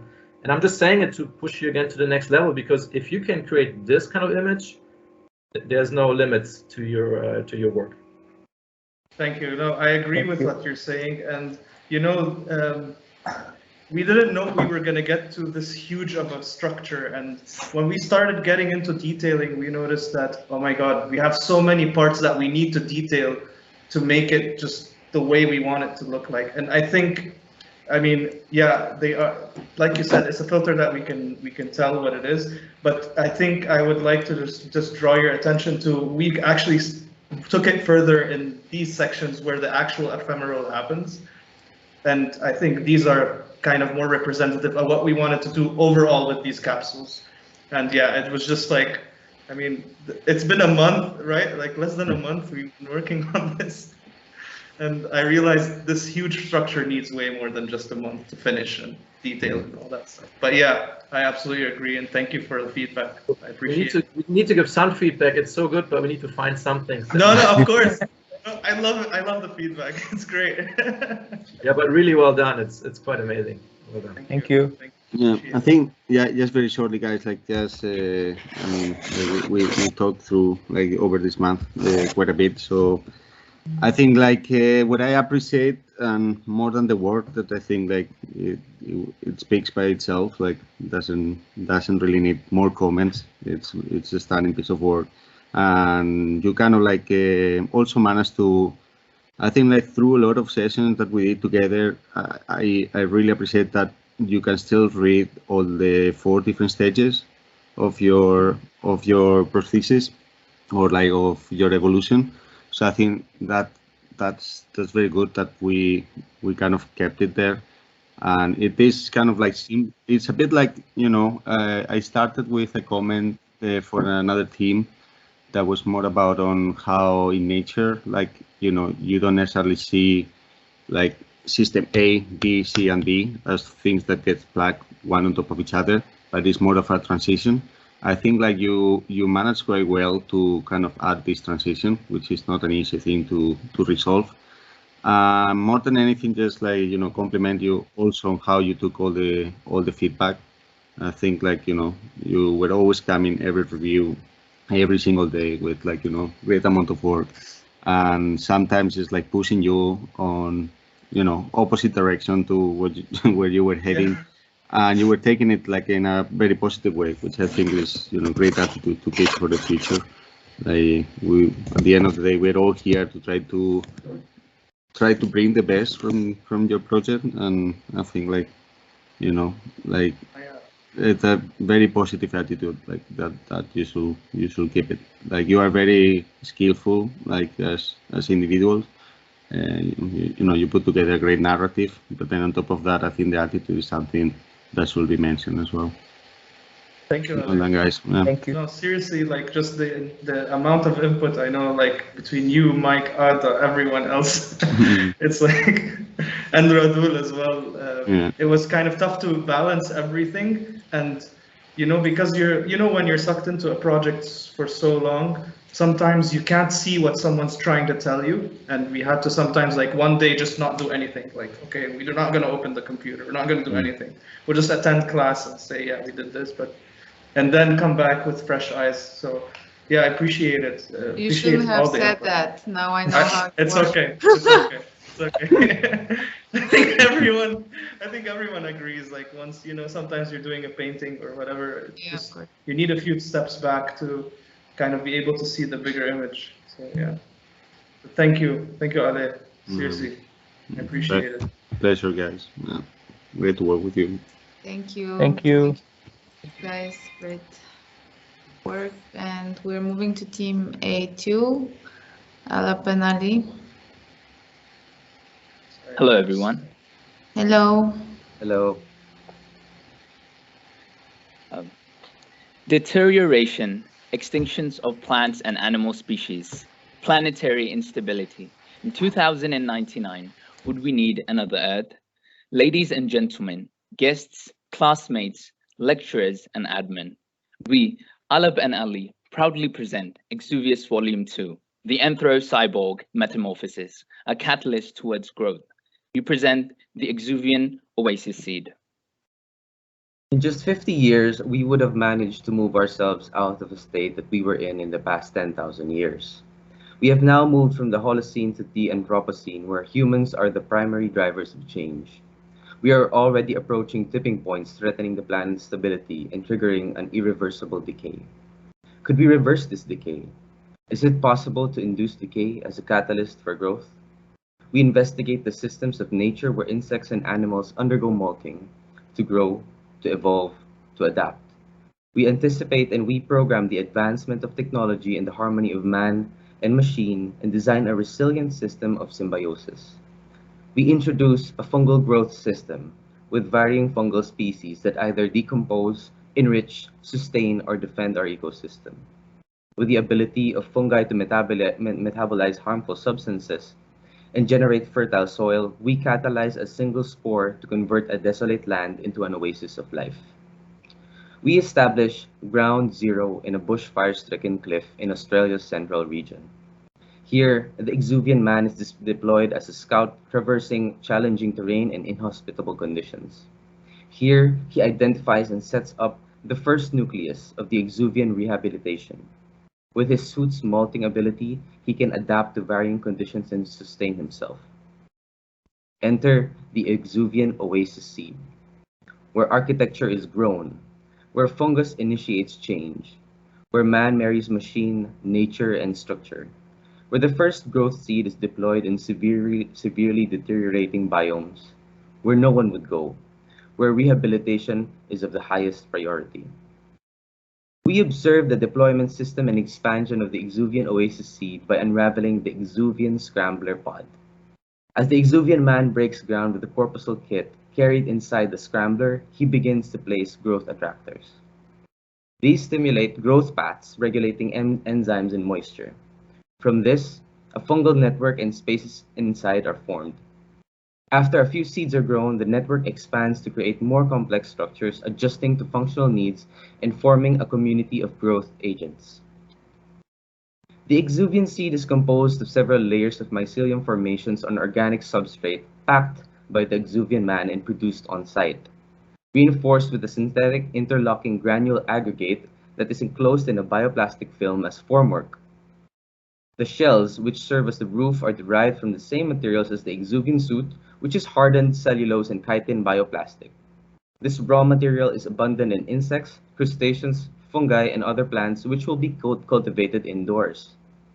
The skeleton, which frames the structure's openings, is of the same mycomaterial, only less dense, to allow flexure in the soft bioplastic glazing when subjected to harsh conditions. The zoning and interrelation of spaces ensures the efficient circulation as the exuvian oasis seed not only acts as a habitat, but as a sustainable and resilient satellite laboratory, food production, material fabrication, and recycling facility as well. Spaces are grouped according to hierarchical lighting, ventilation, and humidity requirements. Areas such as fungal cultivation needs a low light, high moisture, and high heat environment. On contrary, the greenhouse would be effective at high light exposure. The autonomy and sustainability system sports an energy production room storing solar power from the solar cell lined roof. The water filtration and sewage treatment plant recycle rainwater, used water, and internal moisture as the high heat atmosphere rapidly dehydrates. The dehydrating effect is used to an advantage in food preservation in the food production zone. The composting, greenhouse, and fungal cultivation ensures soot and structure building materials as well as food are always topped up. A closer look at the internal growth of the furniture and fixture starts with a foldable granule aggregate that self-interlocks when activated and holds compressed substrate for mycelium growth. Paper molds are brought by the exuvian man to the site, which serve as formwork for both the granules and substrate. After compacting the substrate, a cellulose and chitin sprayable film is applied to inhibit internal fungal growth. Finally, other species are added which serve as insulation and padding. With the system we have researched, we have designed the mycorrhizae furniture collection for exuvius, which is reconfigurable, recyclable, and deployable from growth. Altogether, these intricate and organic forms, influenced by their functions, weave graciously around the immediate topography, exhibiting an exemplar of peak architecture and nature symbiosis, working in sync to achieve a singular macro goal: growth from decay. In 2099, would you even need another Earth? Thank you all for listening. Thank you. Great work. Amazing job. Thank you guys, really, wow, amazing. Thank you. Speechless here too. I love how you're like creating your own sim city, literally everything that has to do with this system, everything. You've thought of everything. You're so fearless, like going in, like creating all this, amazing work. I love the whole story and the vibe, and I was just telling Nadia that like they have some competition there on the narration. We might buy some units in your space too, so yeah. Thank you. Guys. Thank you. Yeah, just sorry from my side, guys. Like, great work. Like, you also is another team that you were like fearless with your like how stream you were pushing your ideas, and just like constantly like pushing to bring like new stuff. And even like since last time we met, like you developed so much. Like it's really impressive to see it all put together. I think like you should just like keep the consistent and great work for the next chapters. Can't wait for the last chapter to see what you guys create. It's definitely gonna be a very exciting world. And yeah, I think like I also have to say, like the fact that you brought so much richness to those interiors, develop like a full IKEA catalog of this grown furniture collection. And I think also like we discussed it through our reviews, like how these systems are growing and how like different seeds will create different mushrooms, and then they will start kind of combining and creating like more complex assemblies. Like that's going to be a very exciting moment as well when you kind of jump to the next chapters. I think I really appreciate as well like how in my mind, like I just couldn't wait to kind of start combining like all the different units. but like you kind of like step back as well and started developing the interiors, you know, with the same amount of great detail that you brought to the exteriors. So I think it's a very well set up project to, you know, like you have all the elements already there to take on to the next chapter, and just like you know, keep that richness when you start aggregating. You have so many different things to play with, and I think you just have all the elements there for having a successful chapter 3 as well. I think, like, you know, it's not just like one thing, it's just like so many layers and systems that, you know, opportunities to kind of combine in different ways and grow in different ways. Very, very great job, guys. Well done. Thank you. Thank you. Really appreciate it. Yes, thank you for always doing everything into such detail. It's really nice. Can I like make one comment regarding the furniture, because I also like told them when I was chatting with them, like it's obviously like it's grown, the furniture is grown, so by the time you get it to grow, to actually experience it, some time has passed, right? So for me, like, the furniture kind of breaks the immersion, but it's understandable that they didn't have the time to do something better. Like, they could really go wild with the logic of something being grown and not just get all the traditional forms and patterns and everything. But it's understandable that in the little time they had, they couldn't do much more. But I think, like, I also want to mention that till the time you get your chair like grown, some time will pass, so you have to do with your bed, so you have to stay, you know, lying on the floor, and so I think you have already kind of your bed. No, you misunderstood. They deliver you the bed when it's already grown, you know, you don't have to wait for it. How does that happen in this scenario where they go as an explorer? Well, you'll see next chapter. The factory will build it or something. Oh, then it's another immersion break-in and again. Oh my God. The factory is right here. Yes. No. I had another idea altogether. So no. I like. You know what I'm going for. I'm not going to say it more, but it's like the scenario before that was more compelling for me, where you have to deploy everything and then go like now it's more like your scout is no longer the main actor. It's more like you drop this thing, it grows, and then your scout goes in. But yeah, anyways, it's another scenario that I was left on previously. So sorry. I guess. Thank you. Thank you. Thank you. Yeah. I also want to add one comment on the part with the furniture, the same as the previous project. I think there's this interesting correlation between your exterior envelope and also some of the algorithm you want to apply on your furniture.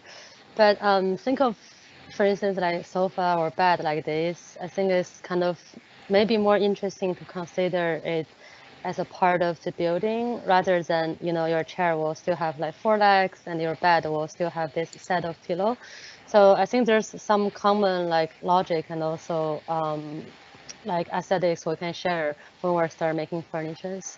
But I remember like when you guys want to have this idea of like different type of furnitures. So I think it's kind of interesting. You have been developed it further. So it's pretty exciting to see what's gonna come for next chapter. I think, like, I mean, the furnitures, it's something that you guys really want to kind of push it through, and I think like it's a very good intermediate step, like to kind of understand how you could kind of create like what for us, like what we could understand in the presentation as furnitures. But I think the next step will be, as it's been mentioned now, like how can you, what kind of like template or what kind of like let's say like let's call it formwork you need like on top of your envelope, like to kind of create some sort of sitting area. So it's like you kind of go first through the process of like, you know, how you design like standard furnitures, but now it's like how can you grow them off your main geometry. I think that would be a very interesting like next step, let's say, if we have a bit more time. It's nitpicking. It's nitpicking. Like, do not feel about it. It's more like, you know, that this thing, it kind of breaks the immersion of the world because it still transfer on all the traditional ideas and everything that we try to, you know, be detached from. But anyways, like, it's nitpicking because you didn't have the time to actually sit down, and if you had it more time, you would deliver also the furniture properly. It's very cool to see, like, let's say, like you start off a wall, and then what can you grow off a wall to respond to the different functions that you kind of set up in your catalog, let's say. And like, it's almost like that evolution that we talk about on the reviews, like how you evolve from just like, you know, the formwork that you have to set up there, and then from there, like, there's like first layer of evolution where, you know, you get something a bit rougher, and then you get a bit more detail to add that softness, you know, like the upholstery, let's say, of your furniture. Like this evolution, like it's a very cool concept. It's just like, obviously, like I think there's so much work that you guys put together that we're just commenting on, you know, the small details because you need to get but it's true. About comfort. Yeah, when it comes to that, it's already. Yeah, maybe one thing to say is, I mean, you mentioned it, the work is so accomplished, like, you know, what's there to say, but, you know, for me, it triggers this notion, is this sci-fi or is this fantasy, right? So at what point you go from sci-fi to fantasy? It's clearly in the sci-fi camp, but then it's also in the fantasy camp. I mean, fantasy being like unicorns or things that don't exist necessarily, and sci-fi things that we can still anticipate, you know, in the future at some point, right? They're still part of a realistic kind of realm. But for me, the interesting part here, especially we talked about furniture, is also the definition between species and type. And I feel like the furniture right now is still within a type formation, right? It's the same type. It's something we can occupy, and maybe it looks different. Maybe it's constructed in a different way. But it would be interesting to push the furniture discussion into something that's more of a species. So these things become characters.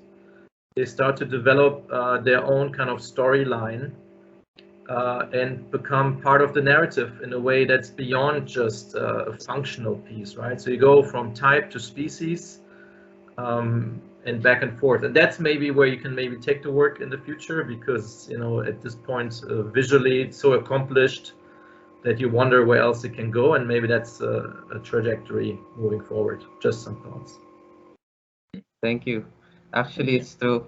Actually, it's true that we actually made the furniture more familiar, because in this state it was sort of the goal. But those are really good insights. We would really love to take it further, and we'd really love to improve on them.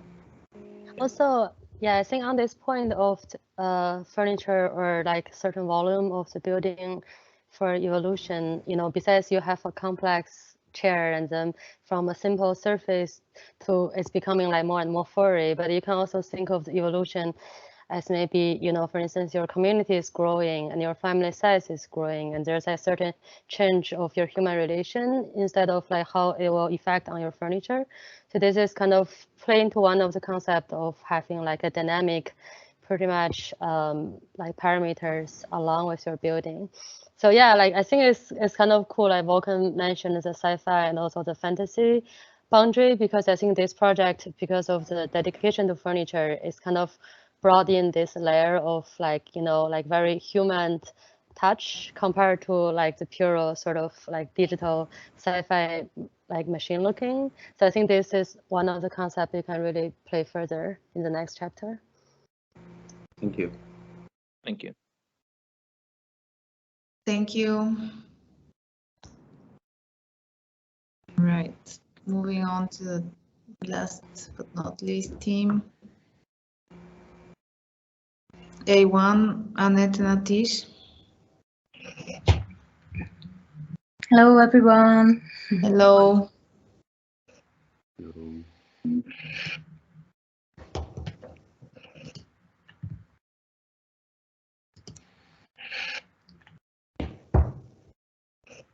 Can you see my screen? Yes. So hello everyone, we are Annette Kulcher and Atish Moon, and welcome to our Elevating Experience project. the future of private and shared experiences through computational design. On every scale, bigger or smaller, the entire universe is conscious and connected, and we humans are nothing more than physical manifestations of it. Each living organism broadcasts energies, including the universe, and all energies interact with each other. Being conscious of our own state as well as the state of others is important if we want to create a better functioning society or a better world. Consciousness seems proportionate to the living being's power of choice. Via our study, we investigate how we can elevate our human experience, starting from the micro-human level, but also applying it on the macro level to the society as a whole. For this reason, our institute on the prosthesis level represents an on-body feedback device capable of sensing and collecting the consciousness of others, visualize our energetic frequency level, and output our current emotional state.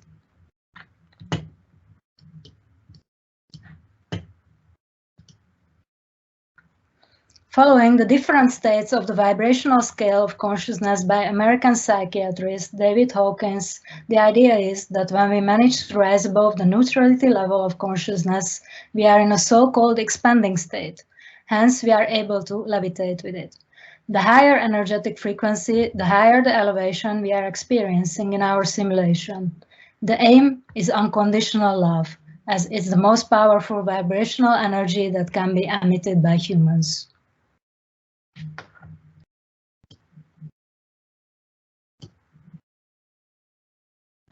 However, until now, seemed unexplainable by Einstein's classical physics theory. A group of researchers think that consciousness could actually be explained by quantum physics.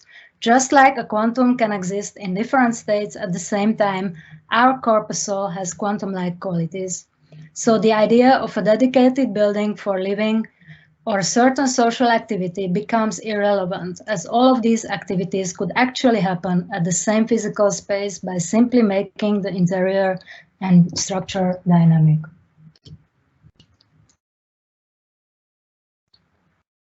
A virtual architecture like the Fun Palace would have no singular program, but could reprogram itself to accommodate an endless variety of functions, just like Pavlina mentioned in the dimensional narrative. So during this chapter, we made our own Fun Palace, an Airbnb, air bubbles and blobs, called the Quantum Experience. And now Atish will tell more about the process and the structure. Our corpuscles exists freely in air and doesn't actually need a specific physical location or environment. It's a multifunctional space for living as well as social activities. In terms of aesthetics, it follows the design language of our prosthesis, spherical elements, curvy wavy structures, and an interior that can interact with the prosthesis of our human by changing its color, pattern, the way it aggregates and form a bigger community, showing the consciousness on macro scale. The composition of corpuscle include the visual representation of the interactive surface, translate the consciousness air from our prosthesis to pattern.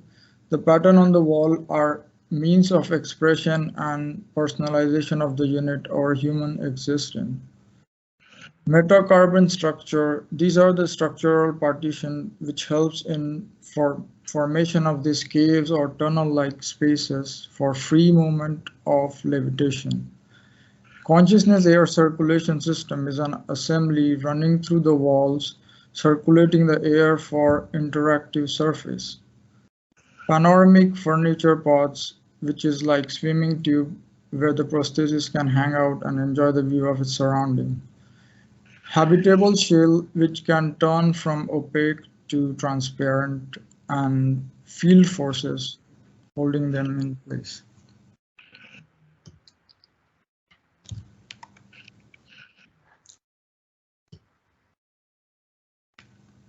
So this is the way how we imagine we would connect them in the next chapter. Actually, anything is possible.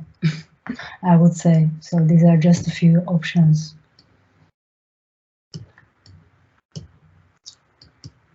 And here are some views of our details.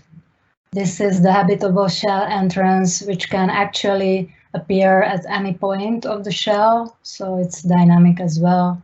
We have the panoramic furniture pods as a detail. This is how our prosthesis would interact with our corpuscle from the inside, emitting the consciousness air and then changing the wall patterns and colors. These are some representation or closures from field forces. And at the end, just for fun, we added also some levitating furnitures, which can be actually at any space, at any location, but that's why we call it a dining scene and a sleeping scene and a living scene with some chimney at the end. Thank you for listening. Thank you. Thank you. Nice job. Thank you, guys. Comments?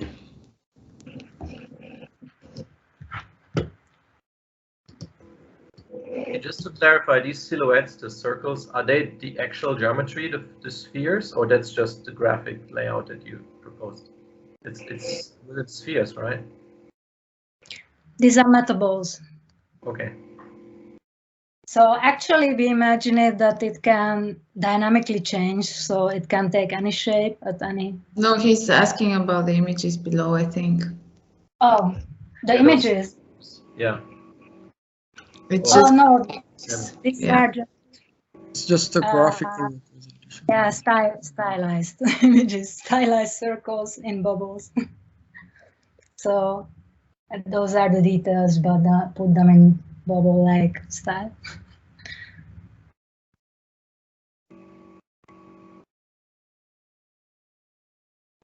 Can you zoom in a little bit more on the details, please?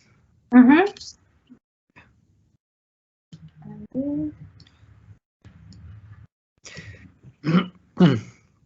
I really like how you guys are telling one complete story from the prosthesis chapter through this one, and you managed to incorporate your design language from the previous chapter very successfully in this one too. And the result here is, I think we can all agree, is really aesthetically pleasing. You did a great job. And what else to say? Maybe I'll leave it to the people who are not that involved in the process to express some opinions as well.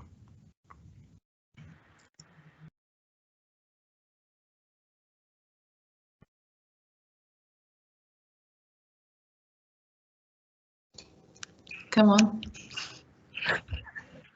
Don't be shy. We're all friends here. I mean, just gonna add up to Radu, nothing like it. Also been part of the process, but in general, I can tell, like, you know, like you guys having fun with the project, like, you know, that's something that you can tell, and I think it's very important, like, you know, to enjoy the process. Like, you know, it's all very pleasing, like, it's all like, you know, like, it's just like also the way you present it, like it's a fun project to work with. I think like there are things that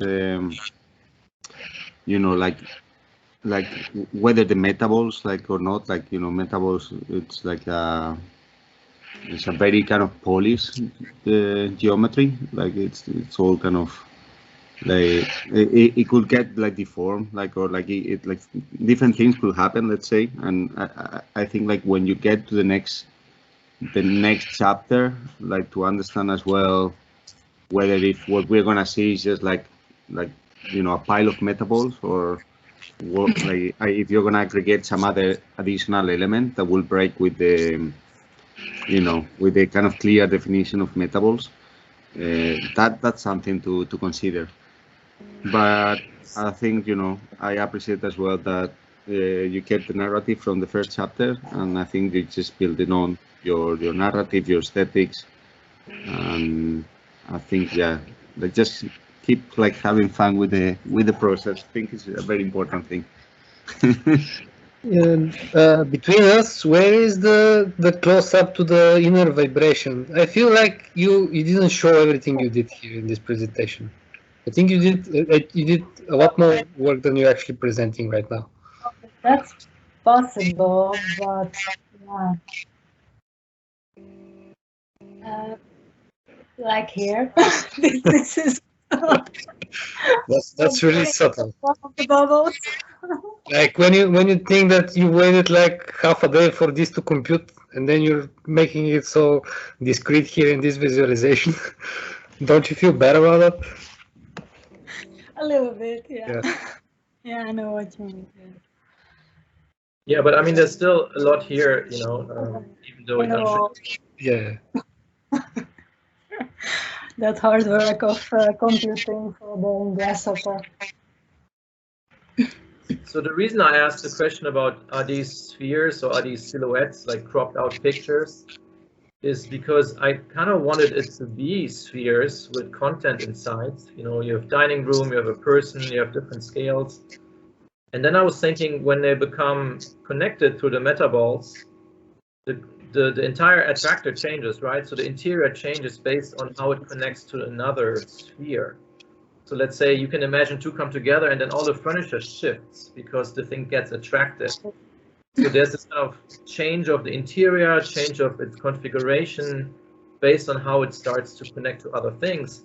So every time that process happens, you totally have a new interior, a new kind of configuration, a new way of occupying spaces based on that larger kind of, you know, metaball idea. And that's what I thought was interesting because it creates a new typology that again goes away from a static point of view to something that's more fluid.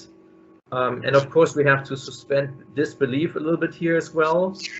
But for me, that was the interesting part, you know, using metaballs in the first place. So not just does it change the geometry on the exterior, but it also, you know, changes the way we occupy the interior because of the attraction that happens through the metaball forces. But that's just my reading of the project. No, I think that was the whole idea as well. But then we started to have this minimal driveway type of curvy structures, and then we had to model that. So it wasn't that easy to make that fluid. Or not in this chapter yet. If I were to make one suggestion regarding the furniture again, but I think it ties to the whole thing and also a little bit to what Volkan also just pointed out, like your furniture right now is already, like, although you experience world on all sides vertically, like you're levitating, so you're having something below you, but you can also have something above you and in all the directions. Like your furniture could have a lot more like direction, how do you say it, like it's like it could have forms that are approachable as they levitate and they can like be occupied from all sides. You're still retaining the idea that I'm sitting on this chair upside from up to the bottom, right? When it's levitating as an object, right, you can actually figure out ways to make it approachable and usable from other ways that don't exist. Like for example, especially with the table one, because the chair one has a little bit more of this kind of versatility. Like the table one is just I have to see to sit on top of it, right? And it also has like this kind of I don't like support element that you don't need because it's levitating. I think like I'm not sure what's about with the support. Yeah, so this one is not having that. I just felt like this was funny when I generated it. Like, this is more like of a shield that you can put, like you can press it and do something with it. Like anyways, like when we enter this world and when you explore it initially, because of the limitations of the time, you don't have the time to explore over this. But as you get into abstraction and everything, you can figure out that you have to be detached from all these preconceived notions that a chair should be like that, that the table should be like that, and everything, right? Anyways, a great job though, like a lot more coherent than the last time I heard it as well, you know, the explanation and everything. It's getting there, Annette, and that is like it's getting there slowly, but gradually it's getting there. Nice. Yes, really nice. Thank you, guys. I just want to add something for all the teams. Like my opinion as well is that if you have these out of space projects, literally, and then you put a chair that looks like a chair, then it just doesn't work, in my opinion. Very, very literally said as your literal chairs in all project. Yeah, but I think I was like, ours is so vague already that I wanted this contrast because no one understood what we are talking about in the beginning. No, So, yeah, I mean, I'm not saying that your furniture is bad or something. I just say for me, it's a very literal representation when we have these furniture pieces that are so like snake here. We called it the bat snake because it looks like a snake from the side, but it's a bat snake. Yeah. I think a good way to kind of put it is like, you know, like the same way that we are not taking humans as a given, and the humans are evolving and they have their own identities. When you take any new element into your vision of this futuristic world, like you need to kind of rethink everything from their functionality and from their requirements. So it's like, you know, so what does you know, whatever sitting area, like the concept of sitting or like, you know, like resting, like those are the things that you probably should consider when you're thinking about furniture, but more about like what is that for, rather than, you know, what is that shape that they are known for. Or like in an abstract. Yeah, also I want to add on this point of the progress, because I think it's kind of really great from the last time we spoke. And if you see this kind of like spherical looking geometry combined together, and it seems like it has a very interesting interior layer, which you can almost read as a secondary skin. So basically, because your, you know, all of your metal balls are sort of transparent, translucent, so you're kind of has a hint of what's going on. But I think for this presentation, you haven't really show it clear, like what are actually the inner structure and circulation should be like without this metal ball skin.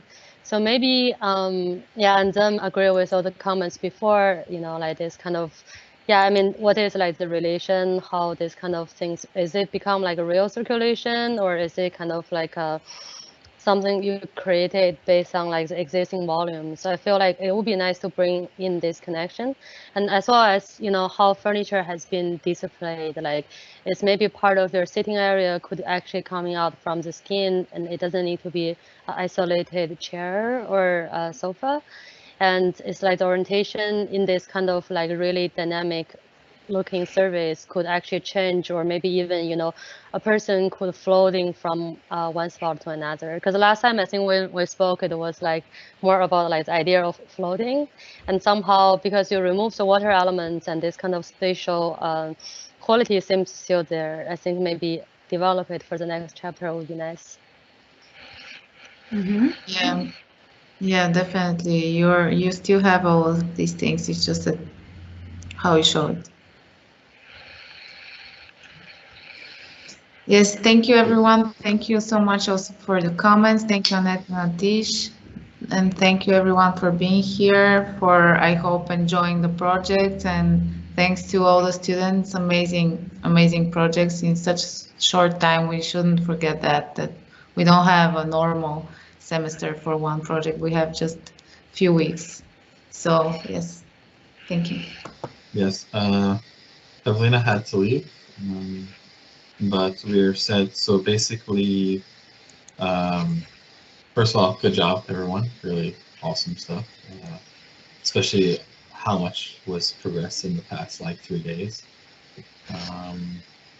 And basically, we're giving until next week. So we're going to go through the boards later and leave notes of things we think need to be fixed. We're going to avoid design things, but mostly comments about render quality and some interior stuff, because you have your interior lab coming up, which will need your interiors to render. So basically, we will snapshot the boards next weekend, and that will be what is graded. So we're going to go through like today, and then you'll have kind of a last chance to fix some quality issues on the boards. So I'll write in the chat when those notes are there, and then just like take a look at them and fix what's on them. So. Cool. Thank you, everyone. Thank you so much, guys. Amazing projects. We are really proud of you from all the 20 projects. And thanks so much of the guests.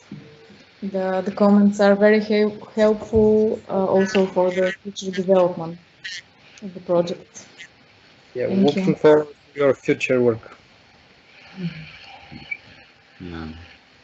Have some rest today. Thank you. And tomorrow. And tomorrow, yay. Well, tomorrow you can start again. Tomorrow is a working day for me, so. And All just, right. just Thank you. Just a hint, like, so we'll be meeting with me before chapter 3, but chapter 3 starts in January, right? So because there's 2 labs and then holidays. So before that we'll be meeting because there's a little task you should do kind of over this time before then, which is how to create a kind of low poly collision mesh representation of your geometry, because there's no way like team A03, I'm sorry guys, is going to be able to use that object in WASP. So we're going to have to make these kind of low res collision meshes to use with WASP, and then I already have it, don't worry. You don't have it the way it needs to be yet, I promise you. So then we'll do that collision meshes, and then go from there. Great. Thank you all. Really awesome. Thank you. Thank you. Thank you, everyone. Bye. Bye. Thank you. Bye. See you. Have fun. Get rest. Get cookies. See you. Yay.